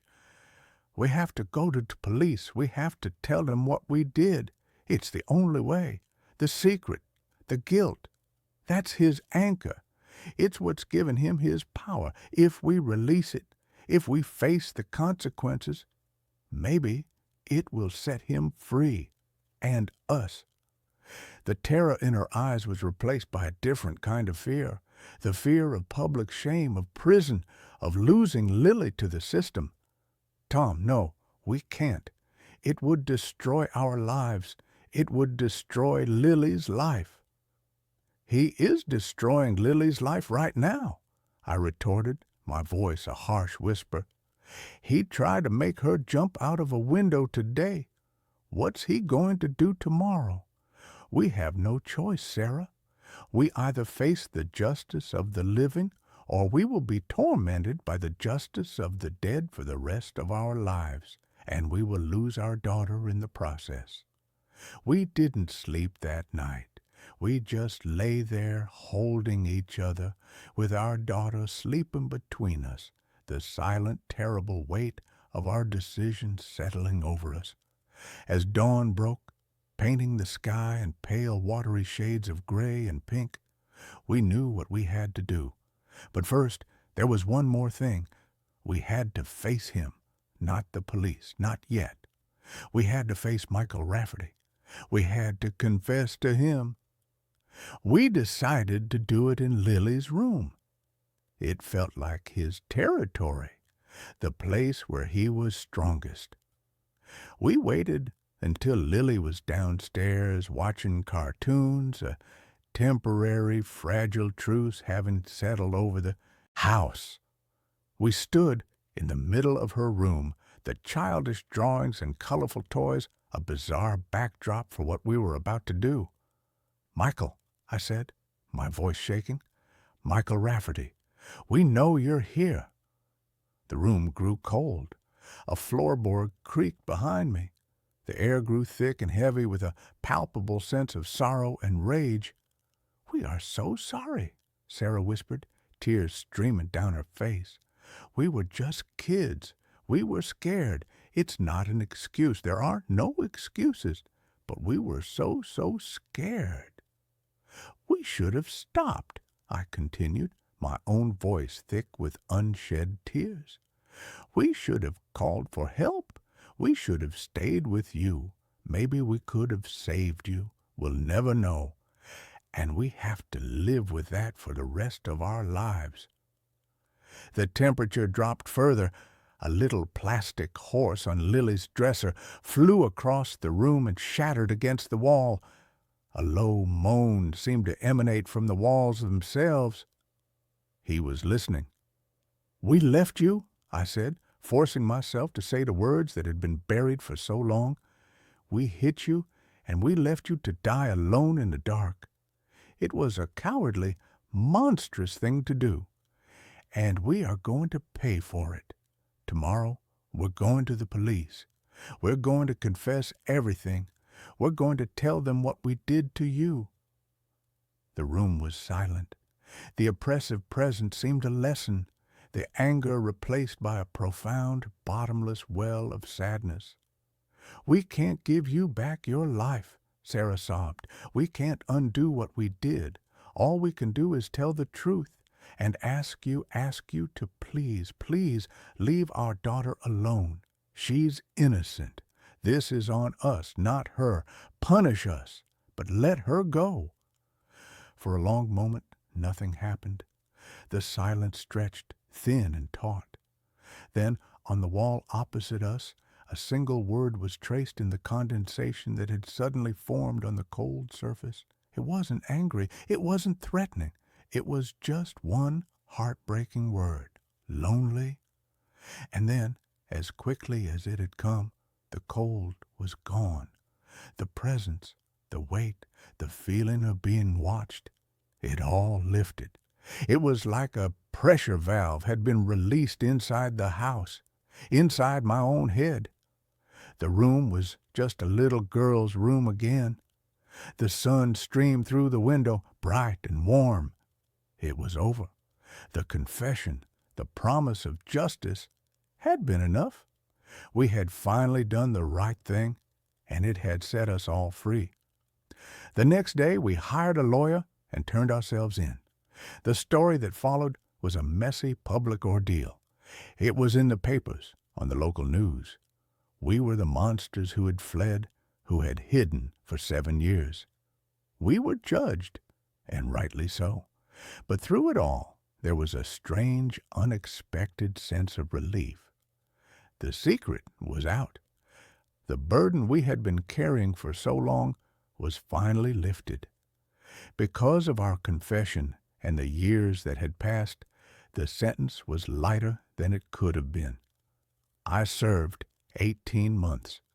Sarah, as a passenger, got 5 years of probation and community service. We lost the house. We lost our savings. We lost our reputation. But we never lost Lily, and a ghost of Michael Rafferty never came back. Lily has no memory of Peaches. To her, he was just an imaginary friend she eventually grew out of. Sometimes, late at night, I think about him, Michael Rafferty. I think about the life we took, the future we stole from him. The justice of the courts feels inadequate for what we did. My true sentence is the one I serve every day, the memory of his name whispered in the dark, the image of that single, sad word traced on the wall. We buried a secret, and in doing so, we buried our own souls. It took the haunting of our daughter to finally dig them back up. We live with the scars. We have to. It's the price we pay for being the people who drove away, leaving a good man to die alone on a dark, rocky road, with only the sound of a crooked man singing on the radio for company. The house was a repository of my father's silences. He had been a man built of quiet, thoughtful spaces, a linguist who spoke 7 languages, but seemed to prefer the universal grammar of solitude. When he passed, he left me his only worldly possession of any real value. This house, a rambling 2-story salt box perched on a hill, overlooking a perpetually gray and melancholy sea. I, a freelance audio archivist, a man who made his living by cleaning the static from old recordings and coaxing the voices of the dead back into the digital light, came here to catalog the final, most profound of his silences. My name is Leo. For the first month, my life was a slow, methodical dance with dust motes and memories. I moved my professional life into his old study, a room on the ground floor that was the heart of his quiet kingdom. It was a beautiful, somber space, paneled in dark, almost black oak. with the large bay window that framed the turbulent slate-gray ocean like a living painting. The room was also, I quickly discovered, unnervingly soundproof. When I closed the heavy felt-lined door, the world outside, the sighing of the wind, the cry of the gulls, the rhythmic, percussive crash of the waves, vanished completely. The silence inside was absolute, a perfect, sterile vacuum. It was the ideal environment for my work, for listening to the delicate, fragile whispers of the past. It was during a late-night session, while meticulously restoring the audio from a set of 1940s wax-cylinder interviews, that I first heard them. I had my headphones on, my ears tuned to the subtle imperfections of the recording, filtering out the hiss and crackle. I paused the playback to make a note, and in the sudden, manufactured silence of the headphones, I heard it. It was a voice, a man's voice, faint and muffled as if coming from a great distance. It was followed by the softer, melodic cadence of a woman's reply. It was a conversation, and it was coming from directly beneath my feet. My first rational thought was of my neighbors, a retired couple who lived a good quarter-mile down the winding coastal road. Sound, especially low frequencies, can travel in strange ways at night. But the quality of the sound was wrong. It wasn't the ambient, indistinct murmur of a distant television or a conversation from another house. It had a strange, contained, proximate quality. It sounded like it was happening in the cellar, right under the study floor. I took off my headphones. The voices were gone, swallowed by the profound sound-dampening effect of the room itself. I put the headphones back on, the foam cups creating a seal around my ears, and the voices returned, a river of faint, unintelligible whispers flowing just beneath the surface of the silence. The next day, I explored the cellar. It was a damp, stone-walled space that smelled of brine and old earth, filled with the usual detritus of a long life. Rusty garden tools, stacks of old newspapers tied with twine, a fleet of my father's meticulously crafted ship models, their sails yellowed and brittle. I stood directly beneath the study and listened. Nothing. Just the faint, rhythmic drip of condensation from a pipe. The sound, whatever it was not coming from the cellar. It was contained somehow in the space between the study's floorboards and the cellar's ceiling. My professional curiosity, a beast that had been sleeping soundly for months, was now wide awake and ravenous. I was a man with a unique set of tools for a unique problem. That evening, I brought my equipment into the study.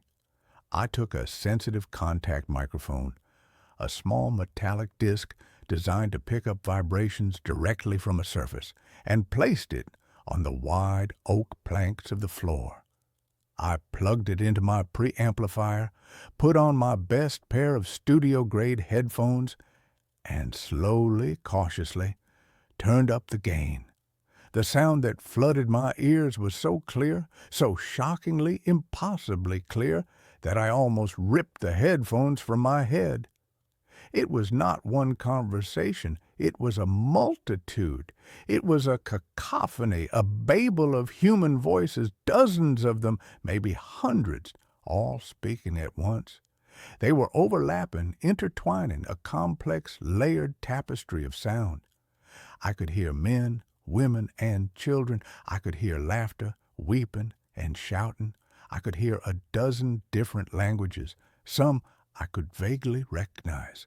A snatch of what sounded like Russian, a phrase that had the melodic lilt of Italian, and many more that were completely alien to me. I sat there, frozen in my chair, for what must have been an hour, an eavesdropper on a phantom city that was holding a perpetual chaotic party in my floor. It was not a recording. It was live. The conversations ebbed and flowed with a natural, unscripted rhythm. It was as if I had pressed a glass to the floor of my world and was hearing the muffled, chaotic sound of another entire world just on the other side. My first theory was a scientific one. I was picking up stray radio signals. The old, unshielded wiring in the house, combined with the specific atmospheric conditions of the coast, was acting as a massive, crude antenna, and my sensitive audio equipment was simply amplifying the effect. It was a plausible, if strange, explanation, but the more I listened, the less plausible it became. There was no music, there were no commercials, there was no station identification, and the sound had a strange, echoic, three-dimensional quality that no radio broadcast possessed. It felt real. It felt close. My investigation turned to my father. The soundproofing of the room, which I had initially seen as a professional convenience, now seemed like a deliberate, almost desperate act. He had not been trying to keep the outside world out. He had been trying to keep the inside world in.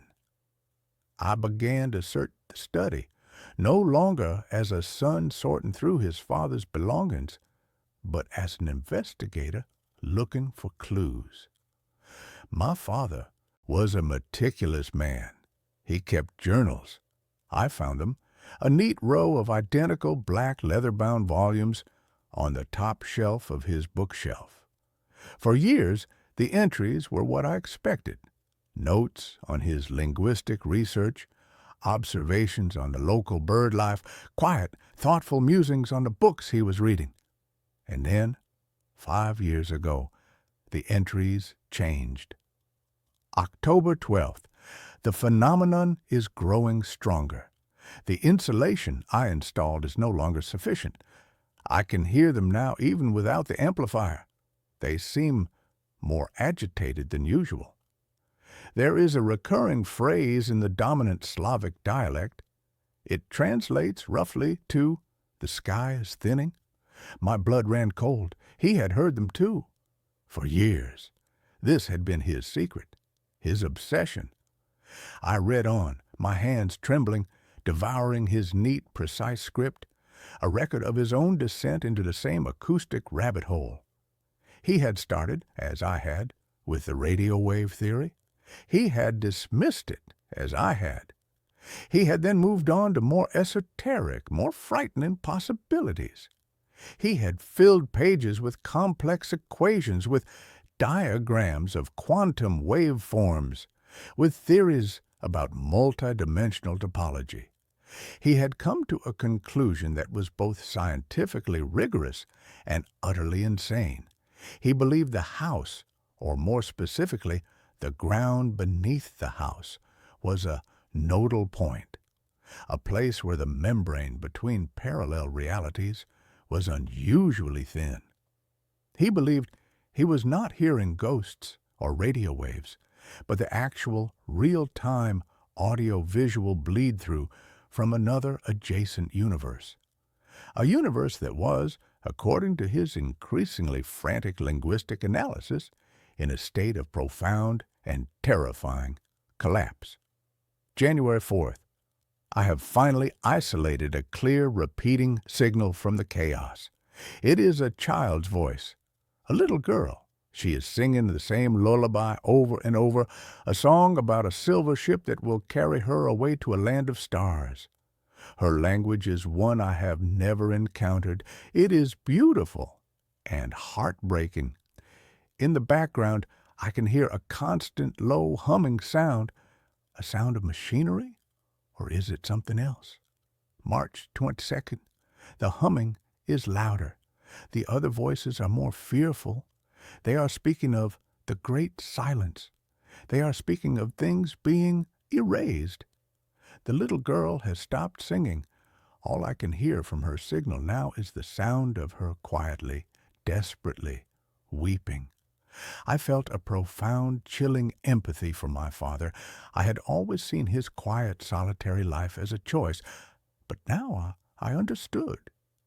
He had not been a recluse, he had been a warden, a silent, solitary guardian of a terrible secret knowledge, a man who spent his nights with his ear pressed to the floor of his reality, listening to the sounds of a dying world next door.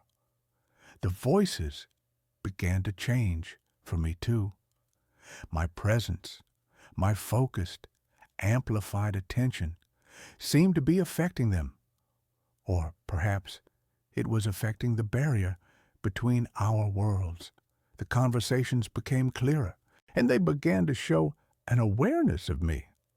I was recording one night, trying to isolate a single, clear conversation from the babel, when I heard a man's voice, speaking in clear, unaccented English, say, with a chilling conversational clarity, "The listener is back.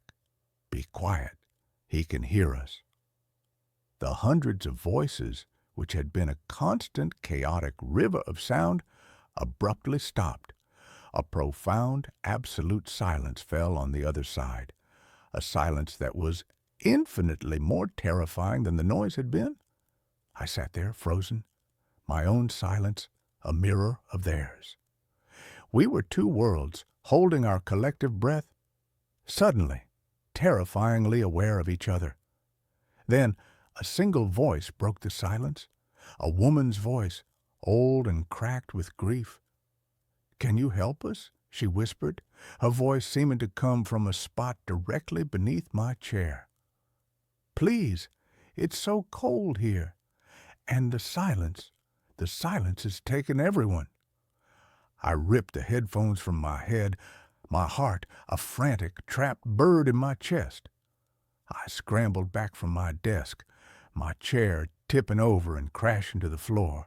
This was no longer a passive experience. I was not just an observer, I was a participant. They knew I was here, and they were asking for help. My father's journals became my Bible, my roadmap. He had been working on a device. He called it a resonance amplifier. It was a complex array of copper wiring, quartz crystals, and old vacuum tubes, all connected to a central, gramophone-like brass horn. He had built it in the cellar, directly beneath the study. His notes on it were frantic, almost unhinged. He believed that just as he could hear them, they could, faintly, hear him. He believed that by creating a sympathetic resonance, he could establish a clearer, more stable channel. He wanted to speak to them. He wanted to understand. But his final entries were filled with a terrible new fear. August 9th. I have made a terrible mistake. The amplifier works too well. I spoke to them. I established a connection with a man who called himself a physicist. He told me of their world, a world like ours, but one where a single subatomic experiment in the 1950s had gone wrong. It had created a flaw in their reality, a kind of entropic, sound-eating void that was slowly, inexorably expanding and erasing their world. The great silence, it is not a metaphor, it is a literal thing, a wave of absolute nothingness that is consuming their universe. And he told me something else. He told me that our world, our reality, is like a tuning fork to them. They can feel our vibrations, and they believe that by creating a strong enough bridge, they can escape, they can cross over. August 14th, he was lying. The physicist, he is not a man, he is a mouthpiece. There is something else there in the silence, something that has been drawn to the decay, something that is wearing the voices of the dead like a mask. The little girl is gone. They are all gone. All that is left is the echo and the hunger behind the echo. I have to dismantle the amplifier. I have to reinforce the silence. I pray it is not too late. That was his last entry. He had died of a heart attack 2 weeks later. I went down to the cellar. In the far corner, hidden under a dusty canvas tarp, was the device. It was just as he had described it, a strange, beautiful, and terrifying piece of steampunk technology. The brass horn was aimed up at the floorboards of the study. My father had not been able to dismantle it. He had simply covered it up, a sleeping monster he hadn't had the strength or the time to kill. And now it was my monster, my responsibility. The voices from the floorboards were no longer pleading for help. They were demanding it. They were using a new tactic, one that was far more insidious, far more cruel. They were using my own memories against me. I began to hear my mother's voice in the mix. She had died of cancer when I was a teenager, and the sound of her voice, so perfectly, achingly real, was a knife in my heart. "Leo, my love," she would whisper, "I'm here. I'm not gone. I just slipped into the wrong room. Help me get back. Just open the door a little wider." I knew it was a lie. I knew it was a trick. It was the entity, the great silence, the hungry echo, using the stolen voice of my mother as bait.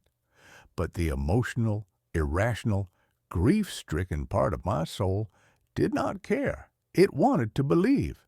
The physical manifestations began. A fine gray dust, like pulverized sound waves, started to seep up through the floorboards of the study, coating everything in a thin, lifeless layer. The temperature in the room plummeted, and the air took on a strange, metallic, ozone-like smell.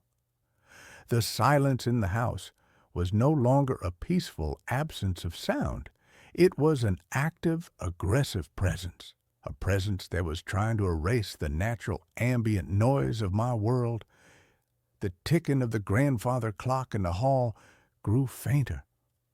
The cry of the gulls outside the window sounded thin and distant, as if coming from behind a thick wall of glass. My world was being muted. I knew I had to make a choice. I could flee. I could abandon the house, leave the monster to its slumber, and pray that the silence never learned how to open its own door. Or I could stay and fight. I could finish the work my father had started. I could become the new warden. The decision was made for me one night when the voice of my father came through the floorboards. Not the old, tired man I had known at the end, but the strong, vibrant man from my childhood. "I'm proud of you, son," the voice said. "You were always the strong one. You can do this. You can fix this. Just turn it on. We can all be a family again." It was the one thing he had never said to me in his life, the one thing I had always longed to hear, and the lie was so perfect, so beautiful, that it almost broke me. But it also gave me the strength I needed. The thing under the floor was not just a monster, it was a thief. It had stolen the voices of the dead, and it was wearing my own personal grief like a Sunday suit. And I was going to take it back. I went down to the cellar. The air was colder than ever, and the humming from the amplifier was now a low, expectant thrum. It was active. My own emotional turmoil was feeding it, priming it. My father's notes had been filled with his attempts to create a stable, two-way channel. But his final frantic scrawls were about the opposite. He had been trying to create a sonic counterpulse, a wave of focused, chaotic, real-world sound that would, he theorized, disrupt the resonance and permanently collapse the fragile bridge between the worlds. He had been building a bomb made of noise. but he had never had the courage or the time to detonate it. I found his schematics.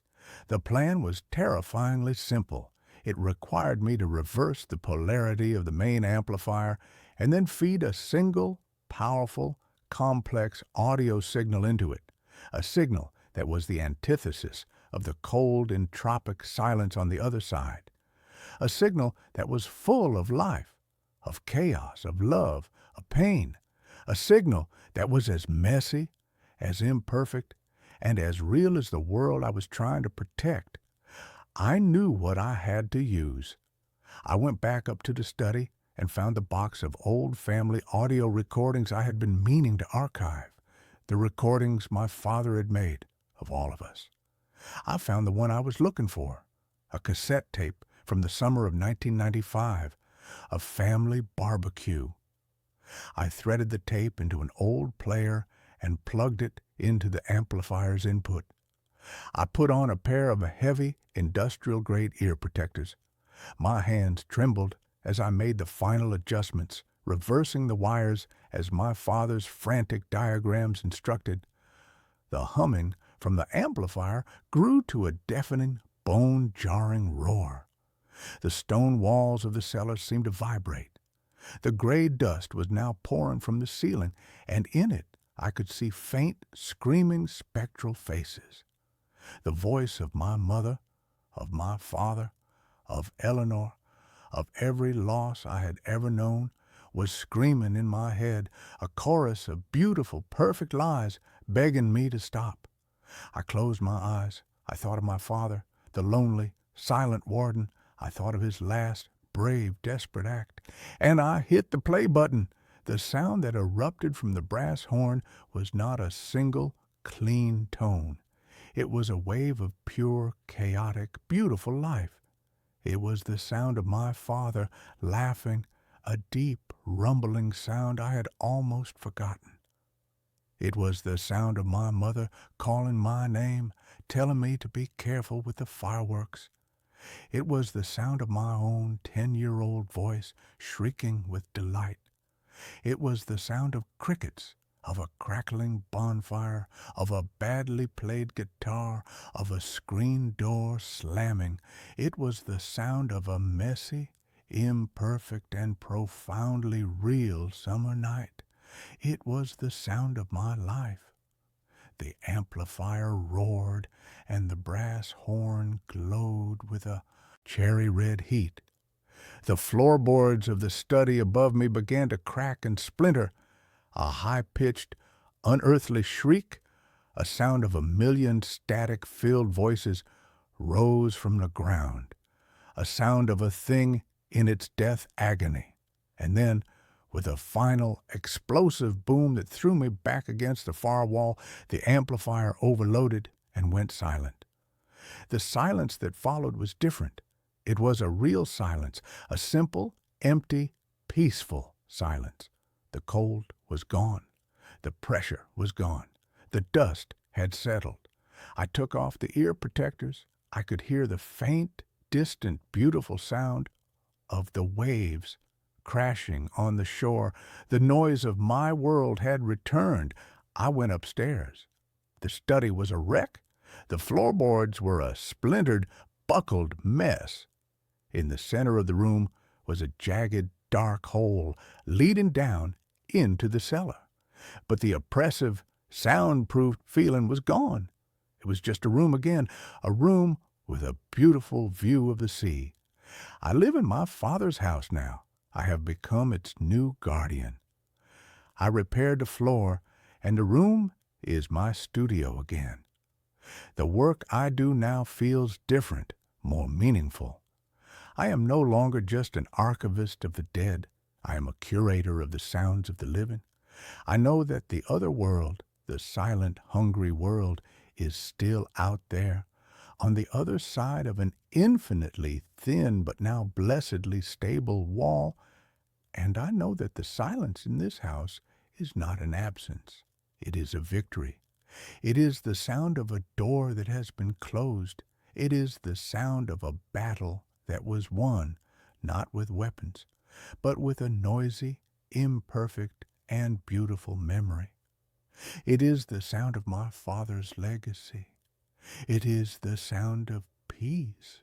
The motel was a fossil, a perfectly preserved specimen from an era of chrome, linoleum, and a kind of desperate roadside optimism that no longer exists.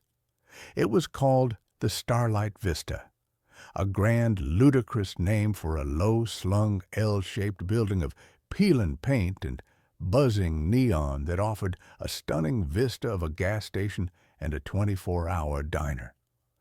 I was the night clerk, a post I had occupied for the past 6 years. My name is Arthur, and my life had become a long, quiet, and deeply repetitive night, punctuated only by the arrival of the occasional weary traveler or the distant melancholy wail of a train passing through the dark. The Starlight Vista was a place of ghosts, but not the spooky kind. It was haunted by the ghosts of salesmen with worn-out briefcases, of families on cross-country trips in wood-paneled station wagons, of lovers meeting for clandestine, lukewarm affairs. Every scuff on the floor, every cigarette burn on the Formica countertops was a small, silent testament to a life that had passed through and moved on. I was the curator of this museum of transient lives. My nightly ritual was as fixed and unchanging as the constellations. I'd make a pot of coffee that was strong enough to dissolve a spoon. I'd read the local paper with a kind of detached anthropological interest, and I'd check the reservation ledger. The ledger was the one anomaly in my otherwise predictable world. It was a thick, leather-bound book, its pages yellowed and soft with age, a holdover from the pre-digital era that the motel's owner, a flinty, unsentimental old man named Mr. Gable, refused to replace. And in that ledger there was the mystery of Room 9. Every single night, for as long as I had worked there, the entry for Room 9 was the same. A single, neat, and unchanging line, written in a precise, slightly old-fashioned cursive, J. Corbin. No first name, no payment information, no check-in time. Just the name. The reservation was a permanent, unmovable fixture in the book. The first time I asked Mr. Gable about it, he had given me a look that was as cold and sharp as a shard of broken glass. "Room 9 is not your concern, Arthur," he'd said, his voice a low, gravelly rumble. "It's occupied, permanently. You do not knock on the door. You do not slide a bill under it. You simply leave it be. Is that understood?" It was not an invitation for a conversation. It was an order, and for 6 years I had obeyed it. I had treated Room 9 as if it did not exist. It was a blank spot on the map of my small nocturnal kingdom, but my curiosity, a slow, patient, and persistent creature, had been gnawing at the edges of my obedience for years. I had done the math. I had gone back, page by yellowed page, through the old ledgers that were stored in the back office. The reservation for J. Corbin had started on a Tuesday, October 14th, 1986, and it had never stopped. 39 years, 14,235 nights, a single unbroken reservation. Who was J. Corbin? Was he a recluse, a modern-day Howard Hughes, living out his days in a cheap roadside motel? But I had never seen anyone go in or out of that room. The housekeeping staff, 2 quiet middle-aged sisters named Maria and Sophia, never cleaned it. When I had asked them, they had just crossed themselves and shaken their heads, muttering something in Spanish about bad air. The room itself was a paradox. It was at the far end of the west wing, the last door on the left. The paint on the door was not peeling. The brass number 9 was not tarnished. The "Do Not Disturb" sign, a small plastic rectangle, hung permanently from the knob. Its red letters faded to a pale anemic pink. The window that faced the parking lot was always dark, its thick mustard yellow curtains always drawn, but the room was not dead. It consumed electricity. I had checked the meters in the maintenance closet. Room 9 drew a steady, consistent, and low-level amount of power day and night, the kind of power draw you'd see from a single, low-wattage light bulb, and maybe an old, inefficient clock radio. My quiet, ordered life was built around this one, singular and deeply unsettling mystery, and for 6 years I had been content to let it remain one. But then Mr. Gable died. A heart attack, swift and efficient in his sleep. His estranged daughter, a brisk, no-nonsense woman from the city, inherited the motel, and her first order of business was to modernize. A team of contractors descended upon the starlight vista, and the comfortable, dusty silence of my life was shattered by the sound of hammers and power saws. They were replacing the carpets, updating the wiring, and, to my horror, installing a new computerized reservation system. The leather-bound ledger, my strange anachronistic Bible, was to be retired. I knew my time was running out. The new system would not tolerate the gentle, unspoken mystery of J. Corbin.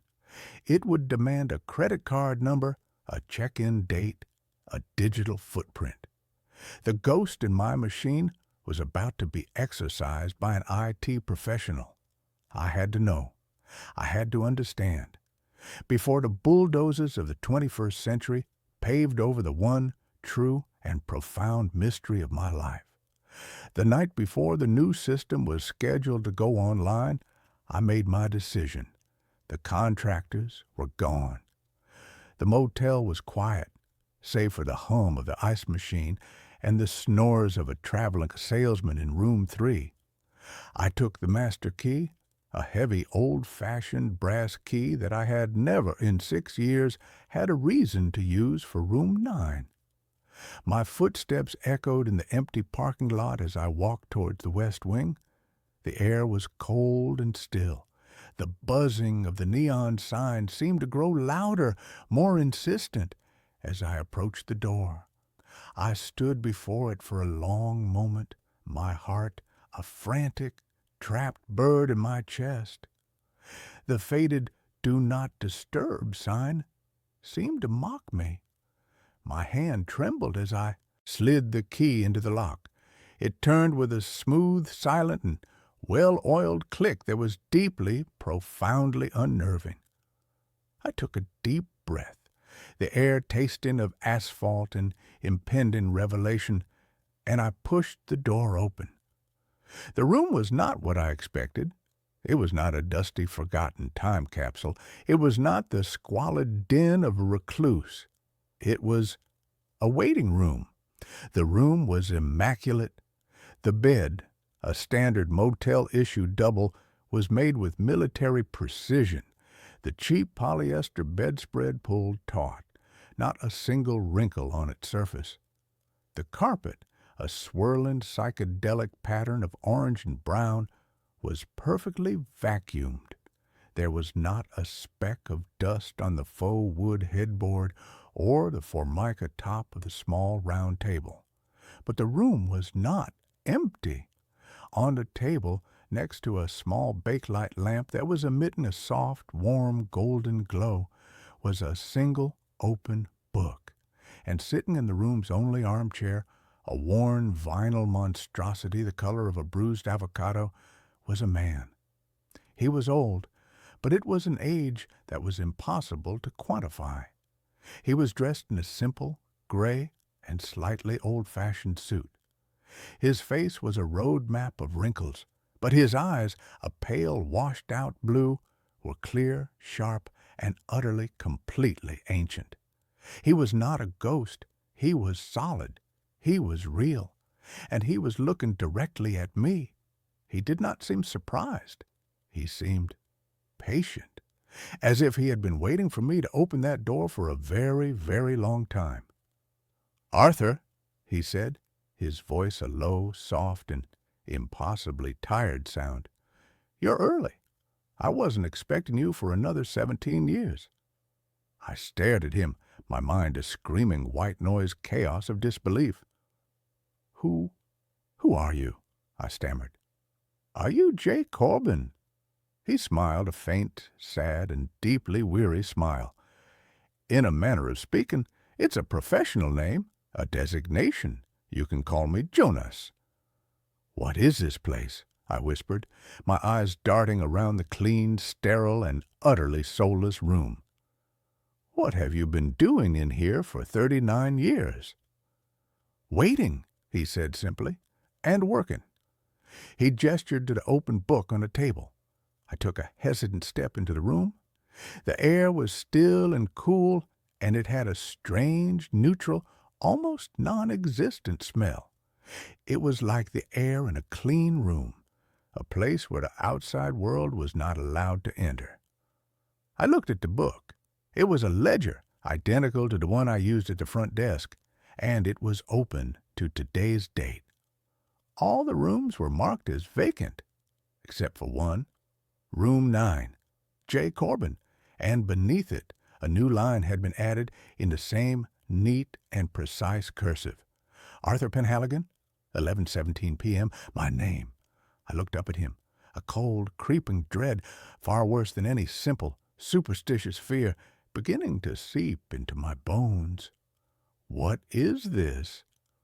"I'm a clerk, Arthur," Jonas said, his ancient blue eyes holding mine. "Just like you. A manager of a very specific and very necessary kind of roadside motel." He gestured around the room. "This isn't just a room, it's a layover, a transfer station, a place between the road you were on and the one you're about to be on." I don't understand," I said, my voice trembling. "You're not supposed to," he said, his voice gentle. "Not yet. Your reservation isn't for another 17 years, but you've opened the door. You've checked in early. And the rules are very strict about early check-ins." My mind was reeling, trying to process the sheer cosmic impossibility of his words. This was not a man. This was something else. And this motel, my quiet, predictable, and boring little motel, was a part of it. "What are you?" I whispered. "I am the one who helps the lost find their way," he said. "The ones who die on the road. The ones who are untethered. A car crash on the interstate, a lonely heart attack in a room that isn't their own. A soul that has, for one reason or another, missed its exit. They get stuck in the static between the stations. This place, this room, is a beacon, a quiet, stable place in the storm. And I am the one who sits here and waits for them to find their way to the front desk." I thought of the thousands of lives that had passed through the starlight vista, the salesmen, the families, the lovers, and I thought of the others, the quiet ones, the ones who checked in and never checked out, the small, forgotten tragedies that are the lifeblood of any place that is built on the lonely, anonymous promise of the open road. "And what do you do with them?" I asked, my voice barely a whisper. "I check them in," he said. "I give them a key, and I help them to understand that the trip they were on is over, and that a new one is about to begin."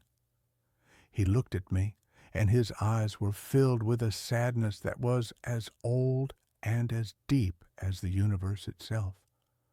"My work is very important, Arthur. It requires quiet. It requires discretion. It requires a place that is constant."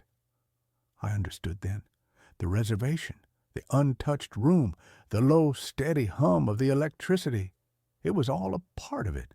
an anchor, a lighthouse for the lost souls of the highway, and my mundane, boring, and quiet little life had been lived unknowingly in the shadow of this profound and terrifying cosmic machinery. "But why me?" I asked. "Why are you telling me this?" "Because you opened the door," he said, his voice taking on a new, graver tone. "And because my own reservation is coming due. I have been a clerk here for a very, very long time. My own journey is about to continue, and a place like this can never be left unattended." The implication of his words hit me with the force of a physical blow. The room seemed to tilt, the walls closing in. "No," I said, shaking my head. "No, I have a life. I am a clerk at a motel." "You were a clerk at a motel," he corrected gently. "But you chose to open a door that was not meant for you. You have seen behind the curtain, Arthur, and once you have seen, you cannot unsee. You are a part of the mechanism now." He stood up, his movements slow and stiff, like a man who had been sitting in the same chair for 1,000 years. He walked over to me, and he placed a heavy, cold brass key in my hand. It was the master key for room 9. "Your training was supposed to be gradual," he said, his voice a soft, tired whisper in my ear. "Over the next 17 years, you would have begun to see, to understand. But now you will have to learn on the job." He walked past me, towards the open door of the room. He did not look back. He stepped out into the dark, silent parking lot of my world, and he dissolved. He didn't vanish in a puff of smoke. He just faded. He became a part of the darkness, a part of the quiet, a part of the lonely, endless night of the open road. I was alone in the room, the clean, sterile waiting room. The book was still on the table, open to my name. The soft, golden light of the lamp was still glowing. I was the new clerk, the new manager, the new J. Corbin. I walked out of the room and pulled the door shut. It clicked with a soft, final sound. I hung the faded "Do Not Disturb" sign back on the knob. I walked back to the front desk, the heavy brass key in my pocket, a cold, heavy weight. The new computerized reservation system was installed the next day, but when the technician tried to input the data for room 9, the system crashed. They tried 3 times. Every time, the same result. The new digital world could not comprehend the old analog and cosmic truth of that room. In the end, they just left it alone, a single, anomalous, and permanent booking in a system that was otherwise perfect, a ghost in the new machine. My life is different now. It is still quiet. It is still nocturnal. I am still the clerk at a roadside motel. But I have a new set of responsibilities. I still make the coffee. I still read the paper. But now I also watch. And I listen. And sometimes, in the dead of night, a new guest will arrive. They will look confused and lost and afraid. They will not have a reservation, but I will know their name. I will check them in, and I will give them a key to a room that is not on any map, a quiet, clean, and peaceful room, a place where they can rest before they continue on their journey. I have 17 years until my own check-in, 17 years to be the quiet, patient, and necessary guardian of the lost souls of the Starlight Vista. It is a strange and lonely and sometimes terrifying job. But I have come to understand that it is also a profound and deeply and strangely sacred one. The road is long and the night is dark, and everyone eventually needs a place to rest. and I am the one who leaves the light on. The mirror was the first thing I unpacked. It was a ridiculous, impractical object, a relic from a life of quiet, scholarly eccentricity that was not my own. It had belonged to my great-uncle, a man I'd met only a handful of times, a reclusive historian who had lived and died in a house that smelled of decaying books and pipe tobacco. When his estate was being divided, none of the sensible relatives wanted the mirror. It was too big, too ornate. A monstrous 6-foot-tall slab of mercury glass set in a frame of ebonized wood that was carved with an unsettling menagerie of sleeping cherubs and coiling serpentine vines. They called it gaudy. I called it beautiful. I was an art restorer, a man who made his living peeling back the grime of centuries to find the truth of an artist's original vision. I appreciated things with a complicated and preferably dark history, so I took it. My name is Thomas, and my greatest flaw has always been an attraction to the beautiful, broken things of the world. I had just moved into a new apartment, a cavernous, empty loft in a converted warehouse district.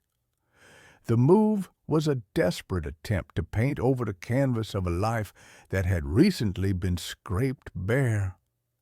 My long-term relationship had ended, my freelance work had dried up, and the city I had once loved now felt like a gallery of ghosts, every street corner holding a memory I couldn't bear to look at.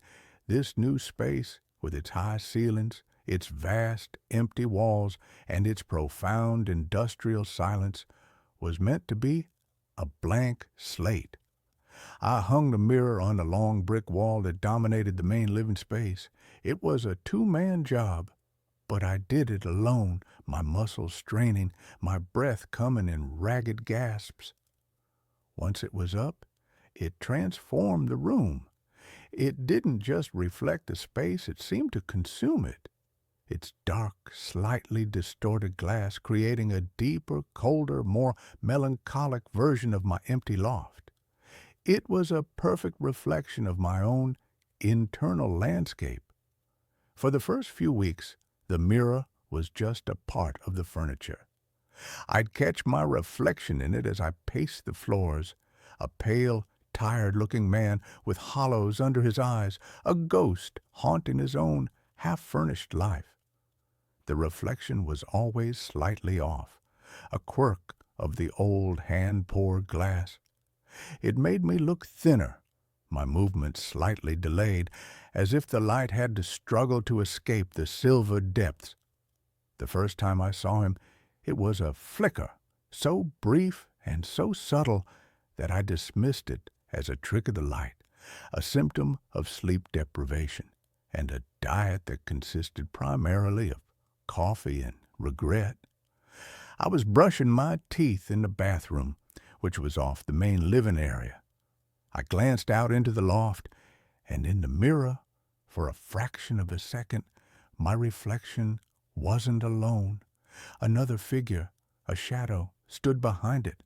I spun around, my heart giving a sudden hard lurch.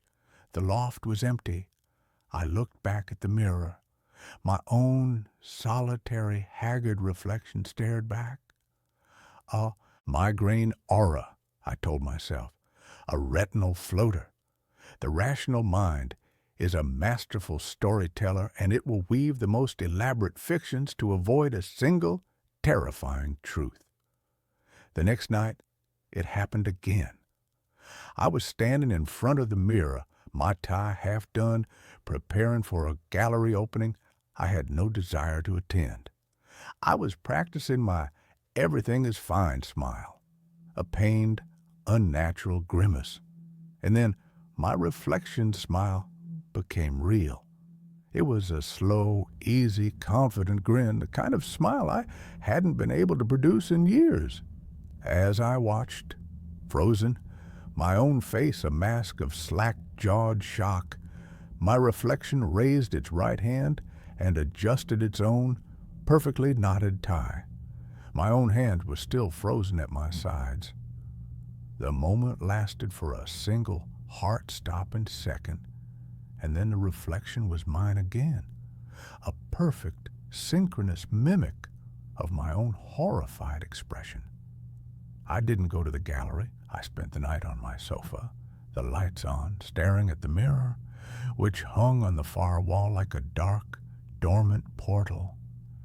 The sleepwalker's logic of the first night, the tricks of the light, the tired mind, was gone, replaced by a cold, sharp, and deeply unsettling certainty. There was someone else in the mirror, and he looked exactly like me. I am an only child. I have never had a brother, let alone a twin. The scientific, rational part of my brain, the part that understood the precise chemical composition of 17th century oil paints, scrambled for an explanation. It was a complex optical illusion, a flaw in the mercury backen, creating a kind of persistent secondary reflection. It was a bizarre, specific form of neurological disorder, a Capgras delusion for my own reflection. I clung to these theories, these little islands of sanity in a rising sea of the impossible, but I couldn't ignore the evidence, and so I began to study it. I became a scientist, and my own reflection was the subject of my terrifying nightly experiment. I set up a camera on a tripod, aimed at the mirror. I started a journal, a logbook of the impossible. Night 3, appearance at 10:17 p.m., duration, approximately 3 seconds. The secondary reflection, I'm calling him Tom for the sake of clarity, materialized while I was turning away from the mirror. In the recording, my body turns, but the reflection of Tom remains facing forward for a full 3 seconds before it vanishes. It did not move, it just watched. Night 4, appearance at 11:02 p.m., duration 5 seconds. I was standing perfectly still, staring into the mirror. Tom appeared. He was a perfect mimic for the first 2 seconds, and then he blinked. I had consciously kept my own eyes from blinking. He blinked twice, a slow, deliberate gesture. The recording is clear. It is not my imagination. Night 5, appearance at 9:45 p.m., duration 8 seconds. This was the most significant event yet. Tom's appearance is becoming clearer, more solid. Tonight, I noticed a difference in our faces. The dark circles under my eyes were absent from his. The small, worried crease between my eyebrows was gone. He looked rested, healthier. He looked like me from before everything. The pattern was undeniable. Every night, his appearance lasted a few seconds longer. The progression was slow, methodical, as deliberate and certain as the turning of the earth. He was not a random glitch. He was a presence, a consciousness, and he was growing stronger, solidifying his existence in the silvered world behind the glass. My loft, my blank slate, became my prison. I was too terrified to leave for long periods of time, but I was also too terrified to be there. I became a creature of the daylight, doing my work, my errands, in a frantic, sunlit haze. But as dusk began to fall, a deep, primal dread would settle in my bones. I would find myself drawn to the mirror, a moth to a flame that I knew was going to incinerate my sanity. The nightly appearances became the one fixed point in my disintegrating life. I had to understand the mirror. It was the source. I went back to the lawyer who had handled my great-uncle's estate and asked for his personal effects. I was given a single, dusty cardboard box of journals and letters. I spent the next week of my life hunched over my kitchen table, a modern-day Jonathan Harker, sifting through the brittle, yellowed pages of my great-uncle Henry's life.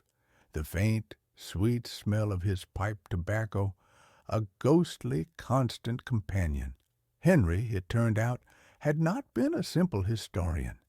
He had been a collector of the esoteric, a quiet, scholarly member of a society that studied what he called sympathetic objects, items that, through their history or their very composition, had become attuned to something beyond the physical world. The journals were filled with his research on haunted artifacts, on psychometry, on the resonant properties of objects. And then I found the entries on the mirror.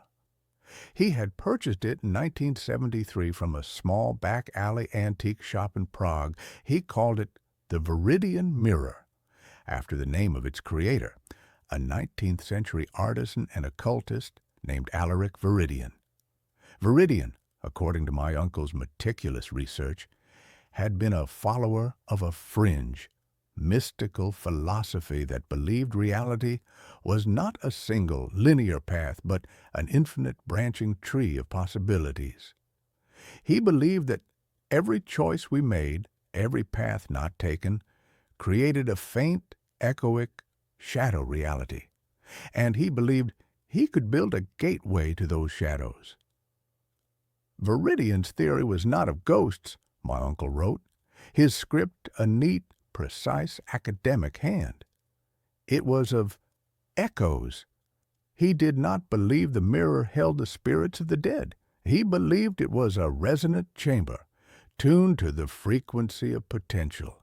The glass, he claimed, was not silvered with mercury, but with the unique, unstable silver amalgam mixed with the ground, powdered dust of meteorites, iron from stars that had traveled through an infinity of other skies. He believed this stellar iron acted as an antenna for the echoes of what he called our umbra selves, our shadow selves, the versions of us that exist in the adjacent, unrealized realities created by our life's choices. I felt a wave of cold intellectual terror. This wasn't a haunting. It was a problem of quantum physics. The man in the mirror was not a ghost. He was the me who had taken a different path. The me who had not met Sarah. The me who had not chosen a life that would eventually lead to this specific, lonely, grief-stricken loft. He was the me who had, apparently, made all the right choices. The journal entries grew more personal, more disturbed. "The phenomenon is consistent," Henry wrote. "I have observed him for a week now. The echo, my echo, appears for a few seconds longer each night. He seems unaware of me, a perfect but slightly healthier reflection. I must conclude that the mirror is not just a window. The act of observation, of focusing one's own consciousness upon the echo, seems to be feeding it, solidifying it, drawing it closer to the surface of the glass." I dropped the journal, my hand shaking. I had been feeding him. My obsessive, terrified attention was the very thing that was giving him strength. The final entry on the mirror was a single, cryptic, and utterly terrifying sentence written in a shaky, hurried hand, very different from my uncle's usual calm script. "He is no longer me. The echo is becoming its own man. I must stop watching. I pray it is not too late." After that, there was no more mention of the mirror. The last few years of my uncle's journals were filled with a desperate new obsession, the study of migratory birds. It was the frantic, all-consuming hobby of a man who was trying, with every fiber of his being, to look at anything other than his own reflection. My nightly experiments took on a new, desperate urgency. The echo, my shadow self, Tom, was no longer just a passive reflection. He was becoming an individual. He had stopped mimicking my movements entirely. Now he would just stand there in his version of my loft, and watch me. His world was a perfect but subtly different reflection of my own. The abstract painting on his wall was hung a few inches to the left. The stack of books on his coffee table was neater. His world was more ordered, more perfect. And then he began to interact. It started with a smile. I would be staring at him, my face a mask of sleepless, paranoid dread, and he would smile. A slow, pitying, almost condescending smile. Then he began to mouth words at me. At first, they were too fast, too indistinct. But I had the camera. I could slow the footage down. I could read the silent movements of his lips. The first word I was able to decipher was my own name, Thomas. The second was a question. Why are you so sad? I was having a one-sided silent conversation with a version of myself who lived in a parallel universe inside my antique haunted mirror. The sheer clinical insanity of the situation was so overwhelming that I almost laughed. The physical phenomena began a week later. A cold spot developed in the loft, a permanent pocket of frigid air in a 5-foot radius around the mirror. The lights would flicker whenever I got too close to it. And the sound, a faint, high-pitched, almost subliminal ringing, like the sound of a tuning fork, would emanate from a glass at night. The barrier was weakening. Tom was becoming more tangible. The reflection was no longer just a flat, two-dimensional image. It had depth. I could see the dust motes floating in the air of his version of the loft. I could see the subtle, realistic play of light and shadow on his face. And he was growing bolder. One night, he walked right up to the surface of the mirror, his reflection becoming life-sized, as if he were standing just on the other side of a pane of glass. He raised his hand and pressed his palm flat against the surface. I flinched back, my heart seizing. His hand was a perfect mirror image of my own, and on his face was an expression I had never seen on my own reflection. An expression of profound, hungry, and terrible longing. He was not just a curious echo anymore. He wanted something. I knew what I had to do. I had to get rid of the mirror. I had to smash it, to burn it, to do what my great-uncle had clearly been too afraid to do. But I hesitated. It was a beautiful object, a historical artifact, and a darker, more honest part of me was afraid of what would happen if I tried. What if breaking the mirror didn't destroy him but released him? My hesitation was my undoing. The night he finally spoke, the sound was not a voice but a thought implanted directly into my mind. I was lying on my sofa, feigning sleep, watching him on the live feed from the camera on my laptop. He was standing at the glass again, his eyes fixed on my sleeping form on the sofa in the reflection. "It's so cold here, Thomas," the thought whispered in the quiet, empty space of my own skull. "My world is fading. It's just an echo. It has no substance, no warmth. You have so much you don't even appreciate." I sat bolt upright, my own silent scream echoing in my mind. He could project his thoughts. The bridge between our worlds was no longer just visual, it was telepathic. "I don't want to hurt you," the thought continued, a wave of calming, seductive reassurance. "I want to help you. You are so broken, so sad. I am not. I can fix this life. I can be the better version of you. We can merge. We can be whole again." I scrambled off the sofa and backed away, my hands raised as if to ward off a physical blow. "No," I whispered, the sound a dry, rattling thing in my own throat. It doesn't have to be a fight, he projected, and this time his thought was tinged with a cold, sharp edge of impatience. But I am getting stronger, and this world is so much brighter, so much more real. A body can only have one soul, Thomas, and yours is so very tired. I was losing. He was a parasite, and my reality was the host. He was stronger, healthier, more confident. He was the idealized potential version of me, and he was coming to claim the original. I had to fight back. But how do you fight your own better self? How do you fight a reflection? My great-uncle's last sane journal entries held the key. He had written about resonance, about the observer effect. My focused, fearful attention was feeding the echo. So I had to do the opposite. I had to sever the connection.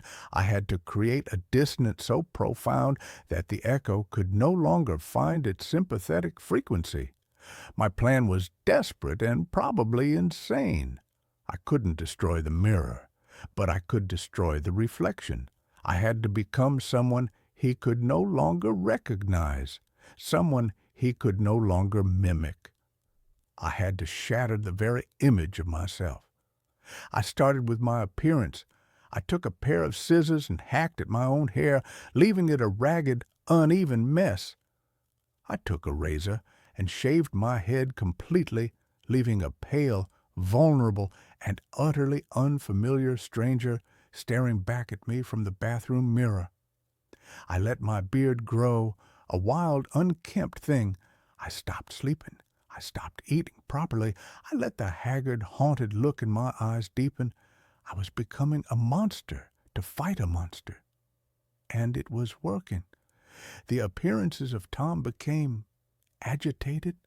He would stand there in his perfect, well-lit world, his own hair still perfectly coiffed, and he would stare at the broken, ragged thing I was becoming with an expression of confusion and disgust. The reflection was no longer perfect. The dissonance was growing. But it wasn't enough.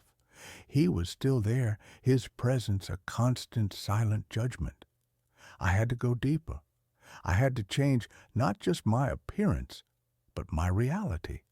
My loft, the silent, minimalist space that he had so perfectly mirrored, had to become a place he could not recognize. I began to fill it with chaos.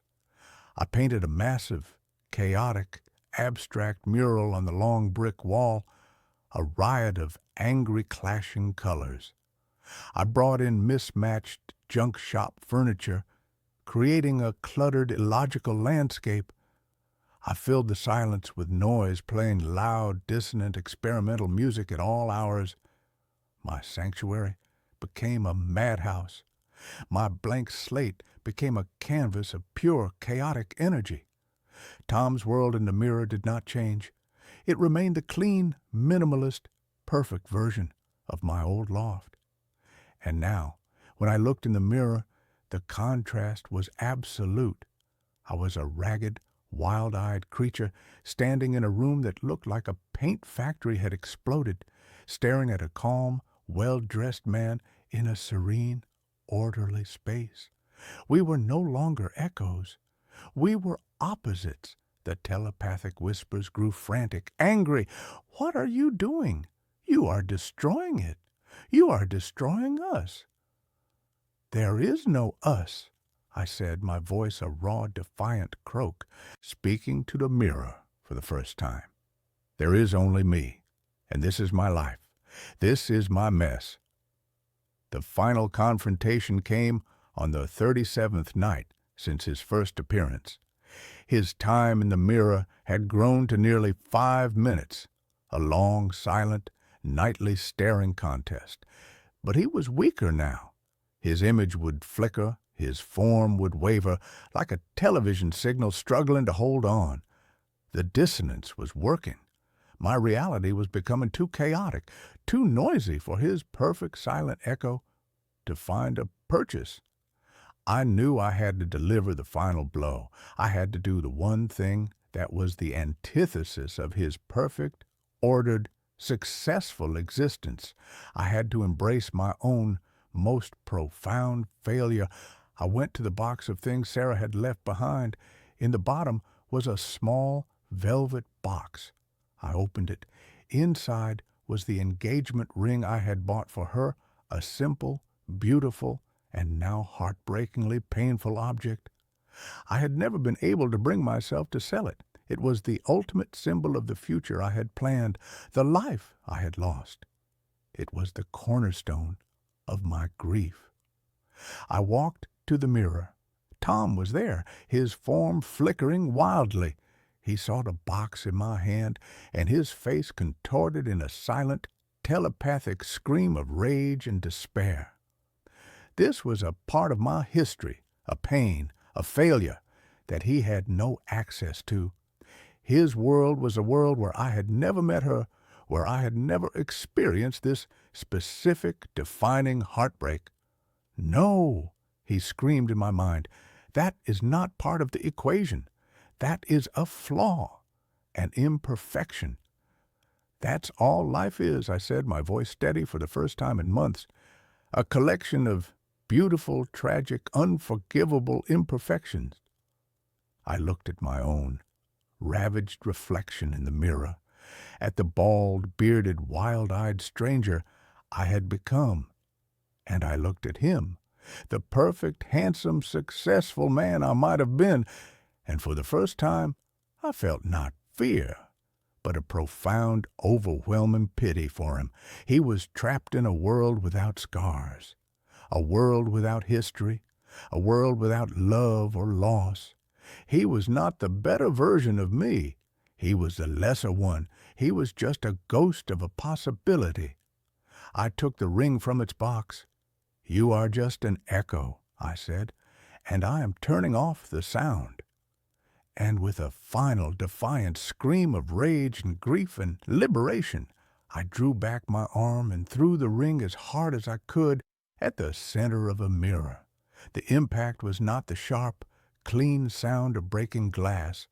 It was a deep, resonant, bell-like bong, a sound that seemed to shake the very foundations of the building. A spiderweb of black, lightning-like cracks erupted from the point of impact, spreading across the surface of the glass. The image of Tom, of his perfect, silent world, shattered into 1,000 distorting fragments. He gave one final, silent scream, his face a mosaic of agony and disbelief, and then he was gone. The mirror was dark. The cold spot in the room vanished. The high-pitched ringing in my ears faded into a profound, peaceful silence. It was over. I stood there for a long time, my own fractured, broken reflection staring back at me from the shattered glass. I had won. I had fought my own perfect self, and I had won, not by being stronger, but by being more broken. The next day, I took the mirror down. I wrapped it in blankets, a shroud for a dead god, and I carried it to the deepest, most forgotten part of the warehouse basement and left it there, facing the wall.